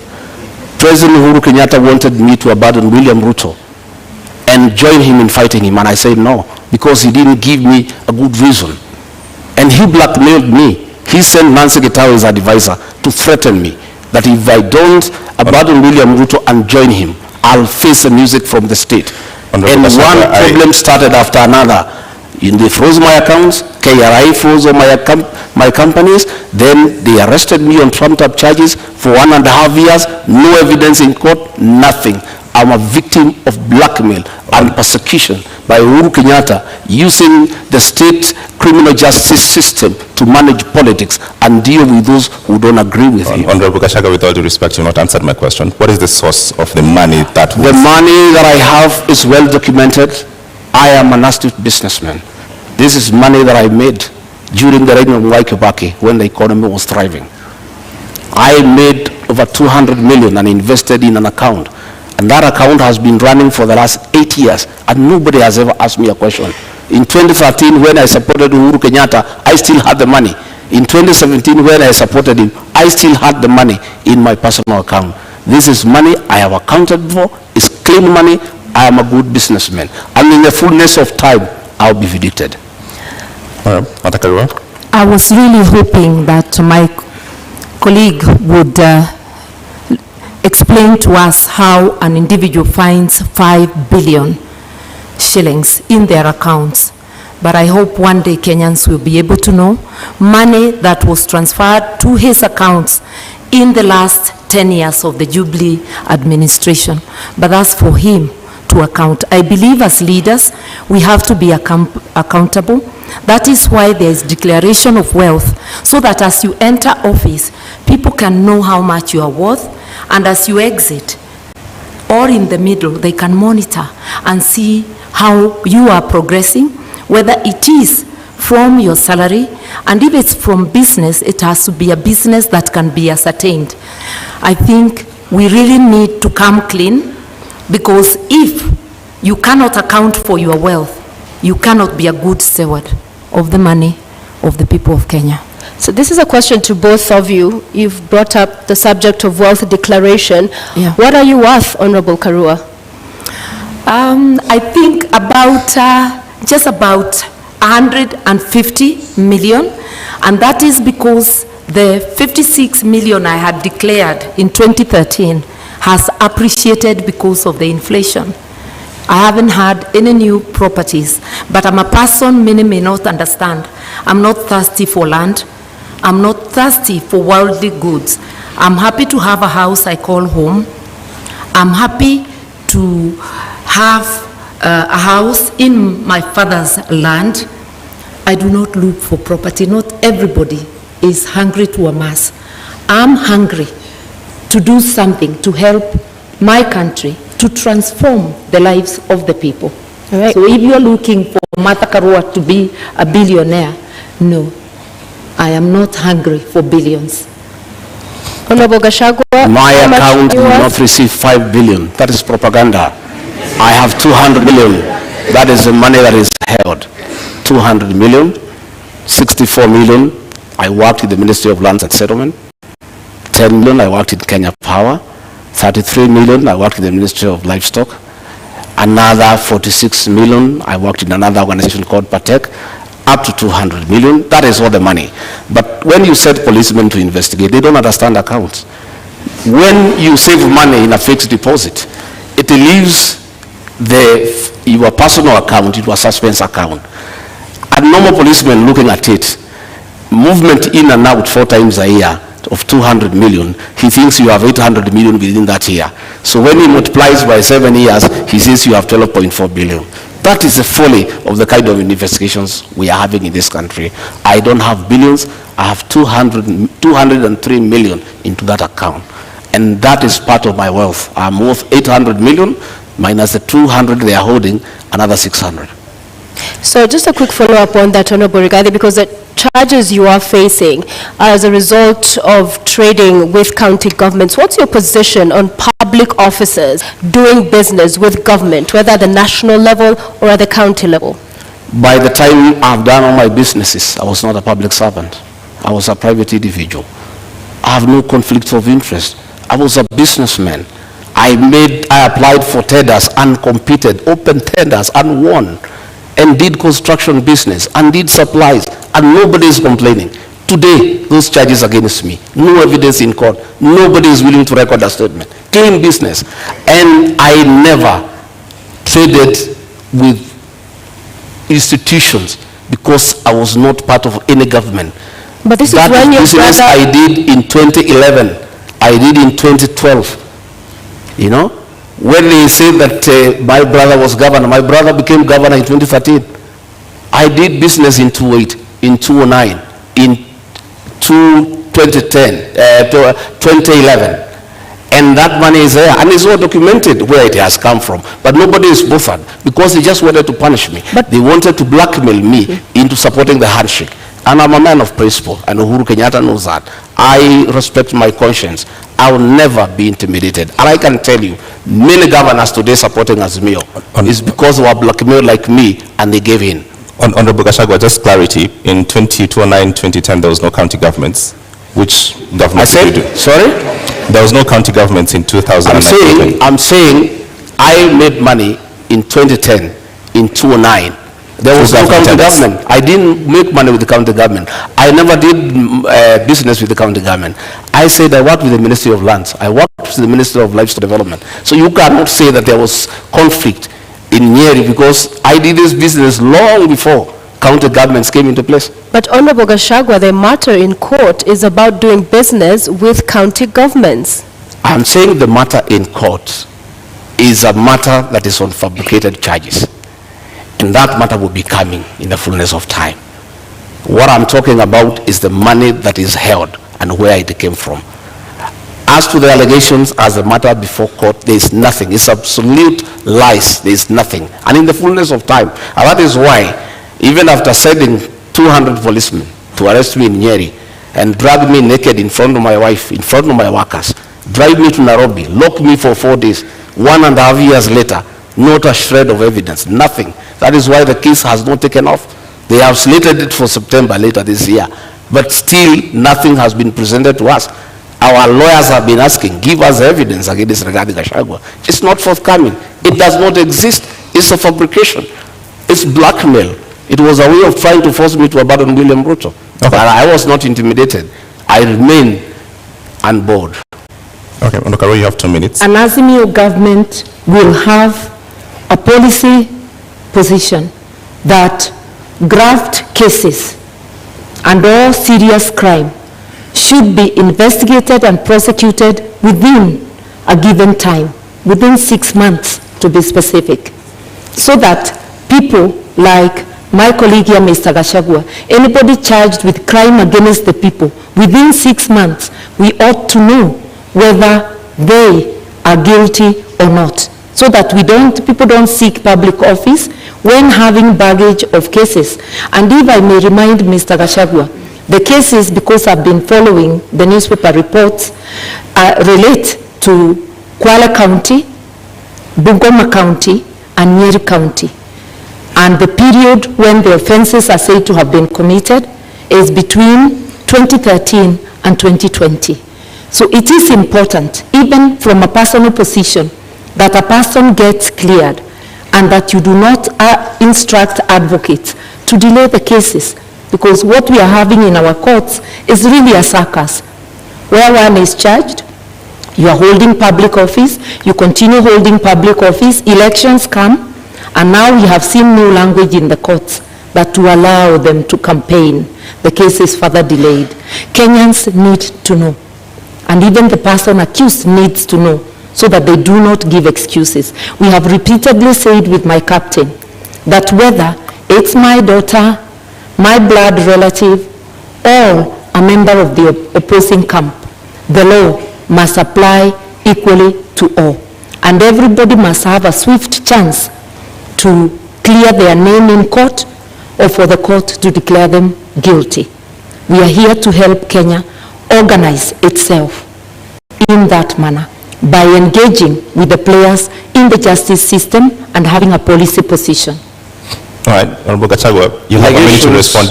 For clarity, have you done business with county government? Allegations remain just allegations. Honorable Mother knows, and I'll never take her on allegations.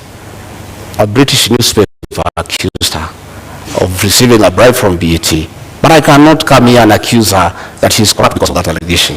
Because an allegation is an allegation.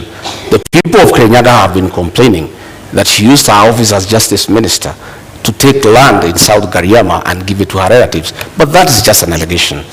The issue here, Sophia, the issue here, we would like the issue here, Sophia, is that we need to allow. Would like to remind the members of our audience to please do not cheer or jeer and allow our candidates to present their issues. Please go ahead. The issue here is that we need to allow independent institutions to fight corruption. President Uhuru Kenyatta has cried inability to fight corruption because he was lenient. He was lenient because the people involved in mega corruption are close to him, both in family and friends. That is why he was lenient.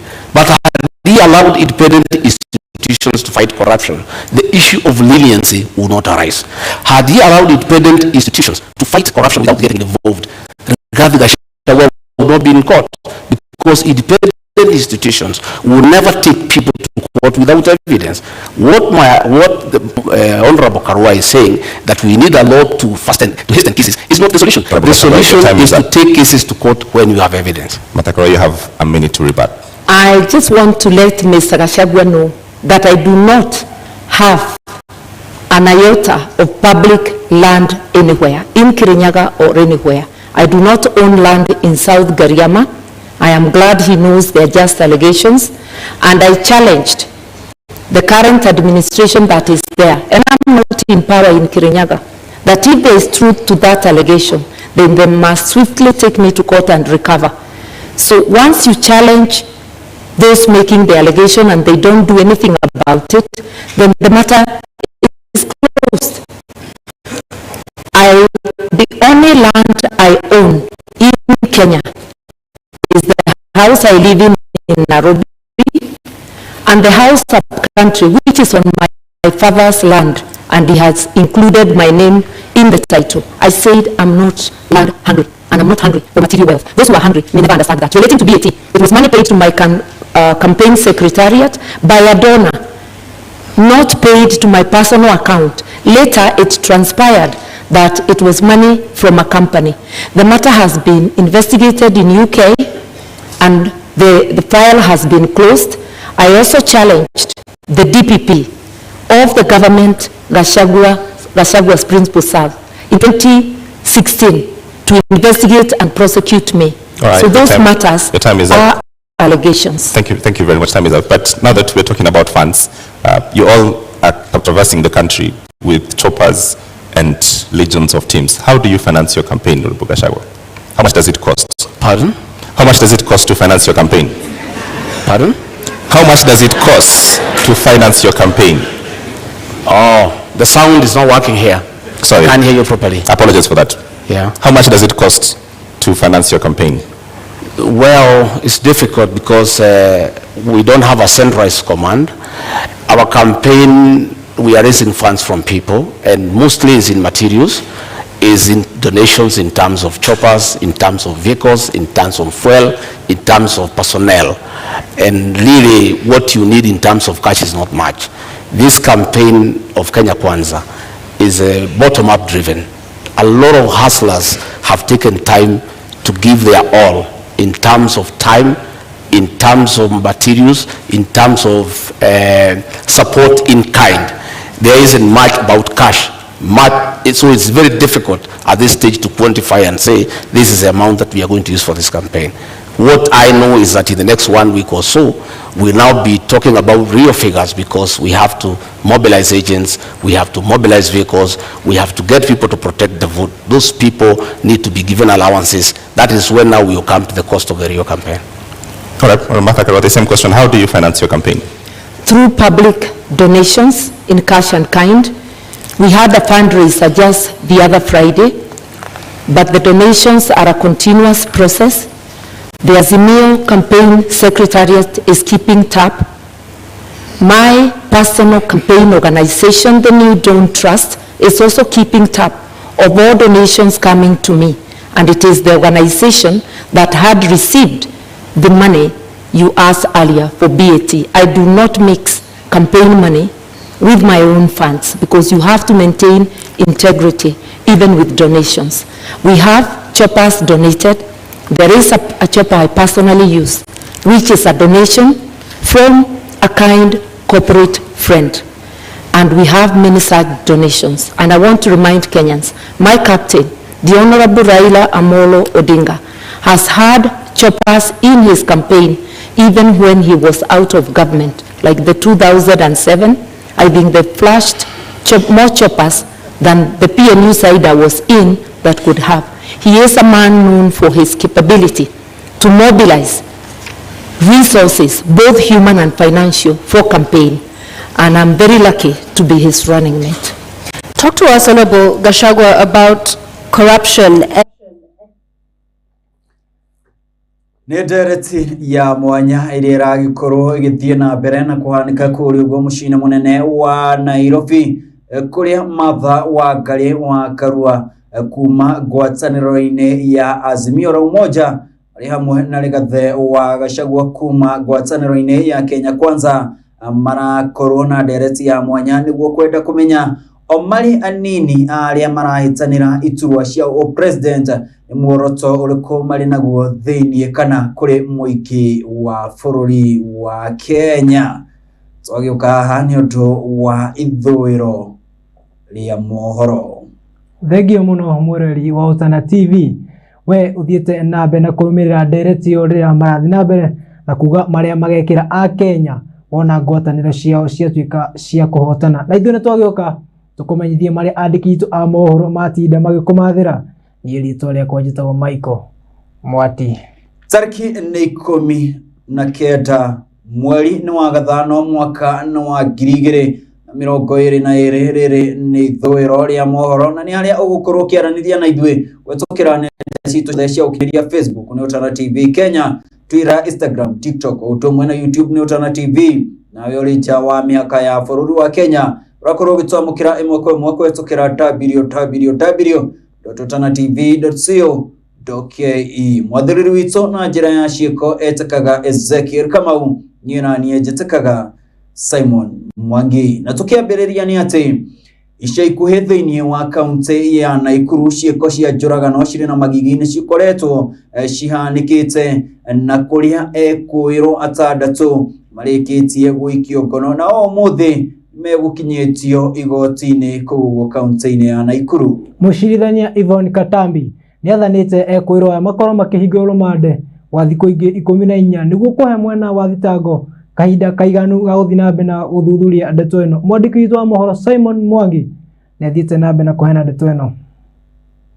Ekũĩrwo atandatũ a njũragano cia ũnyamũ iria ciĩrĩga gũtabanio mwena wa Mawanga Bahati kaunti-inĩ ya Naikuru ũmũthĩ nĩ makinyirio mbaũ-inĩ rita rĩa kerĩ igoti-inĩ rĩa Naikuru, na kũrĩa mũcirithania wa igoti rĩu Yvonne Katambi athanĩte ekũĩrwo acio mathiĩ na mbere na kũhingĩrwo rũmande handũ-inĩ ha matukũ mangĩ 14 thutha wa mwena wa thitango kũhoya wongererwo thikũ ingĩ makĩria nĩguo ũhote gũtiriha ũthuthuria ũrĩa ũrathiĩ na mbere na gũthuthuria. The investigating officer has requested for time to hold the suspects in custody pending investigation. He has clearly stated the steps taken in investigating the matter. From the said information, I note that there is tremendous progress in the said investigations. A technicality involved therein has been duly noted. Tungeomba hii mahakama kwamba ili tuweze kuwapea waliouawa haki kwa ajili ya kukamilisha uchunguzi, iweze kutokea siku 14 kurajia kulikava mingi kupitia na hiyo ujumbe tunapata kutoka kwa baadhi yao. I therefore find that the application has merit. The suspects will be held in custody for a further 14 days, and they will be held at the police stations stated above. Na kuona muingi ni uguo yohetio ni uria njuragano cikoretwo cikihanika mahinda kwa mahinda kaunti-ini ino. Mucirithania augite ekwirwo aya matingirekererio amu mahota guthoga wira uria maabitha a borithi marethana naguo niguo kumenyekane kana ni manyitire itemi njuragano-ini icio. I note that members of the public have not been at peace due to the rampant murders within the court's jurisdiction. The IO has clearly established the need to have the accused persons held in custody pending investigations. This will ensure that the suspects do not interfere with the evidence and also the witnesses who are outside. There is also indication that holding the accused in custody, the suspects in custody, will help the investigating officer reach the other assailants. Mwena wa thitango ugitongorio ni Inspector Peter Kamau ugite ati kuri na uthuthuria wa DNA urathie na mbere niguo guteithiriria hari uthuthuria makiria guku akiuga ati thutha wa kuhunga ekwirwo acio othe mahuri ni marikitie gwikia ngono mutongoria wa gikundi kiao.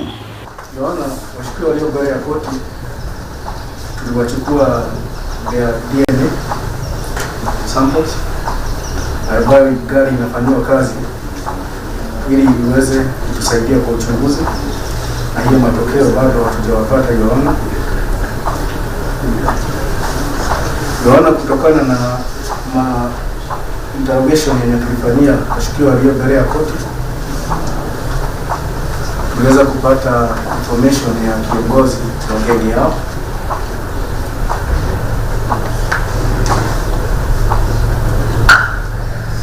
ambaye tuliweza kushika tarehe 16 Julai 2022. Riu ekwirwo acio aria ni Evans Michori, Dennis Arusiora, Fiki Wajara, Julius Omondi, Isaac Kinyanjui na Jospat Simiyu magacokio igoti-ini ringi tariki 2 mweri wa kanana mwaka uyu.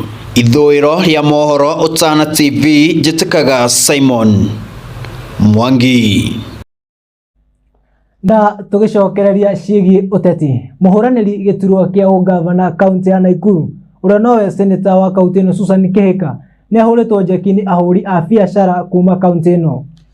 Kuringana na onjoria aria monjorithagia thiini wa tauni ya Nakuru marauga ati gavana wa ihinda riri Kinyanjui yamatirikite na agacangira kuhaguka gwa biacara ciao guko makiranira ati ni mekwirutira nginya indo ciao niguo gutigirira Susan Kihika ni ahiokia giturwa giki uria mambiriirie kambeini kuhetukira mutaratara mukurikanite ta Susan Mashinani.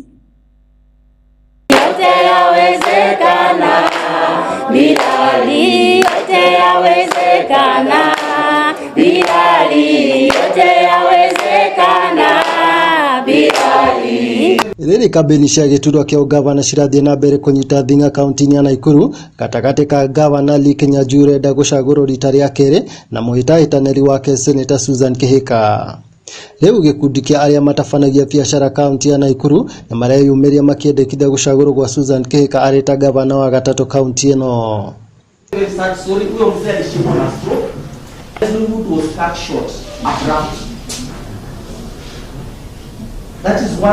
Magitongorio ni mwikarigitio wa Central Rift Matatu Association ni augite ahuri biacara mwena uyu ni matungitio hathara nene ni thirikari ya gavana Lee Kinyanjui na nikio marendekithia gucagurwo gwa Susan Kihika. Tuha turi andu arakaru muno ona ngirora thura citu ni ta cia crocodile tugunyarite ni kurakara ni undu wa mundu gutuherithia miaka 3 biacara citu ikahingwo tutikire andu akenu ni undu wa muthuri ugwitwo Lee Kinyanjui ndi kana muthuri kana mwanake ihinda ria kuinuka ria riri ni umuthi. Oho ni athiete na mbere kuga ni mekunyita Senator Susan Kihika mbaru nginyagia mone ni ahiukia utongoria arita gavana wao ere tauni iyo onere utongoria ugakorwo wikuo. Ni twirutire na mbeca citu, ni twirutire na miri itu, ni twirutire na thakame itu, ni twirutire nginya kurehera rio tuthiuruke county cio sub county ciothe 11 cia Nakuru county nigetha tuone atiriri mundu othe ni anyita ati gavana wake kwambiriria tariki 10 ni Susan Kihika na tuguthiuruka.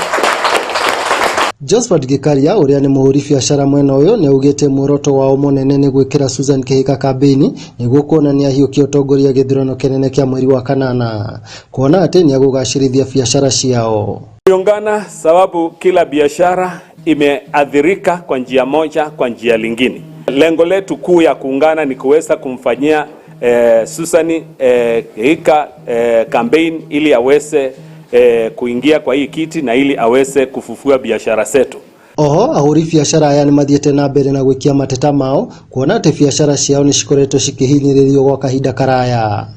Biashara citu ni hinyiririe kona na kona ugakora atiriri tutire na maundu turahota gwika project wekite ta miaka 5 yathirire ni kuringana biashara citu itire na kindu riu tukoria atiriri na riko twanyitana andu a biashara ciothe twarie na mwario mwe tuhote kunyitana nigetha turute gavana witu ri ni tondu ni tuhinyiririe na kwaga guthikiriria mateta maitu. Ngiribotera ceceni ya Otana TV njitagwo William Wahome. Gatho cia mwanya William Wahome ni undu wa gutwithiraniria riboti ya mwanya igimainie no ria uteti urathie na mbere na kwigariura kaunti-ini ya Nakuru. Tukiuma kaunti-ini ya Nakuru imwe kwa imwe oginyagia kaunti-ini ya Kirinyaga na ni ati riri turi kimera-ini kia uteti ni undu wa githurano kinene kiria gibatie gukorwo gigitabanio tariki 9 mweri wa kanana. Ikundi citiganite kuma kaunti-ini ya Kirinyaga cigunekite na besha kuma kuri Uwezo Fund besha iria maciamukirite kwetukira atongoria ao. Ikundi makiria ya 80 nicio igunikite na kigina giki kia muigana wa ciringi milioni 9 cia guthii na mbere na gutwarithia mihango yao na mbere hamwe na ukuria wa matura. Furaha sana kwa sababu mnajua tuko wakati na harakati za campaign ama kutafuta viti, lakini pia hata tukiwa kwa hiyo harakati mimi kama mjumbe hapa najua kazi lazima iwe inaendelea. Kwa hivyo nilienda na nikafuatilia kule kwa Uwezo Fund na wameleta pesa milioni 9 leo ya kusaidia vikundi fulani hapa Kirinyaga ya kati, na hizo vikundi zote leo zile zitafaidika leo ni 83. Kwa hivyo niko na shukran kwa serikali na najua hii ndio watu wa Kirinyaga wanataka. Hata kama tunafanya siasa ama tunafanya nini, tukumbuke lazima tuendelee kufanya kazi hata kama ni wakati wa siasa, ndio watu wetu waendelee kufaidika na kusiwe ati kuna wakati tutanyamaza tu ile keki ya serikali ipotee kwa sababu tunafanya tu siasa bila kuangalia maslahi ya wale wanatuchagua. Kawaida hii pesa inatoka kulingana na vile wale wanapatiwa vile wanalipa, na najua tukiendelea kulipa vizuri tutaendelea kuwa na vikundi mingi zinapata pesa zaidi, na pia tukirudi kule bunge, kwa sababu niko na hakika watu wa Kenya kati watanirudisha bunge, na wakinirudisha najua nitaenda nitetee ndio ziwe hata mingi zaidi. Hata sasa hivi ukiangalia si sehemu mingi hapa Kenya siku kama ya leo wiki 3 tukibakia uchaguzi watu wanapatiwa pesa. Kwa hivyo ni ile uhusiano niko nayo na ile ujuzi nimepata ya kutafutia watu wangu pesa. Kwa hivyo nitaomba na nitaendelea kupeleka miswada huko, hii pesa iongezwe ndio watu waendelee kufaidi, mtu wa chini apate loan ya kufanya ambao haina interest kubwa ndio aendelee kujiunua. Ucio ni murume wa Bogo, ni mujumbe wa gicigo kia ubunge gia Kirinyaga Central thiini wa county ya Kirinyaga. Mundu gwitaga Michael Mwati no uri akorwa akiuga ni akorwa akiuga kigina ni uthi na mbere na kuhona acoka ni kumathera ni gukorwa agiteta niguo atigirire ati kigina giki ni kiongerereka ihinda ria uteti. atikire undu tangaja urakorwo githie na mbere na kwamukira ithuiro ria mohoro ceceni ari Utana TV tuwe kahinda kanini tukorwo tugithomora ona ya maguta ni koragwo igeikiria indi tugakorwo ugithenga mutambo-ini amu thutha wa ndagika citari coho ni tugukorwo tugicokereria thie na mbere na koranĩria na ithuĩ kũgerera nenda citũ cia ũkinyanĩria Utana TV Kenya, Facebook ni Utana TV Kenya, kana namba itu ya SMS niturakorwo tugicokereria tugathenge wona twacokereria tugukorwo tukimurika ndeto ciĩgĩmainie na ũteti.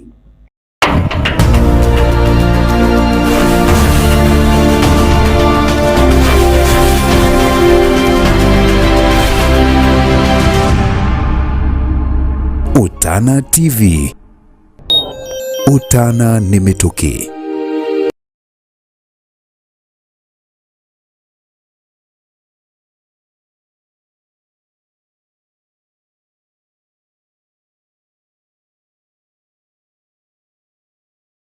Vineta, food and beverage production, catering and accommodation, pastry and baking, culinary arts, tour guiding and operation, tourism management, tourism and business management, fashion and design, umagikiro kia arts and ginya diploma, sales and marketing, banking and finance, accountancy, business management, ICT, kodishia CPA, hairdressing and beauty therapy, cosmetology, electrical engineering and installation. Ningĩ tũrĩ na kothi nguhĩ ta public relation, event management, entrepreneurship, interior decoration. Oho nĩ tũthomithanagia thiomi ta French, German, Spanish, oro ũndũ ũmwe na Chinese. Igeranio citũ nĩ cia NEC, ICM, KASNEB, NITA, KISM na kũrĩ arutwo arĩa maumaga kũraya. Tũrĩ na hostels nĩ ũndũ wa ũhoro makĩria tũcerere Equity House ngorofa ya kana Kenyatta Lane kana ũhũre thimũ namba 0727 424 698 kana 0721 582 532 kana ũtũme email kũrĩ info@nakurucollege.ac.ke kana wĩyandĩkithie rwenda-inĩ rwitũ rwa www.nakurucollege.ac.ke. Nakuru College of Commerce and Hospitality, defining culture of professional excellence. Wĩ mwega mũno mũikari wa Naikuru. Mbere yaku nĩ Engineer Wathiba kana Wathiba Crispus Anton, ni umwe wa arĩa marahũranĩra gĩtĩ kĩa Senate. Na nĩkĩ ndĩrenda gũtuĩka Senate wanyu? To ndĩrenda gũtuĩka Senator ũrĩa ũkũruta wĩra wa kũhũranĩra interest cia andũ a Naikuru, ũrĩa ũgũthiĩ gũthondeka sheria iria cigũteithia thirikari ya kaunti ya Naikuru gũkũria uchumi wao. Na nĩngũtuĩka Senator ũrĩa ũkũhakikisha atongoria othe megũcagũrwo gũkũ Naikuru kaunti nĩ twaruta wĩra hamwe. Tarĩki 9 hei kamweke ka gũtuĩka Senator wanyu nĩguo hote gũteithia na atongoria arĩa angĩ tũteithie gũcenjia thura ya Naikuru. Nĩ thengio na Ngai akũrathime.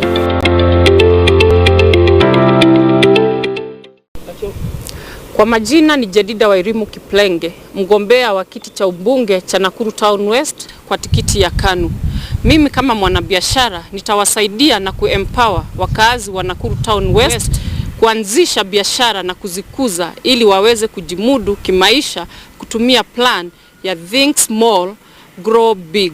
Na waomba kwa unyenyekevu mkuu tarehe 9 mwezi wa 8 mjitokeze kwa wingi ili munichague kama mbunge wenyu. Ukiona jogoo weka alama, ukiona mama weka alama. Chagua mama, chagua amani. Asanteni sana, Mungu awabariki.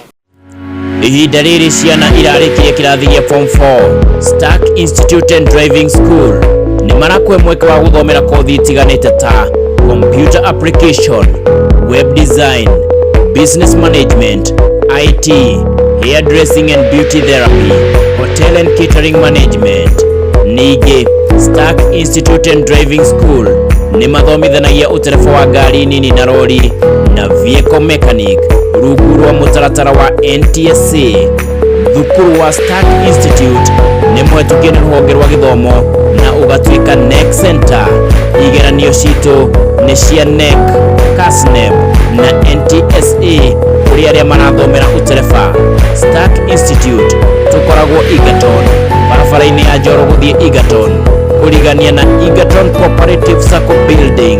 Ningĩ no ucere honge-inĩ citũ ta Egerton, Teret, Bahati, Mau na ici.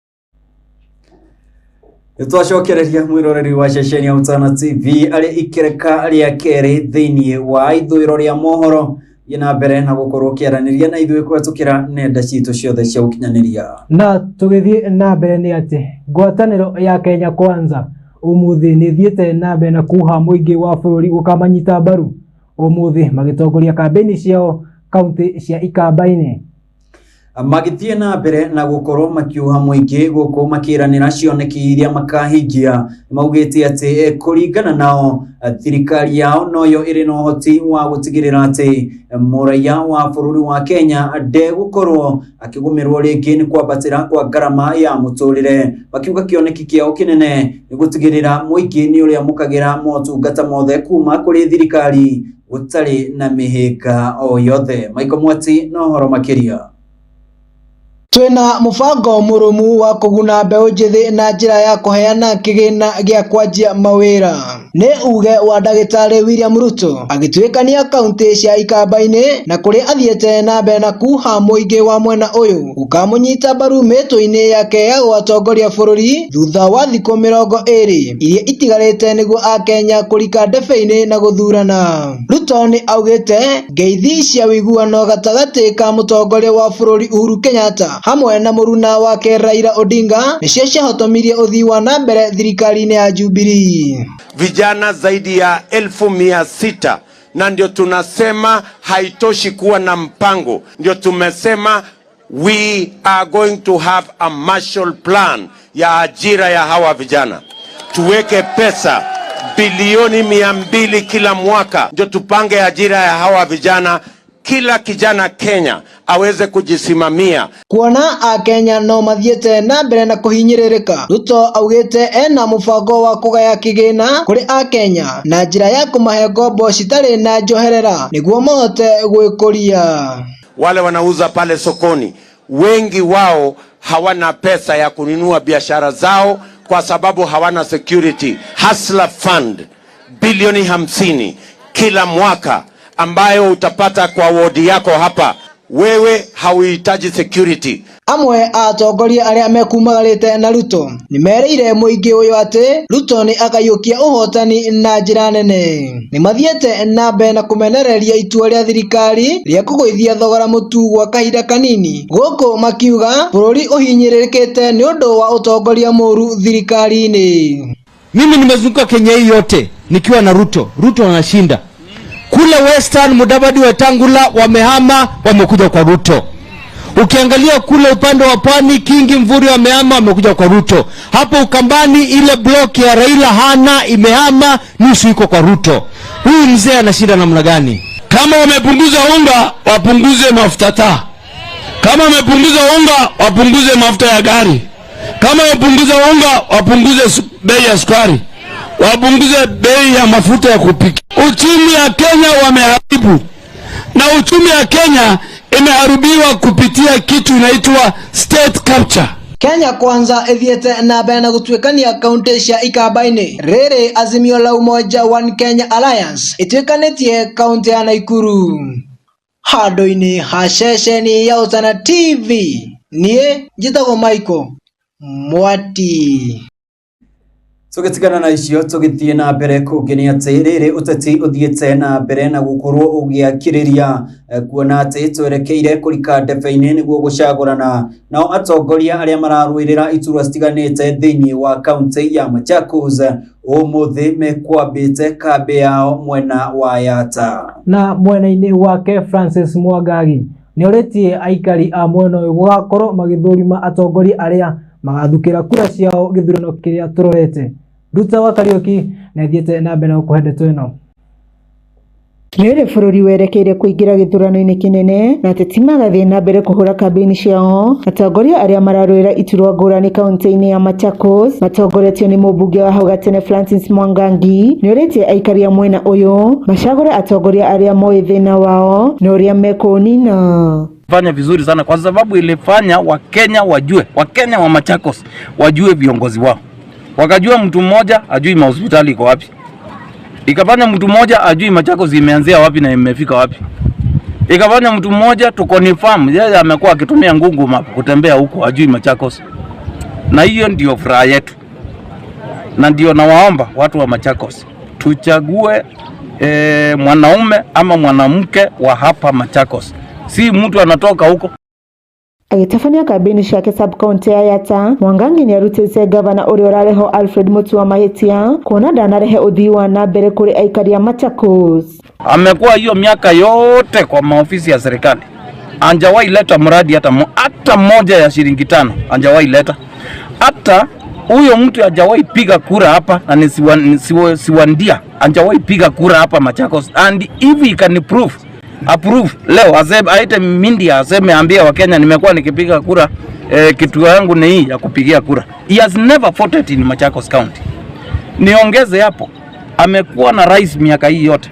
Anjawahi ona haja wakati rais anakuja Ukambani kuja na yeye. Wakati rais anakuja hapa hata yeye akujangi. Nimekuwa mbunge hapa Yatta. Wakati rais alikuja hapa mara 3, huyo mtu hata hakuja hapa. Oho nĩorĩtie aikari acio macagũre ateti othe a mwena ũyũ kuma kĩama kĩa Wiper nĩguo kĩama kĩu gĩkorwo na hinya. Tumekuwa tuking'ang'ana kuona miradi ya serikali kuu imekamilika. Huyo mtu hajawahi tusaidia. Amekuwa akizuia Wakamba kwenda State House. Na saa hii ndio anaona kuna haja ya kuwataka. Naomba watu wakatae hiyo mtu kabisa. Is an imposter in my view. Ngĩribotera Tana TV, njĩtagwo Nduta wa Kariũki. Ngatho cia mwanya Nduta wa Kariũki nĩ ũndũ wa gũtũithĩranĩria na ũrĩa ũteti ũrathiĩ na mbere na kwĩgariũra kaunti-inĩ ya Machakos. Tũgĩtigana na icio tũgĩthiĩ na mbere kũngĩ nĩ atĩ nĩguo gũtigĩrĩra nĩ twathaitĩra rũciũ rwa mbeũ njĩthĩ, thirikari nĩ ĩranĩire atĩ nĩ kwĩrutĩra gũtigĩrĩra gũtirĩ mbeũ njĩthĩ ona ũmwe kana arĩa marĩ mathukuru megũkorwo makĩũragacĩra. County Commissioner wa Nandi Shaban Haman nĩugĩte ciĩko ici nĩcihĩrĩirie mũno kaunti ĩno na kũrĩa augĩte mũingĩ ũthiĩte na mbere na kuga thirikari nĩo matakoretwo makĩruta wĩra wao ũrĩa kwagĩrĩire. Number 2 ni teen pregnancies. Number 3 ni re-emergence of HIV/AIDS, especially among the teenagers and our young ones. So tumeona kwamba wakati mwingine lawama inakuja sana kwa serikali, lakini masuala mengine hasa ni ya kijamii. Kwa hivyo tunataka tuanze na jamii yenyewe na wale wanaohusika, kwa sababu ndio tulaumu wengine. Inaanza na individual, inakuja kwa familia, inakuja kwa society na community, kuendelea mpaka kufika kwa serikali. Kwa hivyo tunataka to nip things in the bud, ni kuongea na wahusika wenyewe. Ndio maana tumeanza mpango wa kutembea kwa shule hasa za sekondari zile za kuto day mixed secondary schools. Tuongee na hawa wasichana na hawa vijana wanaume na wasichana, tuwaeleze mambo jinsi ya kujikinga na mambo kama hayo, kwa sababu tunapoteza pesa nyingi sana wakati mtoto anasoma alafu anafika katikati anapata ujauzito, inabidi aende kae nyumbani tena kuanza kulea alafu tena arudi shule. Tunasema kwamba want to nip things in the bud, hizo tabia zikome. Watu wajue kwa shule hakuna bibi ama bwana ya mtu, pale ni mtu na dada na ndugu wamekuja pale kusoma, na kila kitu iko na wakati wake. Kuna wakati wa kusoma, wakati wa urembo ni baadaye, wakati wa kuolewa na kuoa ni baadaye, lakini husu wakati. Yeyote ambaye anaenda kuambia msichana wa shule hata anampenda kwa sahihi hiyo shule, huo ni utapeli. Kwa hivyo ndio tunaongea na watoto wetu, wazazi wetu pia huko machifuta wanafanya baraza kueleza watu ili tuweze kukaba hii problem, ikiwezekana tupunguze hizi namba sana.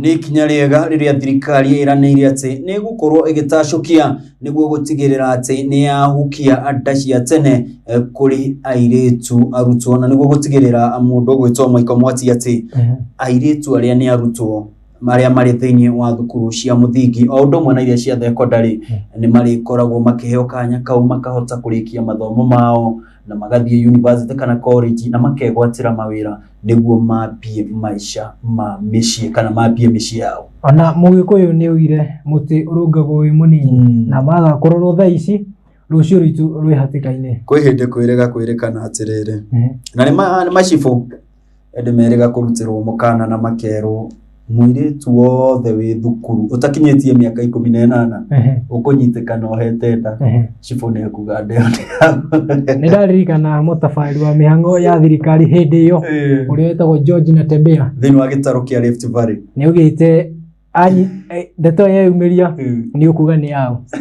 Atikĩrĩ rũtangaja gũkinyĩria na hau tũtikũhota gũkorwo tũgĩthiĩ na mbere na mohoro nĩ tũgũkorwo tũgĩkĩrĩra gaturumo ngatho cia mwanya kũrĩ director Joseph Mathenge o ũndũ ũmwe na mũhũri mbica witũ mũndũ ũgwĩtĩka Jack Nation arĩ thutha wa kamera. Tũkĩoya mweke gaka tũkorwo tũgĩthoma ndũmĩrĩri cigana ona cia arĩa marĩkĩtie gũkinya thingo-inĩ cia Facebook nĩguo tũkorwo tũkiumagara. James Idhuo nĩ ndona ndũmĩrĩri yaku gakiuga ũkĩrĩ mũtambo-inĩ ĩndĩ ndona gĩkorwo gĩtwĩra ũratwamũkĩra ũkĩrĩ mwena ũrĩkũ. Simon Kaharaka iria kuma Gĩthũrai gĩa Fortify wakiuga uko mtamboni nĩ Mwangi Moche kuma mwena wa Makomboki nĩ ndona ndũmĩrĩri yaku. Esther Wanjiru kuma mwena wa Bahati kaunti ya Nakuru nĩ ndona ndũmĩrĩri yaku ugakiuga uko mtamboni. Ngona mwena-inĩ wakwa mũndũ gwĩtwo Mwas Muhambo arauga I'm watching from Gitabushi na wena athire uturu na bena guturumirira mwena wa Gitabushi. Mundu wetwo Jane Mwati ciona kene ugane athina bena kwamukira mohoro ma Utana TV. Mwena ungi ndona mundu wetwo James Anita na ugite na kene athiete na bena guturumirira ari mwena wa Loisambu. Mwena waku marauga atia? Mundu ugwitĩka Ken wa The Standard ugakiuga ukiri mutambo-inĩ kuma kaunti ya Nakuru muri hamwe na mutumia waku ũndũ ũmwe na mũndũ ũgwĩtĩka Robert Maina akiuga ukiri mutambo-inĩ muri hamwe na your wife na your daughter Vicky na ukauga mambo iko sawa kabisa. Paul Mutito kuma mwena wa Pangani nĩ ndona ndũmĩrĩri yaku ugakiuga onawe ndũtigĩtwo na thutha. Ngona ndũmĩrĩri nguhĩ mũndũ wĩtwo John T mwena wa Everlady na uga nĩ athii na mbere kũrũmĩrĩra mohoro maitũ. Mũndũ wĩtwo Lecho Mwashidadi arauga mwena wa Mwanga nĩ athiĩte na mbere na kũrũmĩrĩra riboti citũ. Mũndũ wĩtwo Josephine Kalaja nake nĩ athiĩte na mbere kuga nĩ athiĩte na mbere na kũrũmĩrĩra ithĩro rĩa mohoro. Gĩtiriha na ndũmĩrĩri cigana ũna mũndũ ũgwĩtĩka Mama Mark kuma mwena wa Sewage kaunti ya Nakuru o ũndũ ũmwe na Paul Mutito kuma mwena wa Pangani nĩ ndona ndũmĩrĩri cianyu. Obadia Kĩritũ kuma mwena wa Mariakani nĩ ndona ndũmĩrĩri yaku. Susan Kamiro kuma mwena wa Nyanyuki thĩinĩ wa kaunti ya Laikipia ugakiuga nawe ũkĩrĩ mũtambo-inĩ. Rabani Muhinda kuma mwena wa Nyahururu akiuga onawe ndũtigĩtwo na thutha o ũndũ ũmwe na mũndũ ũgwĩtĩka Macharia kuma mwena wa Naivasha. Ũgĩthĩria hau mũndũ ũgwĩtĩka Michael Mwatie gũkorwo tũgĩthiĩ na mbere no gũkorwo tũkiumagara ĩndĩ mbere ndaya tũtanaumagara reke tũhoye mwĩroreri na njĩra ya gĩtĩo etĩkĩre kũgĩa gĩathĩ na mũndũ ũgwĩtwo Kariuki wa Ng'ang'a marĩ hamwe na Wainaina Shake thĩinĩ wa tabarĩra ya Kiuma Ngo-inĩ rũciũ kĩroko gĩa tene mukamuramura magathĩti mwarie ciũgio tũti wonjoria mathako na maũndũ maingĩ matiganĩte. Na mbere ya mwĩrori mbere ya tumagarĩte tugakorwo tukiona ndereti ino irathiĩ na mbere ya ngwatanĩro-inĩ cia Kenya Kwanza na Azimio la Umoja. Tugakoria thiĩ na mbere na kwĩrorera ndereti ino tuigue atirithia aya ni mariko menamo because you kũiyĩre thiri ya mũtũrĩre nĩguo tũkorwo tutanaumagara na thiri ya mũtũrĩre ĩrĩa ngwenda tũkorwo tũkĩgayana nawe mũthenya wa ũmũthĩ nĩ atĩ rũgendo rwa Joa na rwa Mbũri ititwaranaga. Ũguo nĩ kuga atĩ mũndũ ũgwĩtwo Michael Mwati nĩ kuga atĩrĩrĩ niĩ nawe tũrĩ andũ no rũgendo rwakwa na rwaku nĩ ngũrani no rũkorwo tũratwarana ũũ no kũrĩa tũrathiĩ ti kũndũ kũmwe. Koguo nĩ kuga mũtũrĩre-inĩ ũngĩkona mũndũ arathimwo tiga gwĩcokia irathimo ciaku cirĩ njĩra nĩ iroka. Kwĩragwo hũrĩra ũrĩa ũngĩ rũhĩ nĩ moko maku ũrahiũhia ũhote kwamũkĩra irathimo ciaku. Niĩ tuma nawe kana tuma na inyuĩ niĩ njĩtagwo Michael Mwati. Niĩ naniĩ ngetĩka Simon Mwangi mwathĩrĩri witũ na njĩra ya ciĩko nĩ Ezekiel Kamau. No tuko mwega tuonane rũciũ mwene Nyaga Enda. every year as interest from domestic borrowing. Once we stop that domestic borrowing, this money that is going for interest every month will be available for this one. I'm glad he adopts my position that there's money in the budget, but that's as far as we go together. We part on how to do it. We will ensure that there's physical discipline so that non-priority spending is dropped and we go to priority spending. And I've given example of operation and maintenance, which is at 600 billion, while salaries are less than that. That is totally unacceptable. We will also fight corruption because money for fuel subsidies, there are a lot of cartels in the energy sector. We understand this. We will target those places and press the areas we need to press to immediately stop the leakage. Within 100 days, we will be able to do this and much more. We have actually been looking on what we need to do on day one, because Kenyans are not going to be patient. They are already suffering. They cannot wait for commissions to be formed. They need actions. Right. Azimio is ready to go. Ladies, gentlemen, our 90 minutes debate is up. It's time for our closing statements. And we begin with you, Honorable Rigathi. You have your 2 minutes starting now. Thank you very much. I want to ask the people of Kenya to give us a chance to sort them out and put money in their pocket. We want to ask the people of Kenya to give us a chance to empower the small business people by giving them affordable credit to be able to expand their businesses.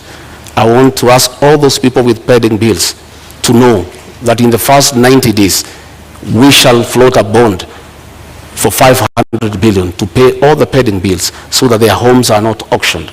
And by action, that 500 billion, by injecting into the economy, it will spice up the economy. I want to tell the people of Kenya, by giving us a chance, we shall look at the terms of service for the public service and the police who are suffering and who need to work when they are comfortable.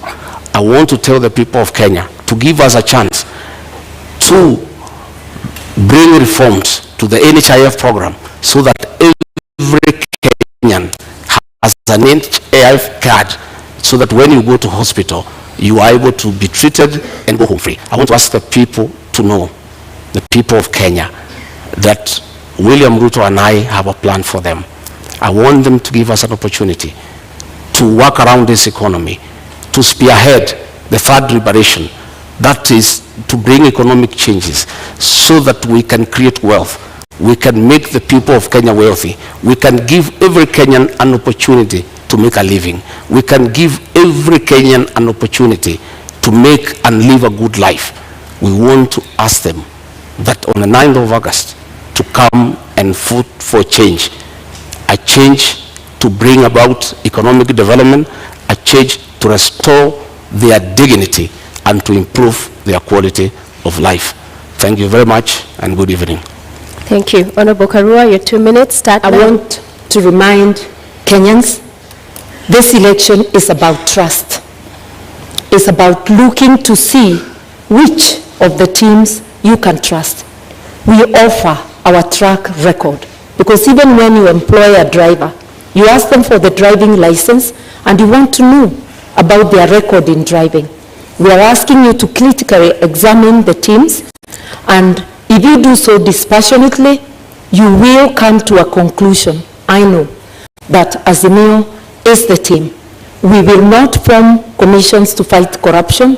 We'll go directly for the jugular of corruption cartels, apply the law across the board, and while we agree that there is need to review salaries in view of the cost of living, it's very easy to promise heaven. Without fighting corruption, without physical discipline, non-priority spending being cut out, that is not possible. But inawezekana. With an Azimio government, we are going to do this, and together with Kenyans participating and helping us to fight corruption, we will be able to deliver our agenda to you, the 100 days agenda, and each item to reboot the economy so that Kenyans can have a decent life. While we wait to reboot the economy, For you who is unable to put food on the table, rescue is on the way. Within 3 weeks, you put an Azimio government in place, we are going to be able to send to the 2 million families that do not have any means of survival a 6,000 shilling package, which also will act as a stimulus to the economy because it gives purchasing power to 2 million families, which is like 8 million people within the country. Rescue is on the way. All right. We shall finally have our country back. Vote Azimio. All right, thank you very much, Honorable Martha Karua. Honorable Rigathi Gachagua, we've come to the end of our Deputy Presidential Debate 2022. I invite you to shake hands. Thank you very much. You've all done very well. Thank you very much.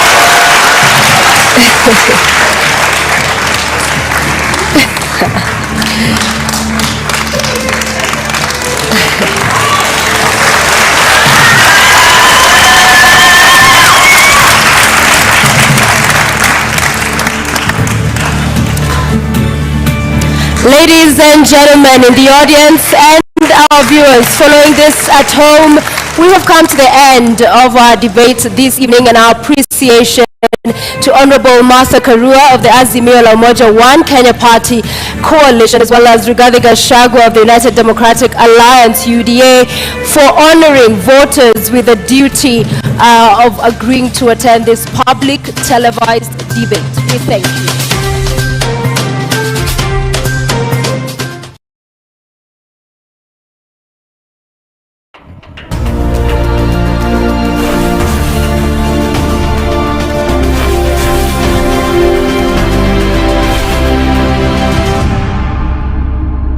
Utana TV. Utana ni mituki. Nakuru